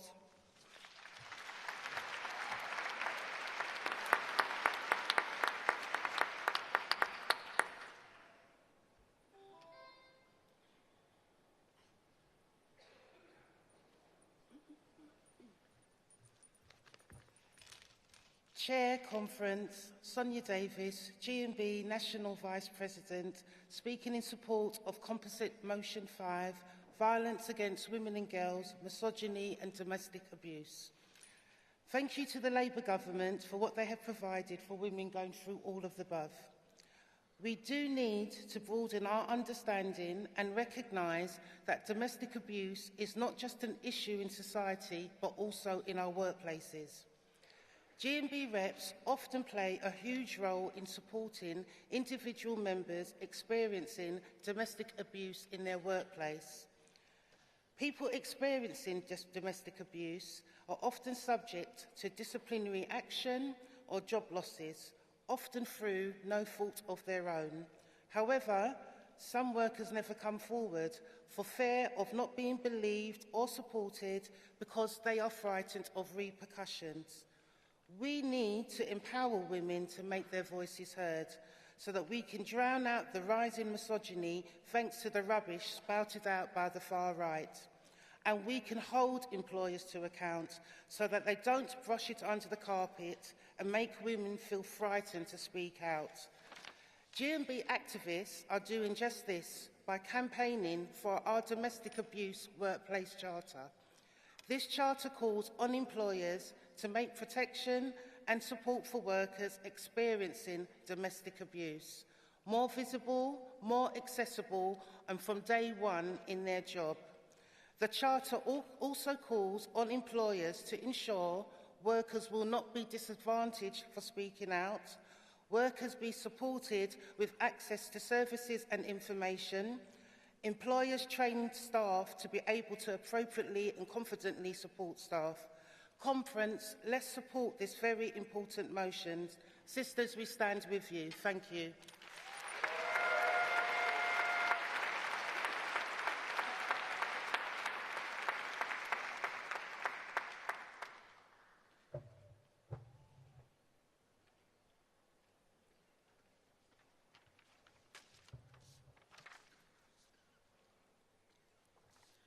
Chair, Conference, Leslie Mansell, speaking in support of the composite on behalf of Unite the Union.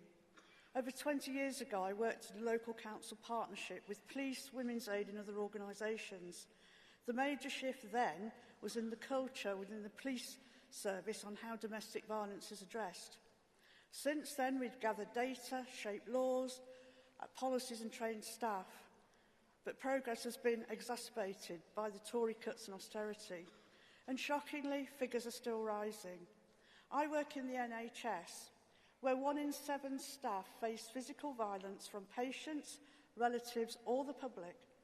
4 in 10 report harassment, bullying or abuse, and nearly 1 in 10 report sexual harassment at work.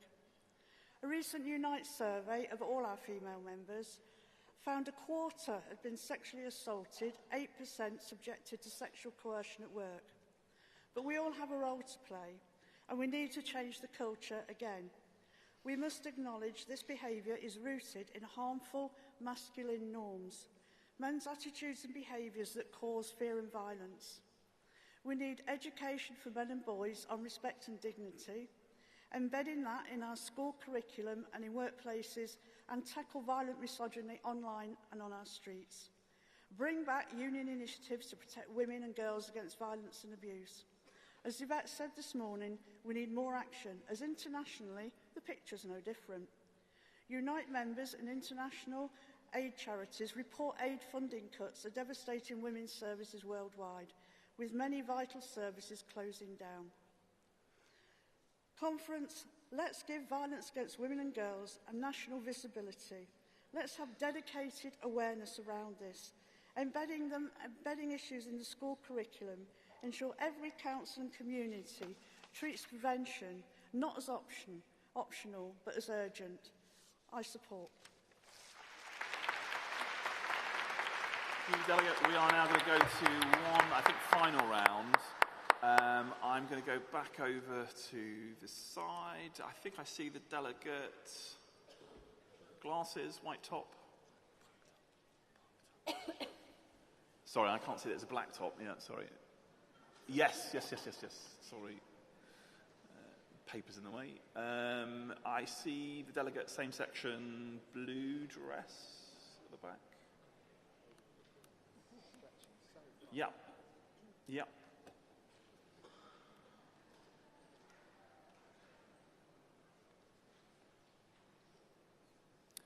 And can I go then, please, to...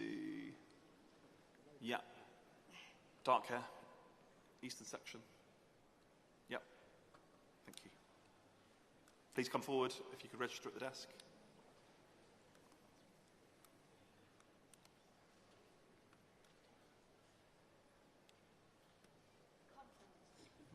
Conference Chair, Joanne Moorcroft on behalf of Unison, speaking in support of Composite Motion 5.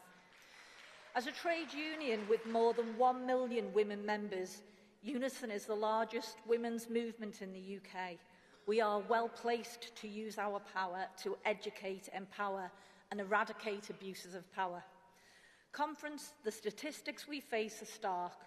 Millions of women experience domestic abuse, stalking, harassment and sexual assault every year.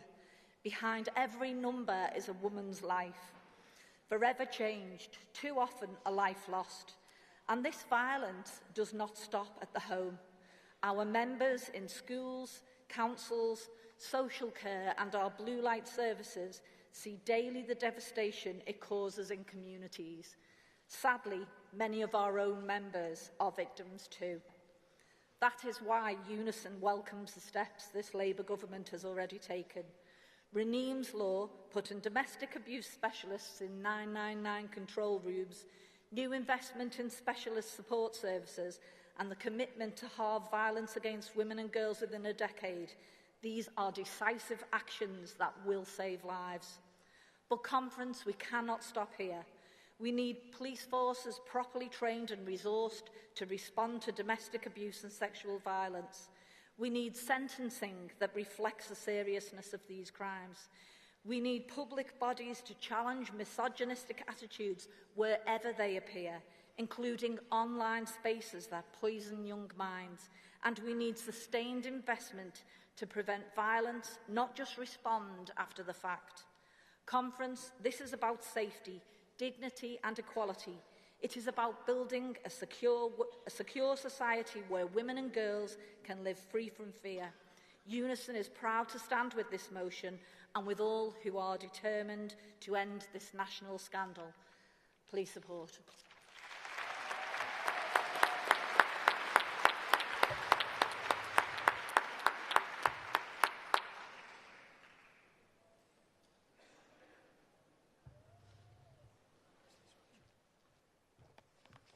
Hello, I'm Megan Murphy from Altrincham and Sale West CLP in Greater Manchester. It's my first time here at Conference, my first time as a delegate and my first time speaking. Thank you. I wanted to speak on the Violence Against Women and Girls motion today because it is something that affects us all. either directly or indirectly.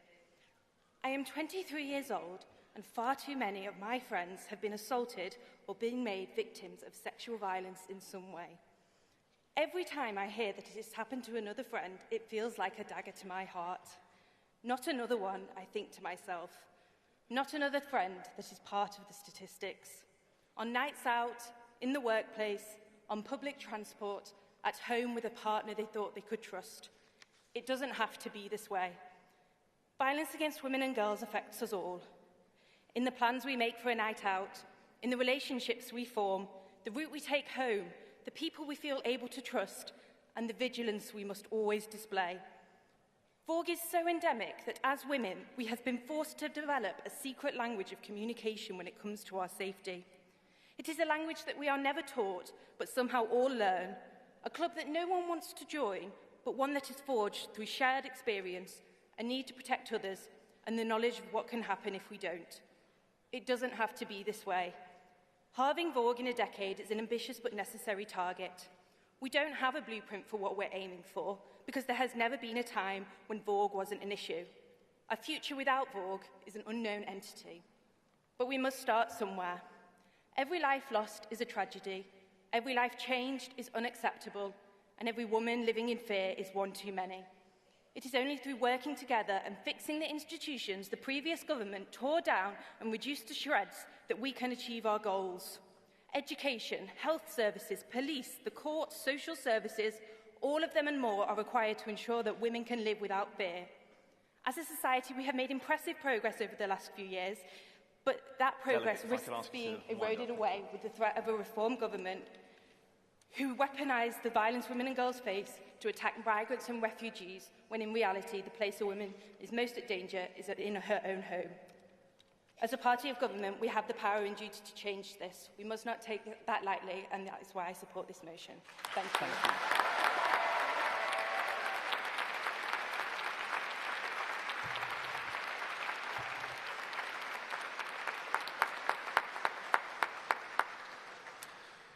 Thank you, Delegate.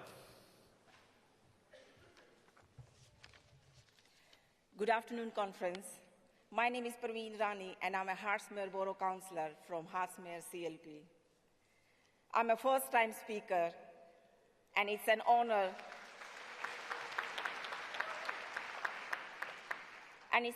to stand here today to speak about something that is at the very core of our Labour values, ending violence against women and girls, and tackling misogyny and domestic abuse.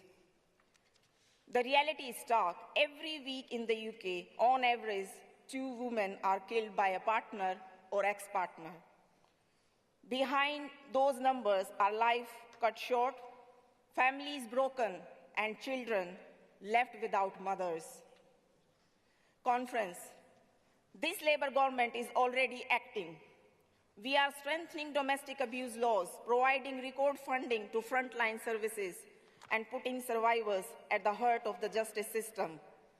That is what Labour in power looks like: listening, acting, and refusing to accept that abuse is inevitable. We must go further. We need prevention and education to challenge misogyny at its roots. And we need a justice system where women are believed and culprits face real consequences. This is not just a women's issue. It is a matter of justice, of safety, and of humanity. And when one group is denied safety and dignity, none of us are truly free. So let us leave this conference proud of the progress Labour is making, and determined to go further, to stand with survivors, to challenge misogyny wherever we see it, and to build a country where women or girls live not in fear, but in freedom. Conference, I urge you to support this vital motion. Thank you. Thank you very much, Delegate. And thank you to all delegates who participated in that incredibly important debate. I know that there are a lot of delegates who wish to speak. Conference, please welcome as our next speaker to the stage our fantastic new Home Secretary, Shabana Mahmood.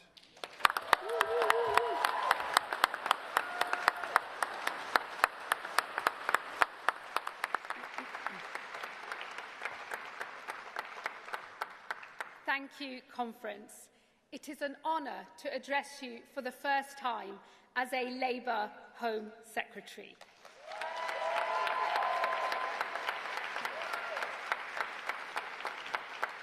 If I am honest, it is an honour I never expected, and it is one that would have been unthinkable to my parents when they first arrived here in the 1970s.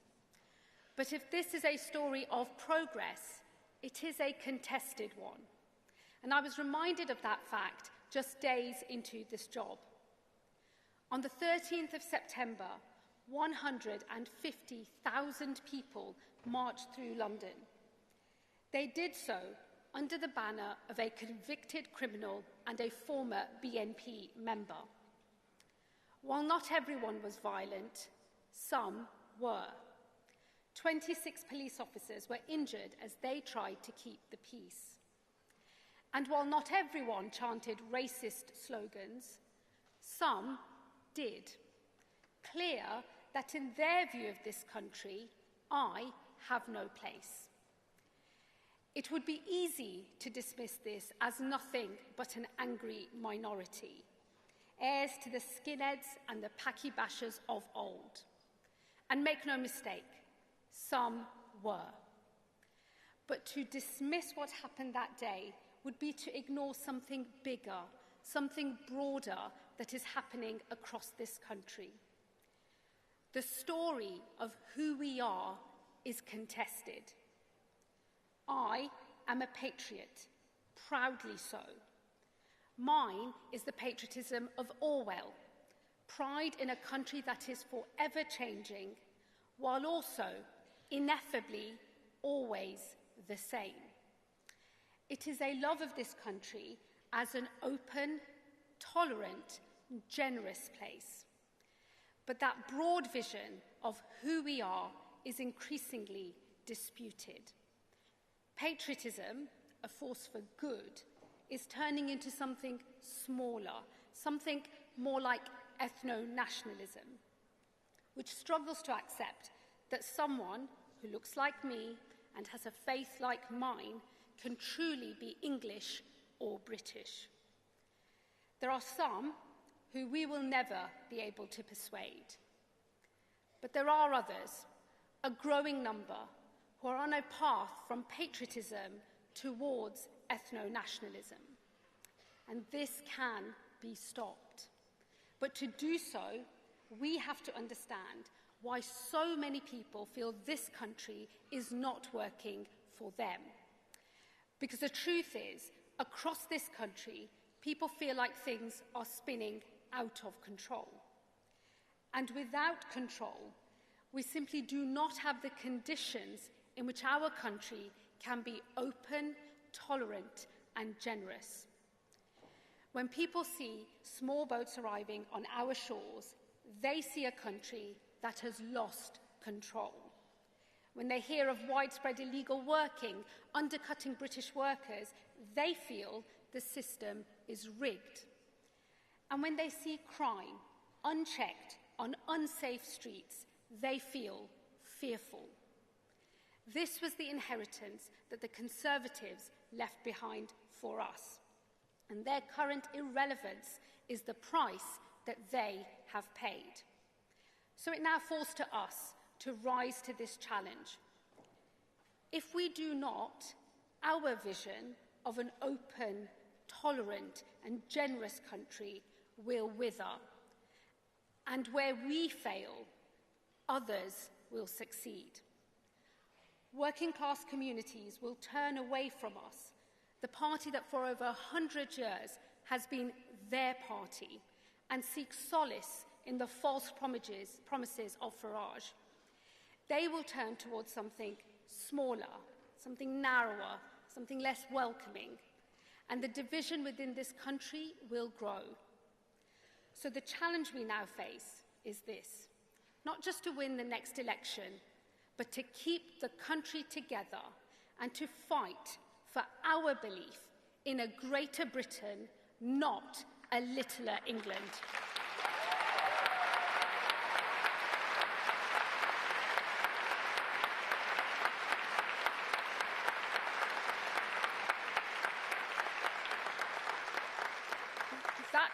work begins at our borders, where we must restore order and control. We will always remain a country that gives refuge to those who are fleeing peril. But we can only be open to the world if we are able to determine who comes in and who must leave. And it is clear there is more work to be done. On my second day as Home Secretary, over 1,000 people arrived by small boat. But the deal with the French, agreed by my predecessor, Yvette Cooper, marked a historic step forward. Yvette, we all owe you our thanks.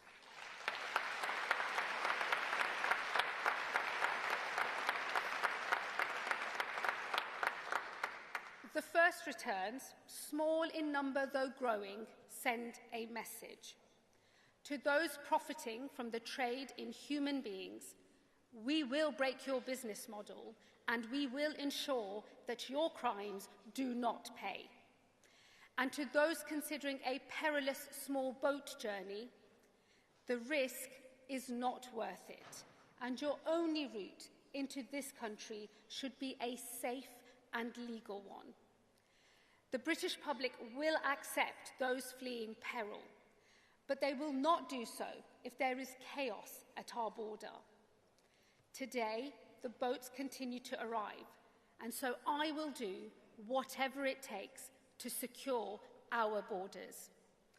Cracking down on the criminal gangs behind the trade, discouraging those who are considering a small boat crossing, sending those home who have no right to be here, and ending the use of hotels, that totem of the Tory legacy that has done so much to divide our communities.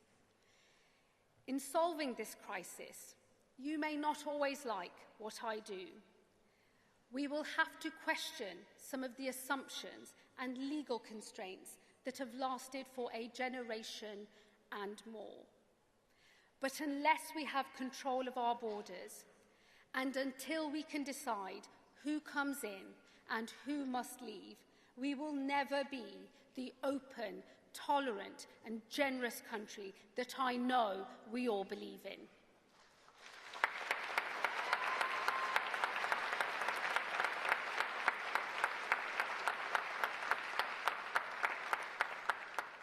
While small boats are the most visible sign of a loss of control, they are not the only one.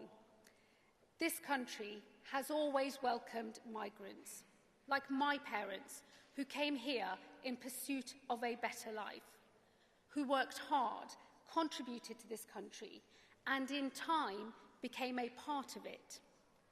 But in recent years, under the last Conservative government, the scale and the speed of change, as well as the nature of it, has frayed trust and eroded public confidence. Between 2021 and 2024, we saw over 2.6 million more people enter this country than leave it. And this included widespread abuse of Boris Johnson's health and social care visa, which saw 710,000 people arrive here. Far too many have been able to enter this country and disappear into the black economy, a rank betrayal of the Tories' old promise that they would take back control. If we are to preserve our openness to migrants like my parents, then we need a system that is fair to those who are already here. That means cracking down on illegal working that undercuts British workers. It means ensuring hiring practices are fair, forcing companies to fund training for homegrown workers if they are hiring from abroad. Crucially, it also means setting rules that ensure contribution to this country is a condition of living here. Because I know that the British people welcome those who come here and contribute, but contribution is a condition of that welcome. For that reason, we will soon increase the time in which someone must have lived in this country to earn indefinite leave to remain from 5 years to 10. And we will be consulting on this change soon, and as part of that consultation, I will be proposing a series of new tests, such as being in work, making national insurance contributions, not taking a penny in benefits, learning English to a high standard, having no criminal record, and finally, that you have truly given back to your community, such as by volunteering your time to a local cause. Without meeting these conditions, I do not believe your ability to stay in this country should be automatic. Some will be able to earn an earlier settlement than 10 years based on their contribution, while others will be forced to wait longer if they are not contributing enough. In some cases, they will be barred from indefinite leave to remain entirely. The British people have always welcomed those who come here, who work hard, and who give back.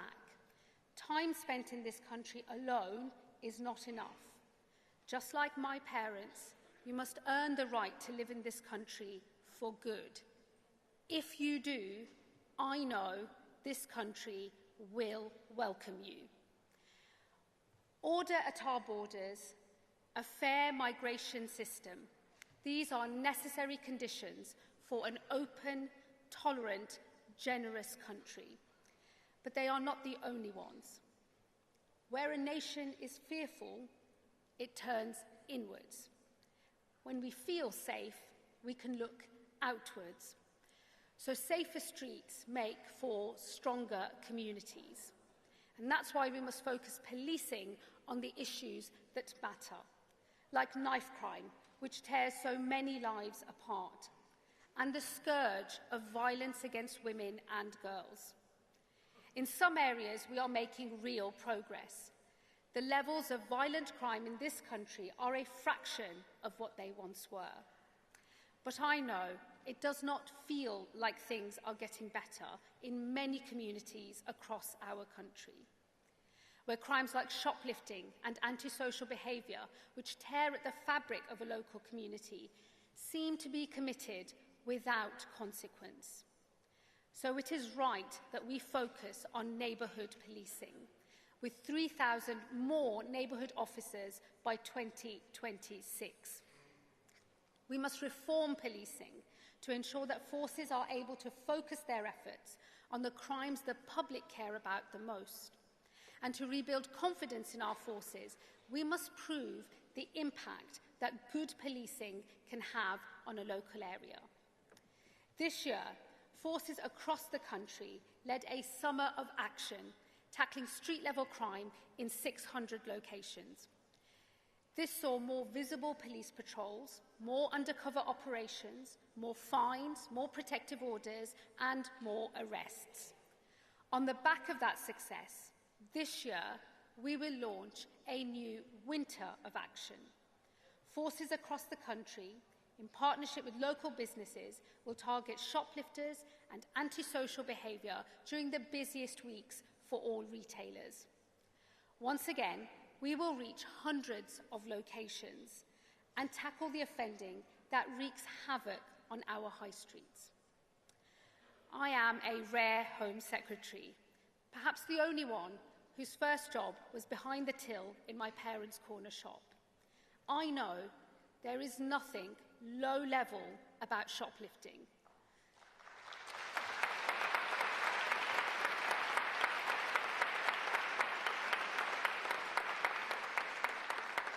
I know what it feels like to keep a cricket bat behind the counter just in case. And so I know, better than most, that when we get tough and tackle crime like this, we bring communities together. Safety is a precondition of the open, tolerant, generous country that we want to be. While that starts at our streets, it extends to the nation itself. Far from the public eye, threats against our country are constant from those who scorn our values and who seek to divide us. I will, as a Labour Home Secretary, always put the security of this nation above all else. and I pay tribute to those whose work keeps us safe.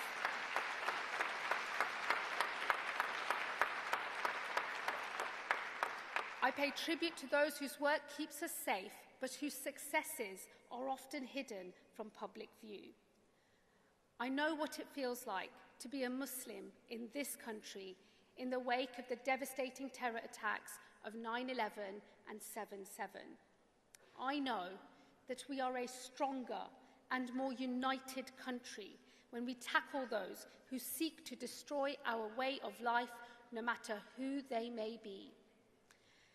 Conference, I know we share a vision. It is of an open, tolerant, generous country. It is a patriotism that speaks but does not feel the need to shout. It is one that embraces those who trace their roots back in this country over 1,000 years, and also those who look like me.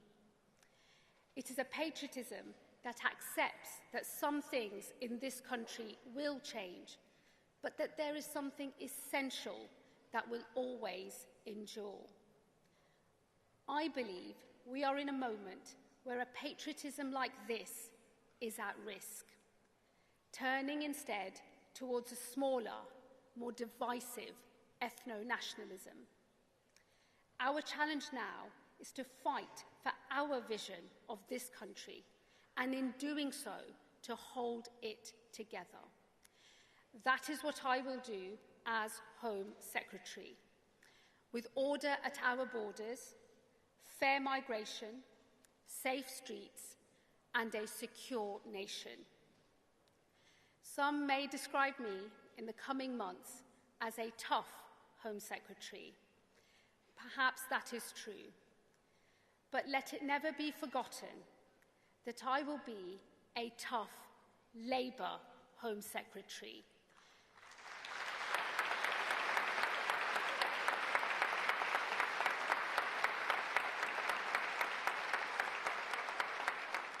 Fighting alongside you all for a vision of this country that is distinctly our own.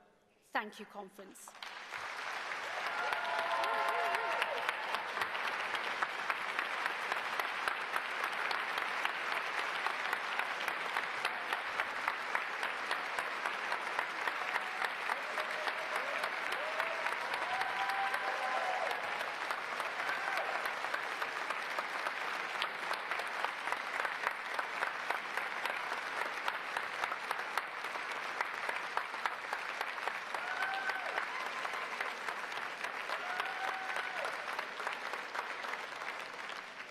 Conference, that now concludes the Safe Streets debate. I'm going to leave you now in the capable hands of Abdi Douale for the Breaking Down Barriers to Opportunity debate. Thank you very much.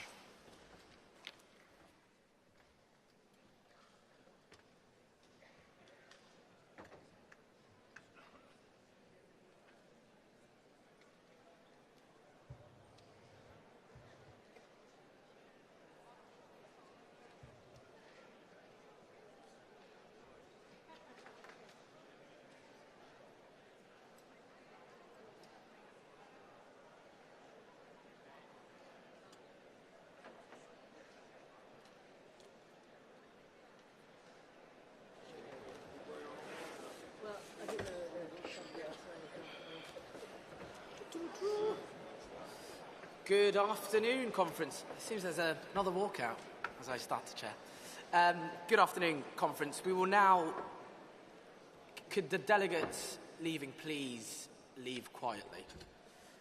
Thank you, Conference. We will now move to the Kickstart Economic Growth debate. And to start that debate, we are going to hear from our Secretary of State for Science, Innovation and Technology, Liz Kendall.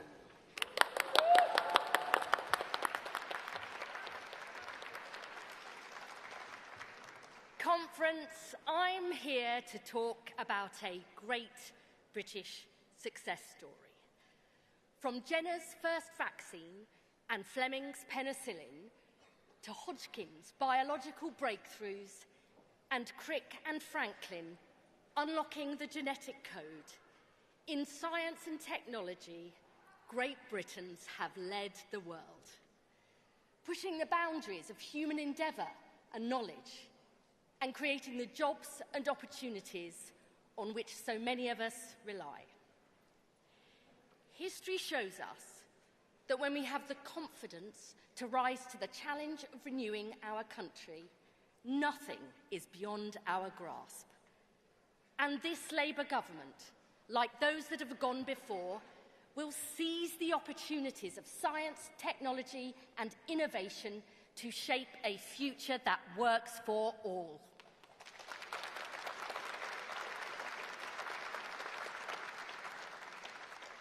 This starts with growing the economy and creating good jobs in every part of the country.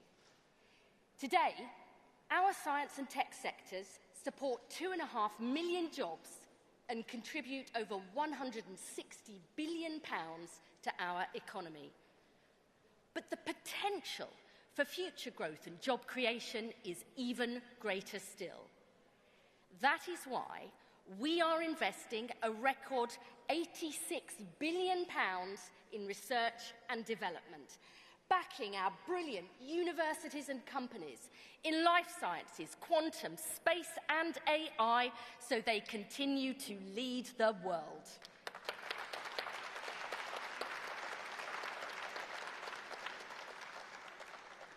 Conference, the age of artificial intelligence is upon us.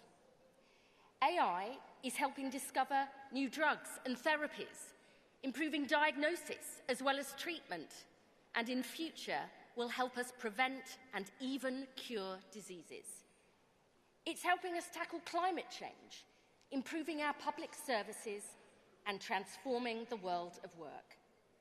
Now, many people are already seeing the benefits of AI, but others are understandably worried. They're worried about their jobs, their kids, and what it will mean for the future. So our message is simple. This Labour government will harness the power of AI and make it work for all, ensuring no one is left behind as we win the race for the future.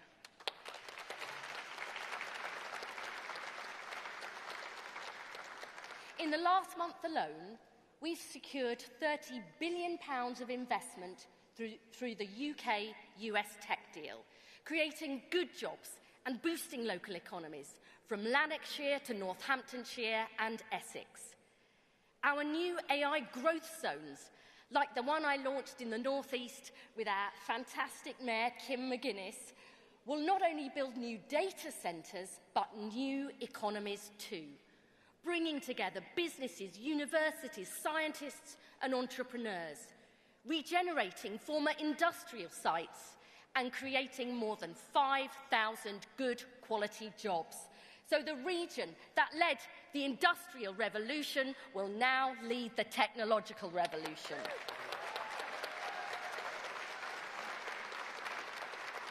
That is what we mean by renewing Britain. Not a slogan for the conference, but a prescription for our nation. And conference, this is just the start.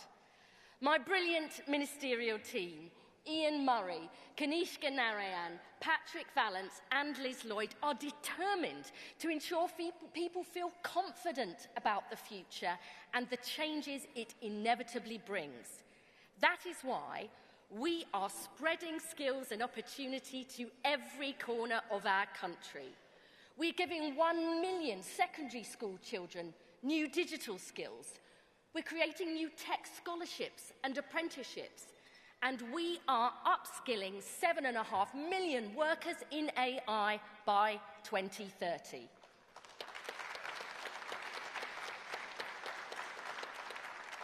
And because we know a more inclusive economy is better for people and better for growth, we will tear down the barriers to success so more women, more people of colour and more working class people can bring their talent and ambition to this exciting sector.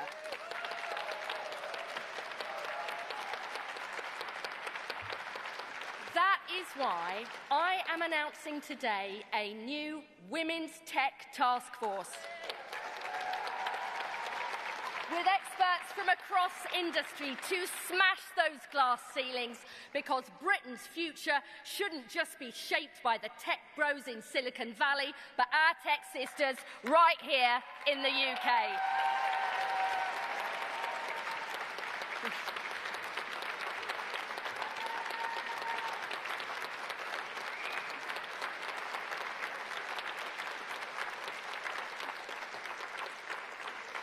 Conference Labour is creating good jobs across the country, and we are transforming our public services too, seizing the power of technology to bring government and our public services into the digital age. That includes our plans for a new digital ID. Countless other countries are already using digital ID to make people's lives easier, more convenient and more secure. No more endless form filling and producing countless bits of paper just to prove who you are. Instead, a simple digital key kept on your phone, making it easier to start a job, helping to tackle illegal working and rogue employers, simplifying how you book childcare, open a bank account, and much, much more besides. And conference, it is because we are serious about using technology to unlock a better future, especially for our young people, that we are serious about keeping children safe online. That is non-negotiable.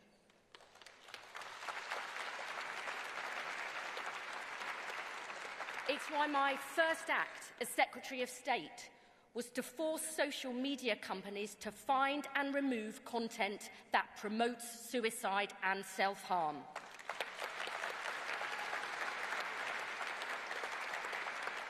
And today I can announce I will go further by making cyber flashing a priority offence. So platforms will be required by law to find and remove this material, because what is illegal offline must be illegal online.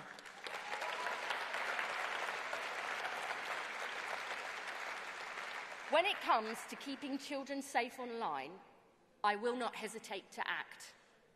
What a contrast to Mr. Farage and Reform, who claim they champion family values but want the Online Safety Act scrapped, allowing those who spread horrific images and vile abuse to go unchecked, with all the online stranger dangers this brings.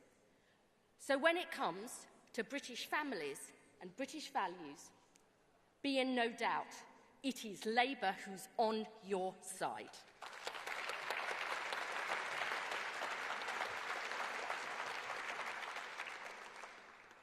Conference, I just want to end by saying this. There is lots of talk about the problems in our country, all the challenges we face, and how hard it is to deliver change.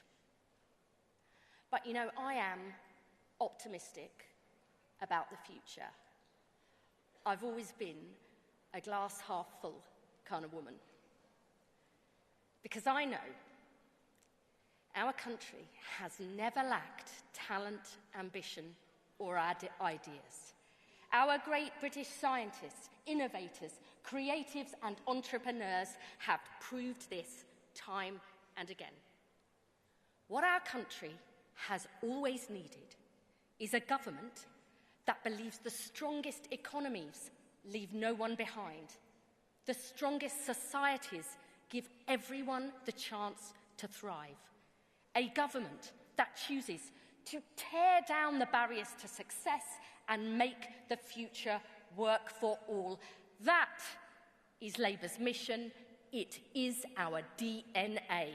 To renew our country, built on fairness, and deliver a better future for all. Thank you.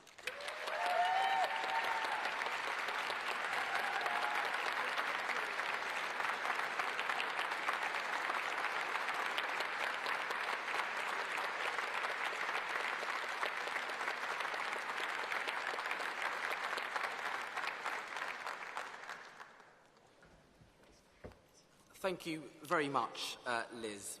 Delegates, please join me in welcoming our next speaker, our Secretary of State for Culture, Media and Sports, Lisa Nandy.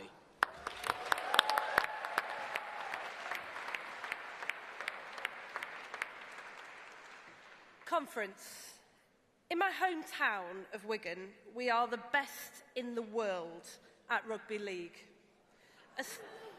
We are a sport where two teams run towards each other across 10-metre lines for the whole game. It's so much more than sport. Head down, chin up, boots on. It's working class, fierce, ferocious, no nonsense, just grit. Every tackle, every carry, every clash. And when things don't go our way, we relish the fight every single time. When 100,000 people marched across the capital under the banner Unite the Kingdom, like the riots of last summer, it was a glimpse of what the future may hold. But we have a choice. We can choose to drift towards a future defined by division, in fear where most of us must lose so that some of us can win. Or we can choose to get our heads down and run towards a different future. A country that is wide and inclusive enough to hold all of us, where difference is not something to fear, but a strength to be respected. This party, our party, has been fighting for 100 years. And if I have one message today, it's that the path of least resistance never ever pointed towards progress, and now is not the moment to turn inwards, but to run towards the fight. That's why every day as your Culture Secretary, I promise you that I will get up and fight for our country to tilt the balance of power in favour of working class people. That's why your honours list has finally recognised a black working class man from Cardiff and Wigan, rugby league's greatest, Sir Billy Boston. Because, Conference, too many of us have been ignored for too long. We are righting these wrongs because we respect and recognise the contribution of all of our people, not just some. And we're putting our money where our mouth is, with nearly £1 billion invested in major events and grassroots sport, from boxing in Blackpool to football in Belfast. You know, 10 years ago, people would have said you could never fill Twickenham for a women's rugby match. The Red Roses proved them wrong.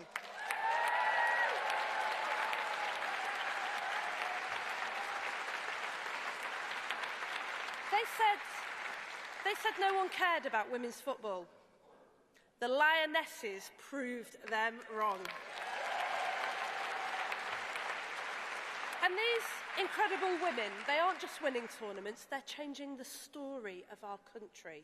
And we are changing it with them by insisting that girls have equal access to any facility we fund, because girls belong on every pitch they choose to play on, and that, Conference, is non-negotiable.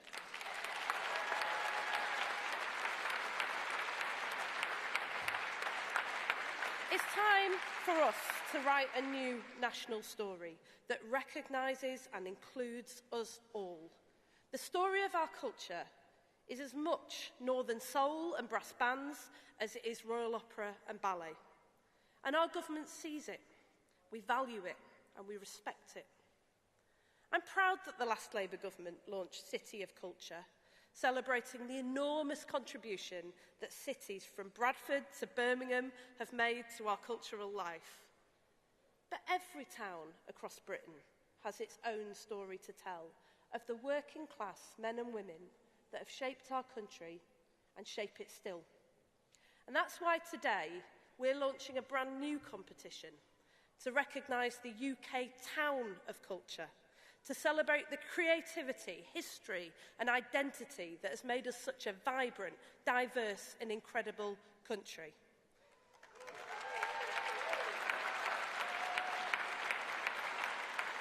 And conference, while we know that talent and imagination is everywhere, opportunity is not.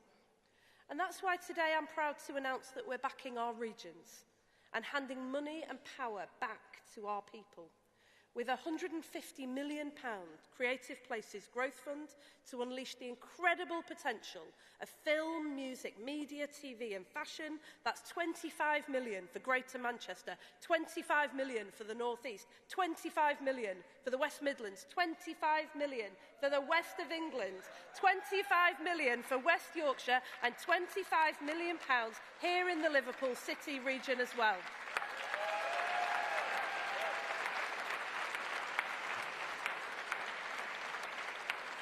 Because you only need to look at our fantastic mayors like Steve Rotherham, who here in Liverpool City region is building on the incredible strengths of a city where 4 working class lads went on to become the most famous band in the world.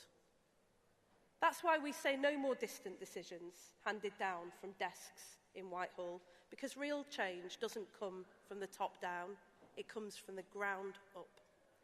And finally, conference. Through the first National Youth Strategy in decades, we are putting young people back in the driving seat. The Tories turned their backs on our young people. They left families without support, communities without hope, children without opportunity. Well, today we say no more.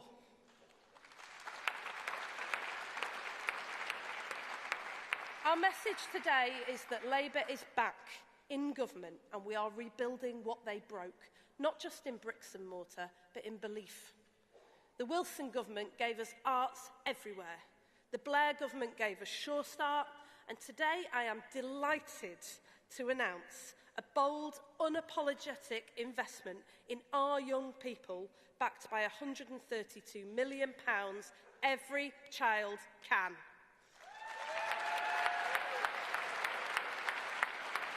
We are reversing years of decline by funding youth centres, grassroots sports, arts and music programmes in communities that need them most, because we believe that every child can.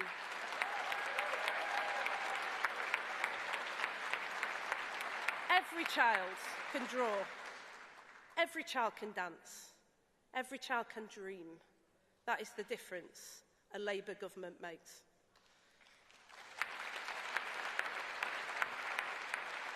This is nation building, the Labour way, because a creative life is a life worth living.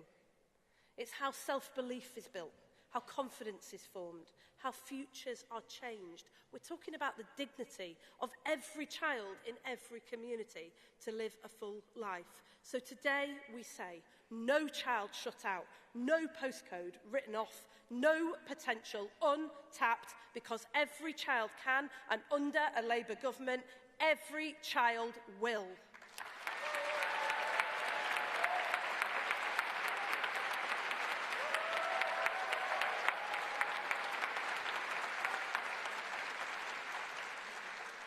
Conference, we may be in government, but we will never be the establishment, and we will never accept the status quo. This is the lesson of our history and my own story.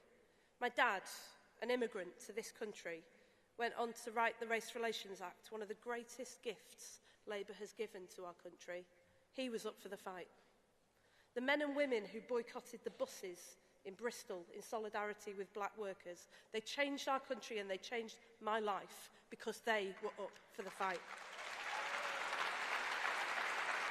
And the Hillsborough campaigners, whose fight for justice has spanned nearly 3 decades and who were proud to honour with the Hillsborough law the lives of people whose names they will never know and who they will never meet, will be changed forever because they chose to fight. So now, every one of us faces that choice. Are we up for the fight of our lives?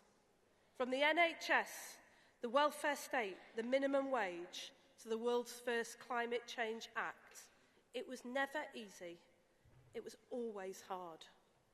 but we changed the course of our country, and now we fight again, so that every child can play their part in a broad, inclusive, self-confident country. We are the fourth ever Labour government in history, and we will go out with courage and conviction and fight for the country we believe in, and make no mistake, we will win.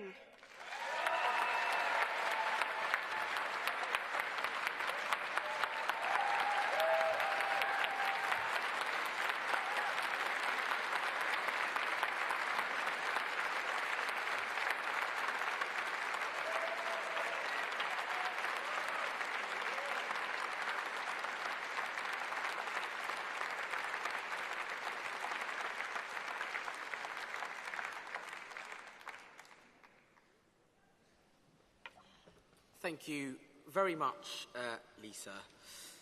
We now move on to the composite motion on AI and our rights, moved by CW and seconded by USDOR. Can those delegates please come to the front and register with the desk? Can I also call on delegates from Unite and CW, who will be moving and seconding the composite motion 14 on public spending, to also come to the front? And finally, composite motion 9, public sector workers, which will be moved by Unite and FBU.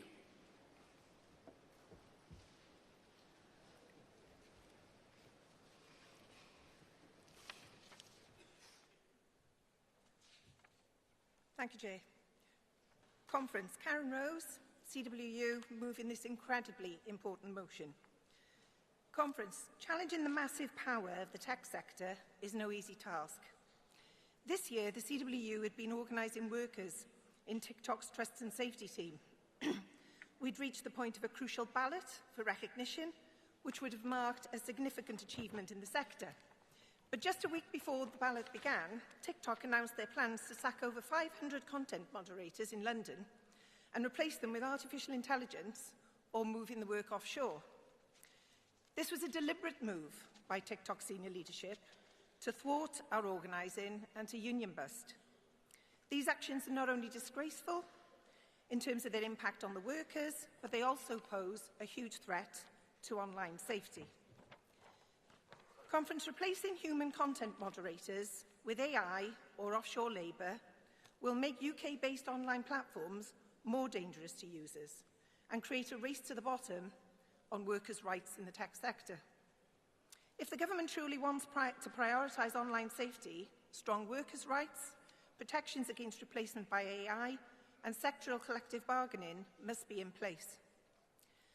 That is why we want the government to work with trade unions to develop a charter on workers' rights in the technology sector, creating robust protections around the use of AI in the workplace, and legislation that prevents the offshoring of UK jobs.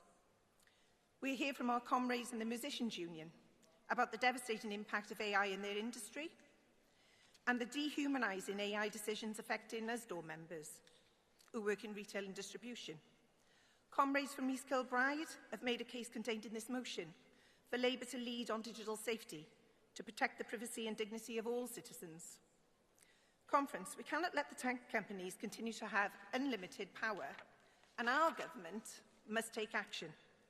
We must stand up to the tech giants, put a stop to uncontrolled AI, keep good jobs in the UK, and safeguard both citizens and workers.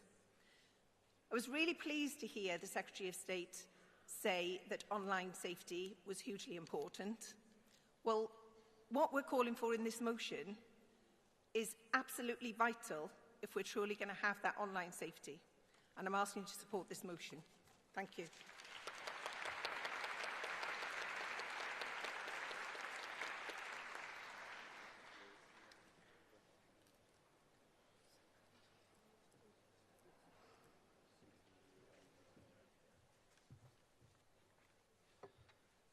Chair, Conference, Rab Donnelly Usdaw, seconded and composite on AI and our rights.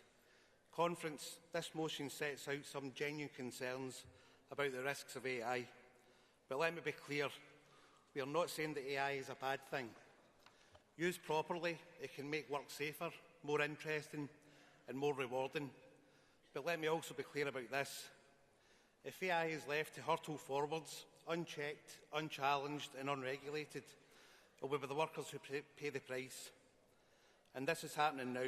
In warehouses where workers face intense surveillance, every step counted, every pause noted, every tiny human error logged. In supermarkets where algorithms are scheduling shifts, affecting people's entire lives. In factories where AI is deciding how quickly people should work, even whether they should keep their job.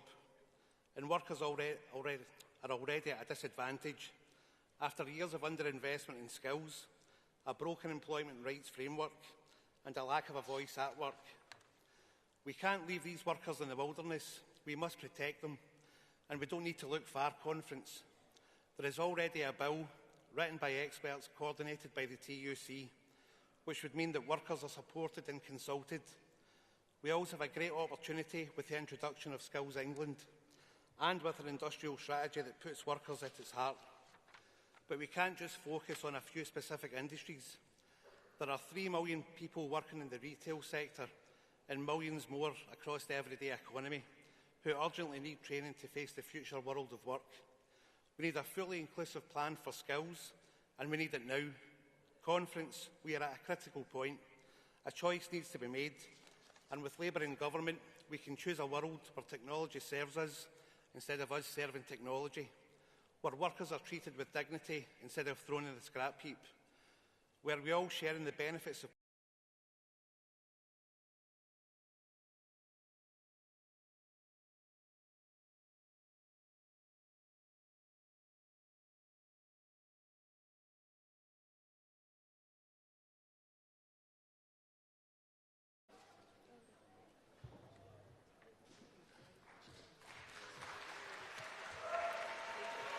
Sharon Graham unites. Friends, the 2008 financial crash was a disaster caused by greed. Yet few experts saw it coming. Just weeks before, the Bank of England clapped the city like seals. And without any serious questions being asked, let alone any criminal conviction being sought, the bankers were bailed out using taxpayers' money, and how the champagne must have flowed. 10 years of austerity followed. Jobs, homes, pay, services, all lost, decimated. Workers and communities paying the price. Then another crisis dawns. COVID, a once-in-a-100-year event. While the rich sat at home with parcels arriving by the hour, everyday people went out to deal with the crisis in PPE that did not work. Nurses, supermarket workers, bus workers, and again, workers and communities paid the price. And now we have a different crisis, a black hole that must be filled. 22 billion, 50 billion, take your pick. The solution this time? Workers pitted against pensioners. Communities pitted against the disabled. Different government, same decisions. We have no choice. That's what we've been told. We are stuck in the cycle of a broken system where everyday people always pay. Friends, why? Why? Why is this inevitable? Of course there is a choice. Look at this room. We are the Labour movement. We are the stake in the ground. This is supposed to be a Labour government. Instead of picking the pockets of pensioners, tax the rich.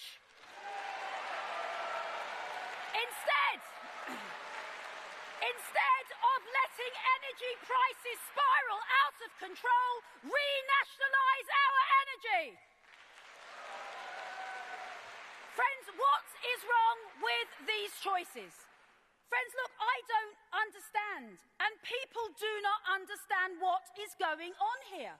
Bankers given back their bonuses. Food prices are up by 38% and rising, while Tesco has profits in 1 year of £3.1 billion.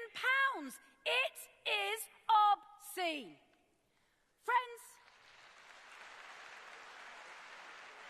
Friends, where is the off button? Delegate, that's time. Where is the change? That is time, Delegate. Really? Yeah, it is. Okay. Sorry. I'll get to the last bit then, Sorry. shall I? Friends, it can be done. It must be done. People are crying out for us to redefine our story, rediscover our hinterland. We get one shot. Let's put our arms around the working class. Okay, that's time, Delegate. Solidarity. That is time, Delegate.